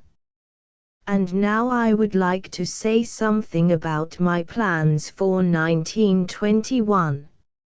In a general sort of way, I want to give more attention to the work of American authors and publish more American books. American publishers show, I believe, altogether too much deference to work that reaches us from England. Obviously, most of the time the young English novelist is a better craftsman than the American, but there are springing up all over the United States, in Detroit, St. Louis and Washington as well as New York, men and women who do know how to write and who have observed to advantage the life about them. To bring forward work of this kind shall be my chief aim. However, we must give the devil his due even if he be a foreigner, and I am quite sure that the feature of our spring list, I cannot be positive of this because at the time of writing negotiations are still in progress, will be our representation in America of the great Danish house of Gyldendal. Gyldendal were established in Copenhagen in 1770 and control today the majority of the best books published in Denmark and Norway. Not long ago they opened a branch in London especially for the publication of English translations of the books they control. I plan next spring to bring out the first of these, as follows. Growth of the Soil by Knut Hamsun. H. G. Wells has written Messrs. Gyldendal as follows regarding this novel: Eastern Glebe, Dunmow, the 18th of June, 1920. Dear Sirs, I have not yet written to thank you for sending me Growth of the Soil and making me acquainted with the work of Knut Hamsun. I am ashamed to say I have never before read a book by this great writer, and indeed I did not know of his existence until now. It amazes me that he has so long been kept from the English reading public, and the sooner you give us more of him the better I shall be pleased. I do not know how to express the admiration I feel for this wonderful book without seeming to be extravagant. I am not usually lavish with my praise, but indeed the book impresses me as among the very greatest novels I have ever read. It is wholly beautiful, it is saturated with wisdom and humor and tenderness. These peasants are a triumph of creative understanding. I have seen no reviews here that do justice to this work. But I find my friends talking of it and, as it were, getting up their courage to appreciate it at its proper value. Give us one or two more books by Hamsun in English and our sluggish but on the whole fairly honest criticism will begin to realize the scale he is built upon. I say as much. Very sincerely yours, signed, H. G. Wells. The Song of the Blood-Red Flower by the Finn, Johannes Linnankoski. A poetical tale of love which has created a veritable furor on the continent. Grimm from the Danish of Svend Fleuron, a remarkable nature story, The Life of a Pike. Jenny by a Danish woman novelist, Sigrid Undset, to my mind an intensely interesting feminist novel, honest, convincing and moving. The Swan Brothers, a stirring tale of ancient Iceland, by Gunnar Gunnarsson, the leading Icelandic novelist, and a man who will bear watching. His guest the one-eyed will follow. Once these books are out, I expect that Gyldendal will send me over 4 or 6 new ones each season. There will be 2 new detective stories by J.S. Fletcher, entitled probably The Chestermarke Instinct and The Borough Treasurer, as well as The Wine of Life, a novel of the studio and the stage by Arthur Stringer, author of The Prairie Mother, etc. Late in the season I expect to publish a new book by E.R. Puncheron, whose The Solitary House was so well received 2 years ago. Old Fighting Days is an exciting tale of adventure and of the ringside in England in the days of Napoleon. These are books for entertainment pure and simple, but the volume of Animal Stories, by Hal G. Evarts, author of The Crosspool, should be more than just that, in fact, of universal and compelling interest. January 2nd should see the appearance of George Jean Nathan's new book, The Theatre, the Drama, the Girls. It will be very similar to his last, Comedians, all quite his most successful, so far. At the same time, John V, a Weaver's book of poems in the American language, should be ready. We are calling it in America and it ought to attract a great deal of attention. The poems tell for the most part, good stories in the fascinating American vernacular. This will be followed after an interval with a book, as yet unnamed, of characteristic light verse by Maury Riskind. Maury is one of the best-known contributors to F.P.A.'s famous The Conning Tower in the New York Tribune, and F.P.A. himself has had not a little to do with the getting together of this book. For a great many years all sorts of people whose opinions I respect have been talking to me about the novels of E.M. Forster. Finally Mr. Galsworthy, when he was last over here, told me about Where Angels Fear to Tread, which had never been published in the United States. I issued it last year, and although it did not have the sale I had hoped for, I am going right on reissuing Mr. Forster's novels. The next will be Howards End, which has been out of print for a number of years. The regard which competent critics have for Mr. Forster's work is very striking. A number of them, in fact, feel certain that it is only a matter of time before Forster's work will be revived as has been that of Samuel Butler. We shall see.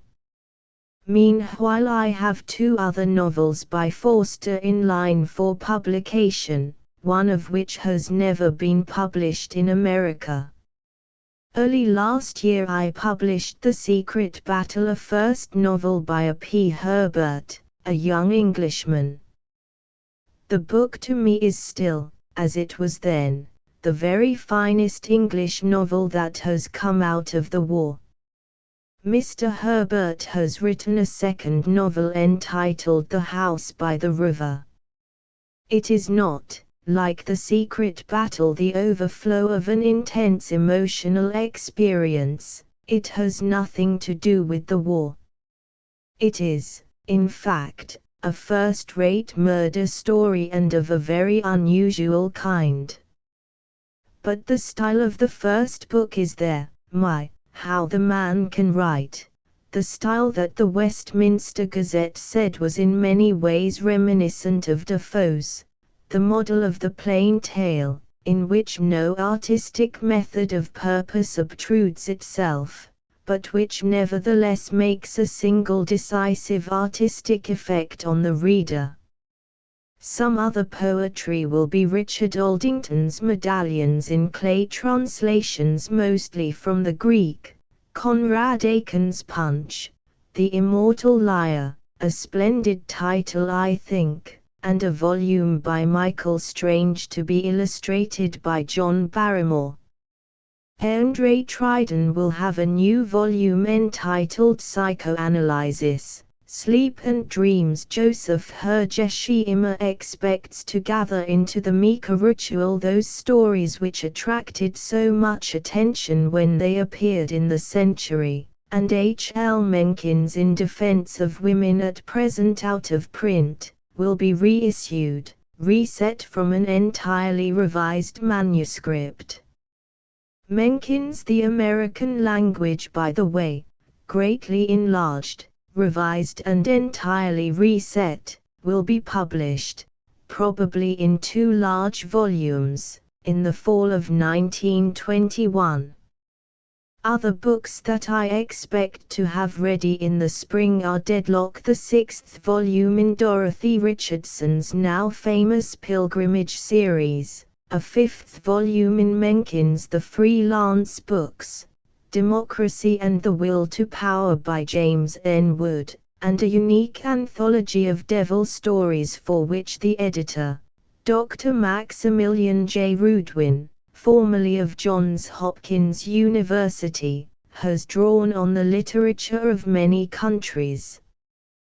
Dr. Rudwin has planned a series of diabolical anthologies, of which this is to be the first. I could go on, I suppose, more or less indefinitely unfolding my plans for the future. They lay, didn't Clarence Day say earlier in this book, like onions on rafters, but one must stop sometime, and so I will speak only of 2 other books, both of them really unusual. 1. In the Claws of the Dragon is a novel dealing with the marriage of an aristocratic young Chinaman, one of the bureaucrats, to a well-to-do French girl. The author, Georges Solé de Morant, is one of the most famous of French sinologists, and his book presents, as well as a fascinating and exciting story, a striking picture of life and customs in the country of Poitou. The other book, Children of No Man's Land, introduces another young English novelist, G. B. Stern. The manuscript was sent to one of my most trusted and capable readers.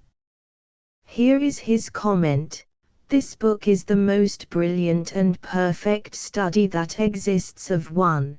The ultramodern studio crowd, and 2. The hyphenate in wartime, and it touches with wonderful deftness a variety of other matters: the Jews and Zionism, patriotism and internationalism, marriage and free love, heredity, convention and revolt." I shall say no more, but I reproduce here a little sketch made by H. G. Wells after reading Children of No Man's Land, 52, St. James's Court, Buckingham Gate. S.W.1 Transcriber's notes added my on p. 37. Silently corrected typographical errors. Retained anachronistic and non-standard spellings as printed. Asterisk asterisk asterisk End of the Project Gutenberg ebook. The Borzoi 1920, being a sort of record of 5 years publishing. Asterisk asterisk asterisk Updated editions will replace the previous one, the old editions will be renamed. Creating the works from print editions not protected by U.S. copyright law means that no one owns a United States copyright in these works, so the Foundation, and you, can copy and distribute it in the United States without permission and without paying copyright royalties.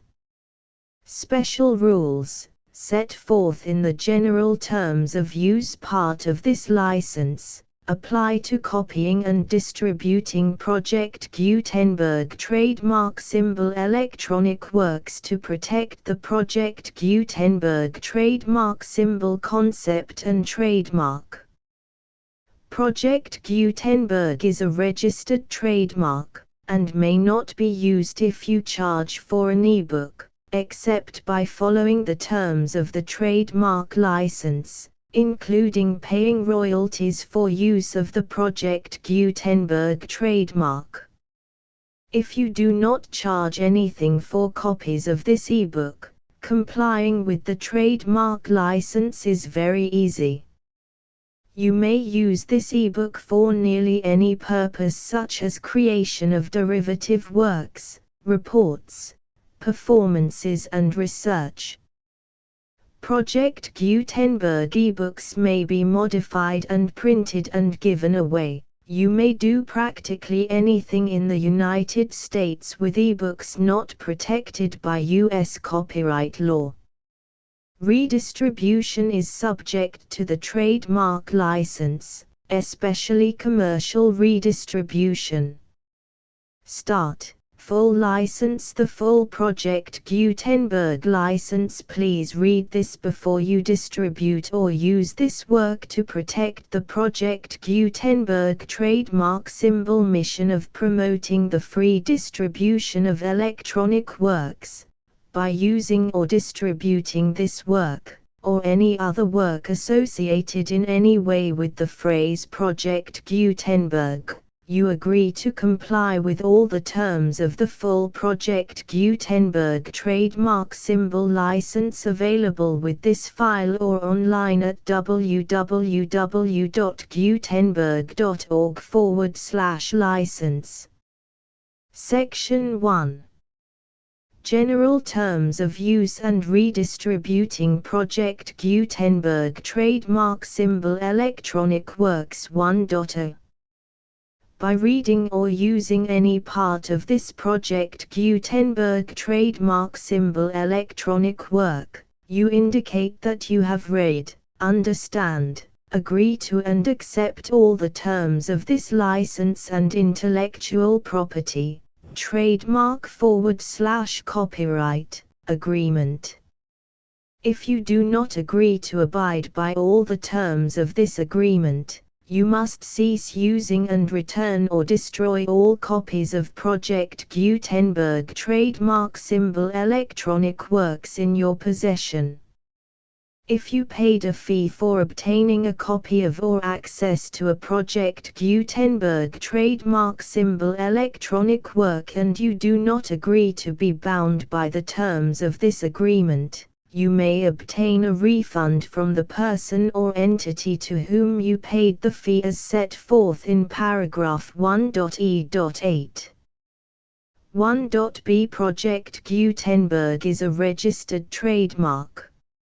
It may only be used on or associated in any way with an electronic work by people who agree to be bound by the terms of this agreement.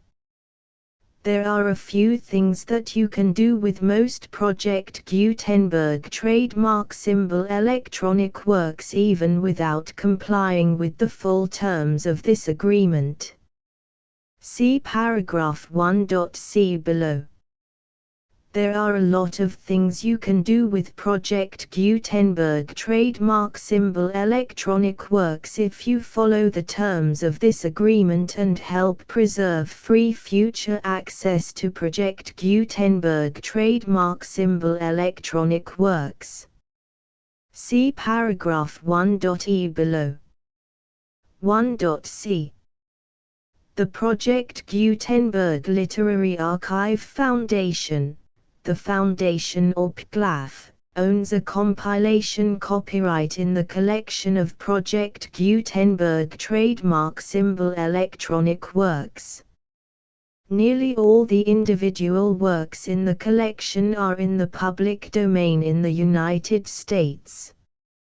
If an individual work is unprotected by copyright law in the United States and you are located in the United States, we do not claim a right to prevent you from copying, distributing, performing, displaying or creating derivative works based on the work as long as all references to Project Gutenberg are removed.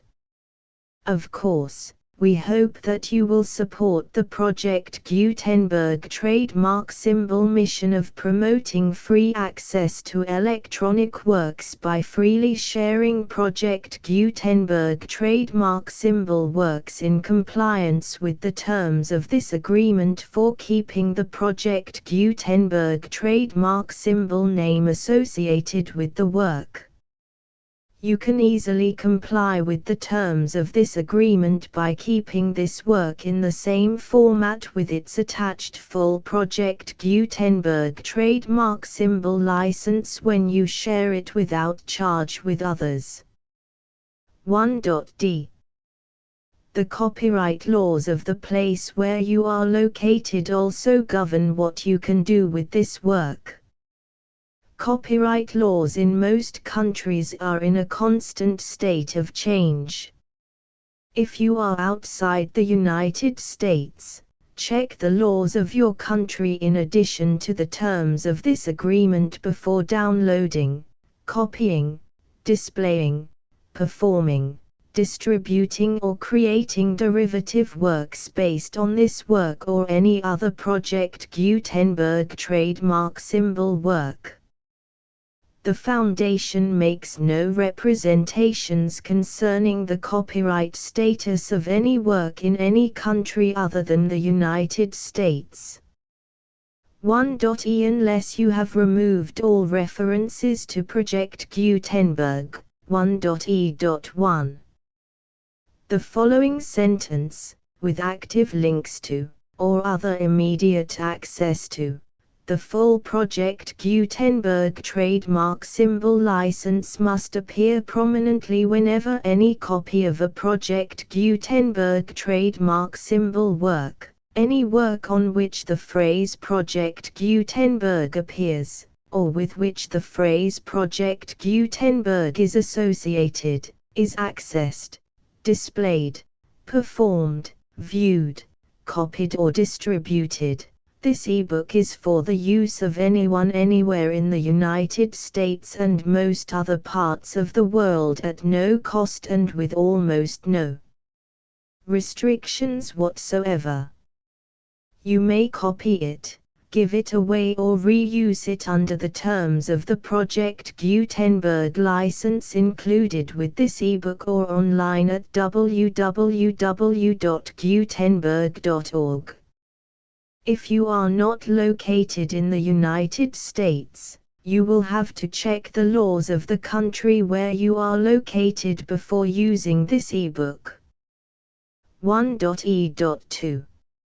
If an individual Project Gutenberg trademark symbol electronic work is derived from texts not protected by U.S. copyright law, does not contain a notice indicating that it is posted with permission of the copyright holder, the work can be copied and distributed to anyone in the United States without paying any fees or charges.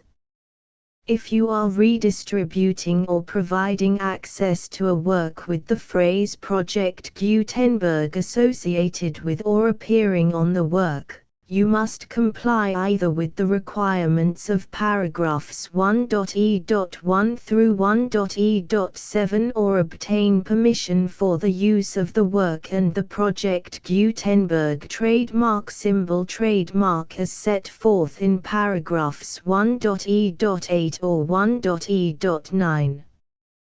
1.e.3.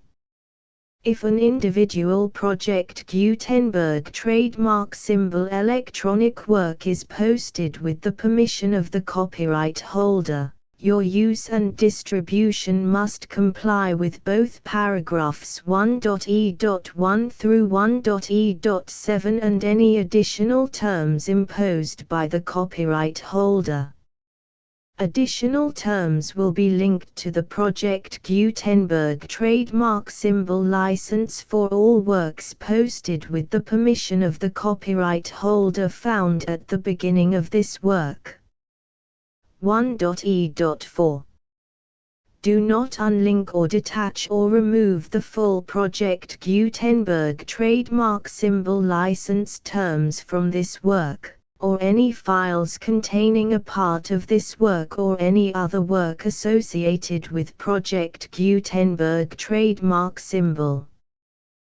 1.e.5 Do not copy, display, perform, distribute or redistribute this electronic work, or any part of this electronic work, without prominently displaying the sentence set forth in paragraph 1.e.1 with active links or immediate access to the full terms of the Project Gutenberg trademark symbol license. 1.e.6 You may convert to and distribute this work in any binary, compressed, marked up, non-proprietary or proprietary form, including any word processing or hypertext form. However, if you provide access to or distribute copies of a Project Gutenberg trademark symbol work in a format other than plain vanilla ASCII or other format used in the official version posted on the official Project Gutenberg trademark symbol website, www.gutenberg.org, you must, at no additional cost, fee or expense to the user, provide a copy, a means of exporting a copy, or a means of obtaining a copy upon request, of the work in its original plain vanilla ASCII or other form. Any alternate format must include the full Project Gutenberg trademark symbol license as specified in paragraph 1.e.1. 1.e.7 Do not charge a fee for access to, viewing, displaying, performing, copying or distributing any Project Gutenberg trademark symbol works unless you comply with paragraph 1.e.8 or 1.e.9. 1.e.8 You may charge a reasonable fee for copies of or providing access to or distributing Project Gutenberg trademark symbol electronic works provided that you pay a royalty fee of 20% of the gross profits you derive from the use of Project Gutenberg trademark symbol works calculated using the method you already use to calculate your applicable taxes. The fee is owed to the owner of the Project Gutenberg trademark symbol trademark, but he has agreed to donate royalties under this paragraph to the Project Gutenberg Literary Archive Foundation. Royalty payments must be paid within 60 days following each date on which you prepare, or are legally required to prepare, your periodic tax returns. Royalty payments should be clearly marked as such and sent to the Project Gutenberg Literary Archive Foundation at the address specified in Section 4, Information about donations to the Project Gutenberg Literary Archive Foundation. You provide a full refund of any money paid by a user who notifies you in writing, or by email, within 30 days of receipt that he does not agree to the terms of the full Project Gutenberg trademark symbol license. You must require such a user to return or destroy all copies of the works possessed in a physical medium and discontinue all use of and all access to other copies of Project Gutenberg trademark symbol works. You provide, in accordance with paragraph 1.f.3, a full refund of any money paid for a work or a replacement copy, If a defect in the electronic work is discovered and reported to you within 90 days of receipt of the work, you comply with all other terms of this agreement for free distribution of Project Gutenberg trademark symbol works.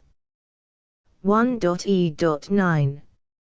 If you wish to charge a fee or distribute a Project Gutenberg trademark symbol electronic work or group of works on different terms than are set forth in this agreement, you must obtain permission in writing from the Project Gutenberg Literary Archive Foundation, the manager of the Project Gutenberg trademark symbol trademark. Contact the Foundation as set forth in Section 3 below.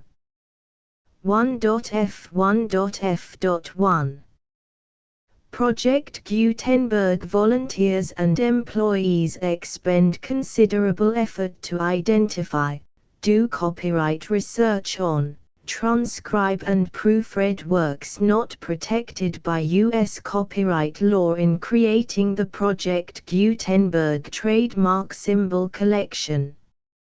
Despite these efforts, Project Gutenberg trademark symbol electronic works, and the medium on which they may be stored, may contain defects such as, but not limited to, incomplete, inaccurate or corrupt data, transcription errors, a copyright or other intellectual property infringement, a defective or damaged disk or other medium, a computer virus, or computer codes that damage or cannot be read by your equipment.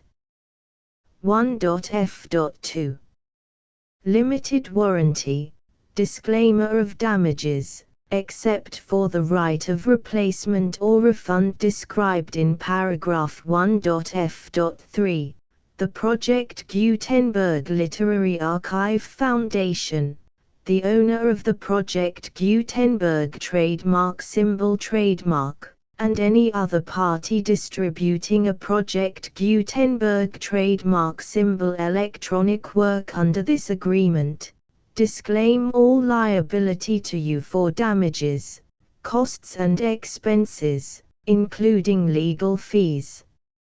You agree that you have no remedies for negligence, strict liability, breach of warranty or breach of contract except those provided in paragraph 1.f.3.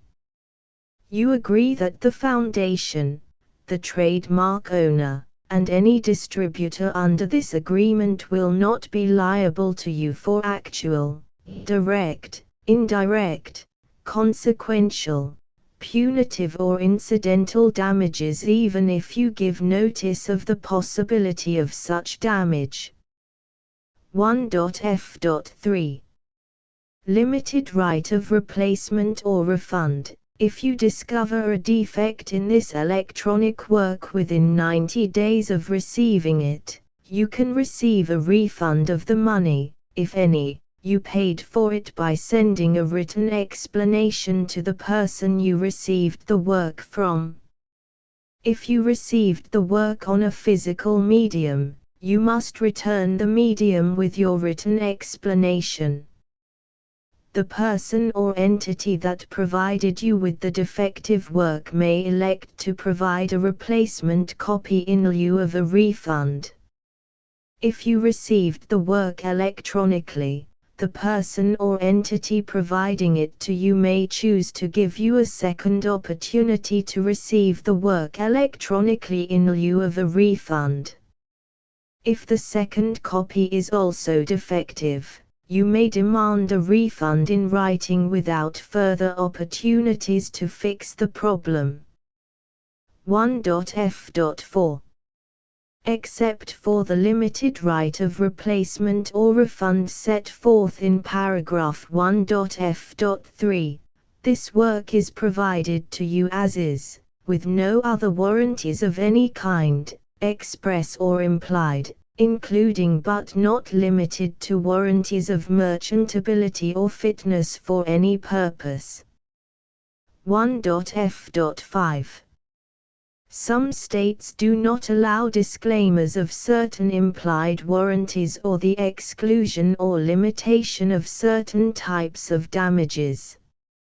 If any disclaimer or limitation set forth in this agreement violates the law of the state applicable to this agreement, the agreement shall be interpreted to make the maximum disclaimer or limitation permitted by the applicable state law.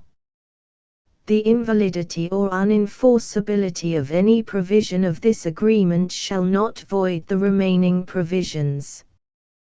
1.f.6 Indemnity. You agree to indemnify and hold the foundation, the trademark owner, any agent or employee of the foundation, anyone providing copies of Project Gutenberg trademark symbol electronic works in accordance with this agreement, and any volunteers associated with the production, promotion and distribution of Project Gutenberg trademark symbol electronic works, harmless from all liability, costs and expenses, including legal fees, that arise directly or indirectly from any of the following which you do or cause to occur.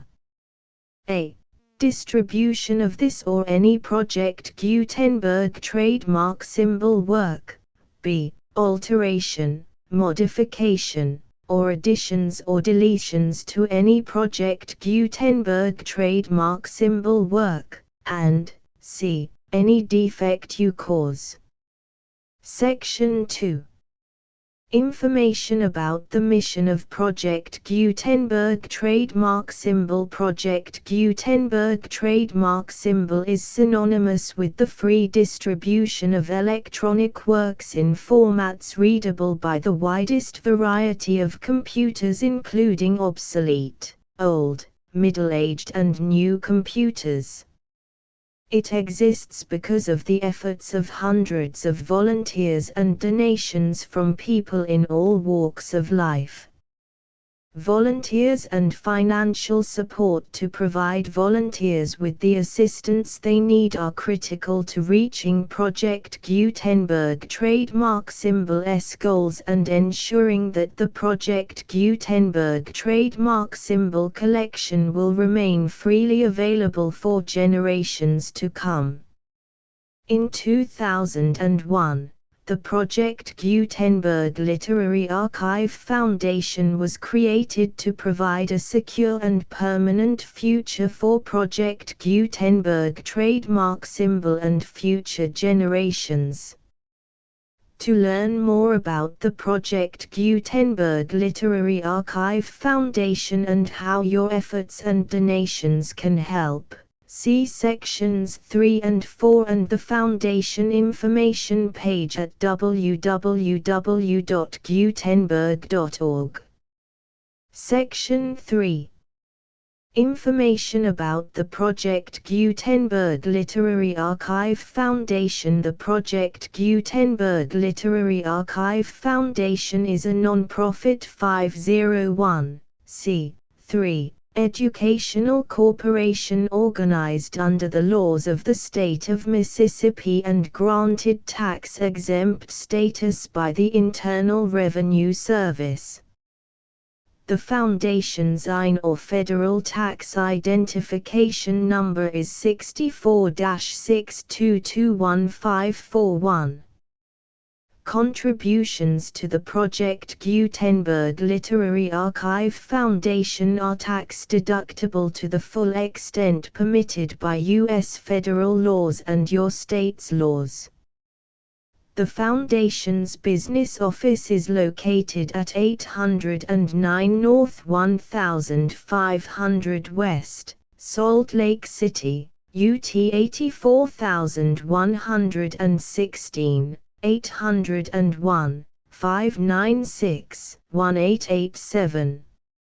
Email contact links and up-to-date contact information can be found at the Foundation's website and official page at www.gutenberg.org/contact section 4. Information about donations to the Project Gutenberg Literary Archive Foundation. Project Gutenberg trademark symbol depends upon and cannot survive without widespread public support and donations to carry out its mission of increasing the number of public domain and licensed works that can be freely distributed in machine-readable form accessible by the widest array of equipment including outdated equipment. Many small donations, $1 to $5,000, are particularly important to maintaining tax-exempt status with the IRS. The Foundation is committed to complying with the laws regulating charities and charitable donations in all 50 states of the United States. Compliance requirements are not uniform and it takes a considerable effort, much paperwork and many fees to meet and keep up with these requirements. We do not solicit donations in locations where we have not received written confirmation of compliance. To send donations or determine the status of compliance for any particular state, visit www.gutenberg.org/donate. While we cannot and do not solicit contributions from states where we have not met the solicitation requirements, we know of no prohibition against accepting unsolicited donations from donors in such states who approach us with offers to donate. International donations are gratefully accepted, but we cannot make any statements concerning tax treatment of donations received from outside the United States. U.S. laws alone swamp our small staff. Please check the Project Gutenberg web pages for current donation methods and addresses. Donations are accepted in a number of other ways including checks, online payments and credit card donations. To donate, please visit www.gutenberg.org/donate. Section 5. General information about Project Gutenberg trademark symbol electronic works. Professor Michael S. Hart was the originator of the Project Gutenberg trademark symbol concept of a library of electronic works that could be freely shared with anyone. For 40 years, he produced and distributed Project Gutenberg trademark symbol ebooks with only a loose network of volunteer support. Project Gutenberg trademark symbol ebooks are often created from several printed editions, all of which are confirmed as not protected by copyright in the US unless a copyright notice is included. Thus, we do not necessarily keep ebooks in compliance with any particular paper edition. Most people start at our website, which has the main PG search facility, www.gutenberg.org. This website includes information about Project Gutenberg trademark symbol, including how to make donations to the Project Gutenberg Literary Archive Foundation, how to help produce our new ebooks, and how to subscribe to our email newsletter to hear about new ebooks.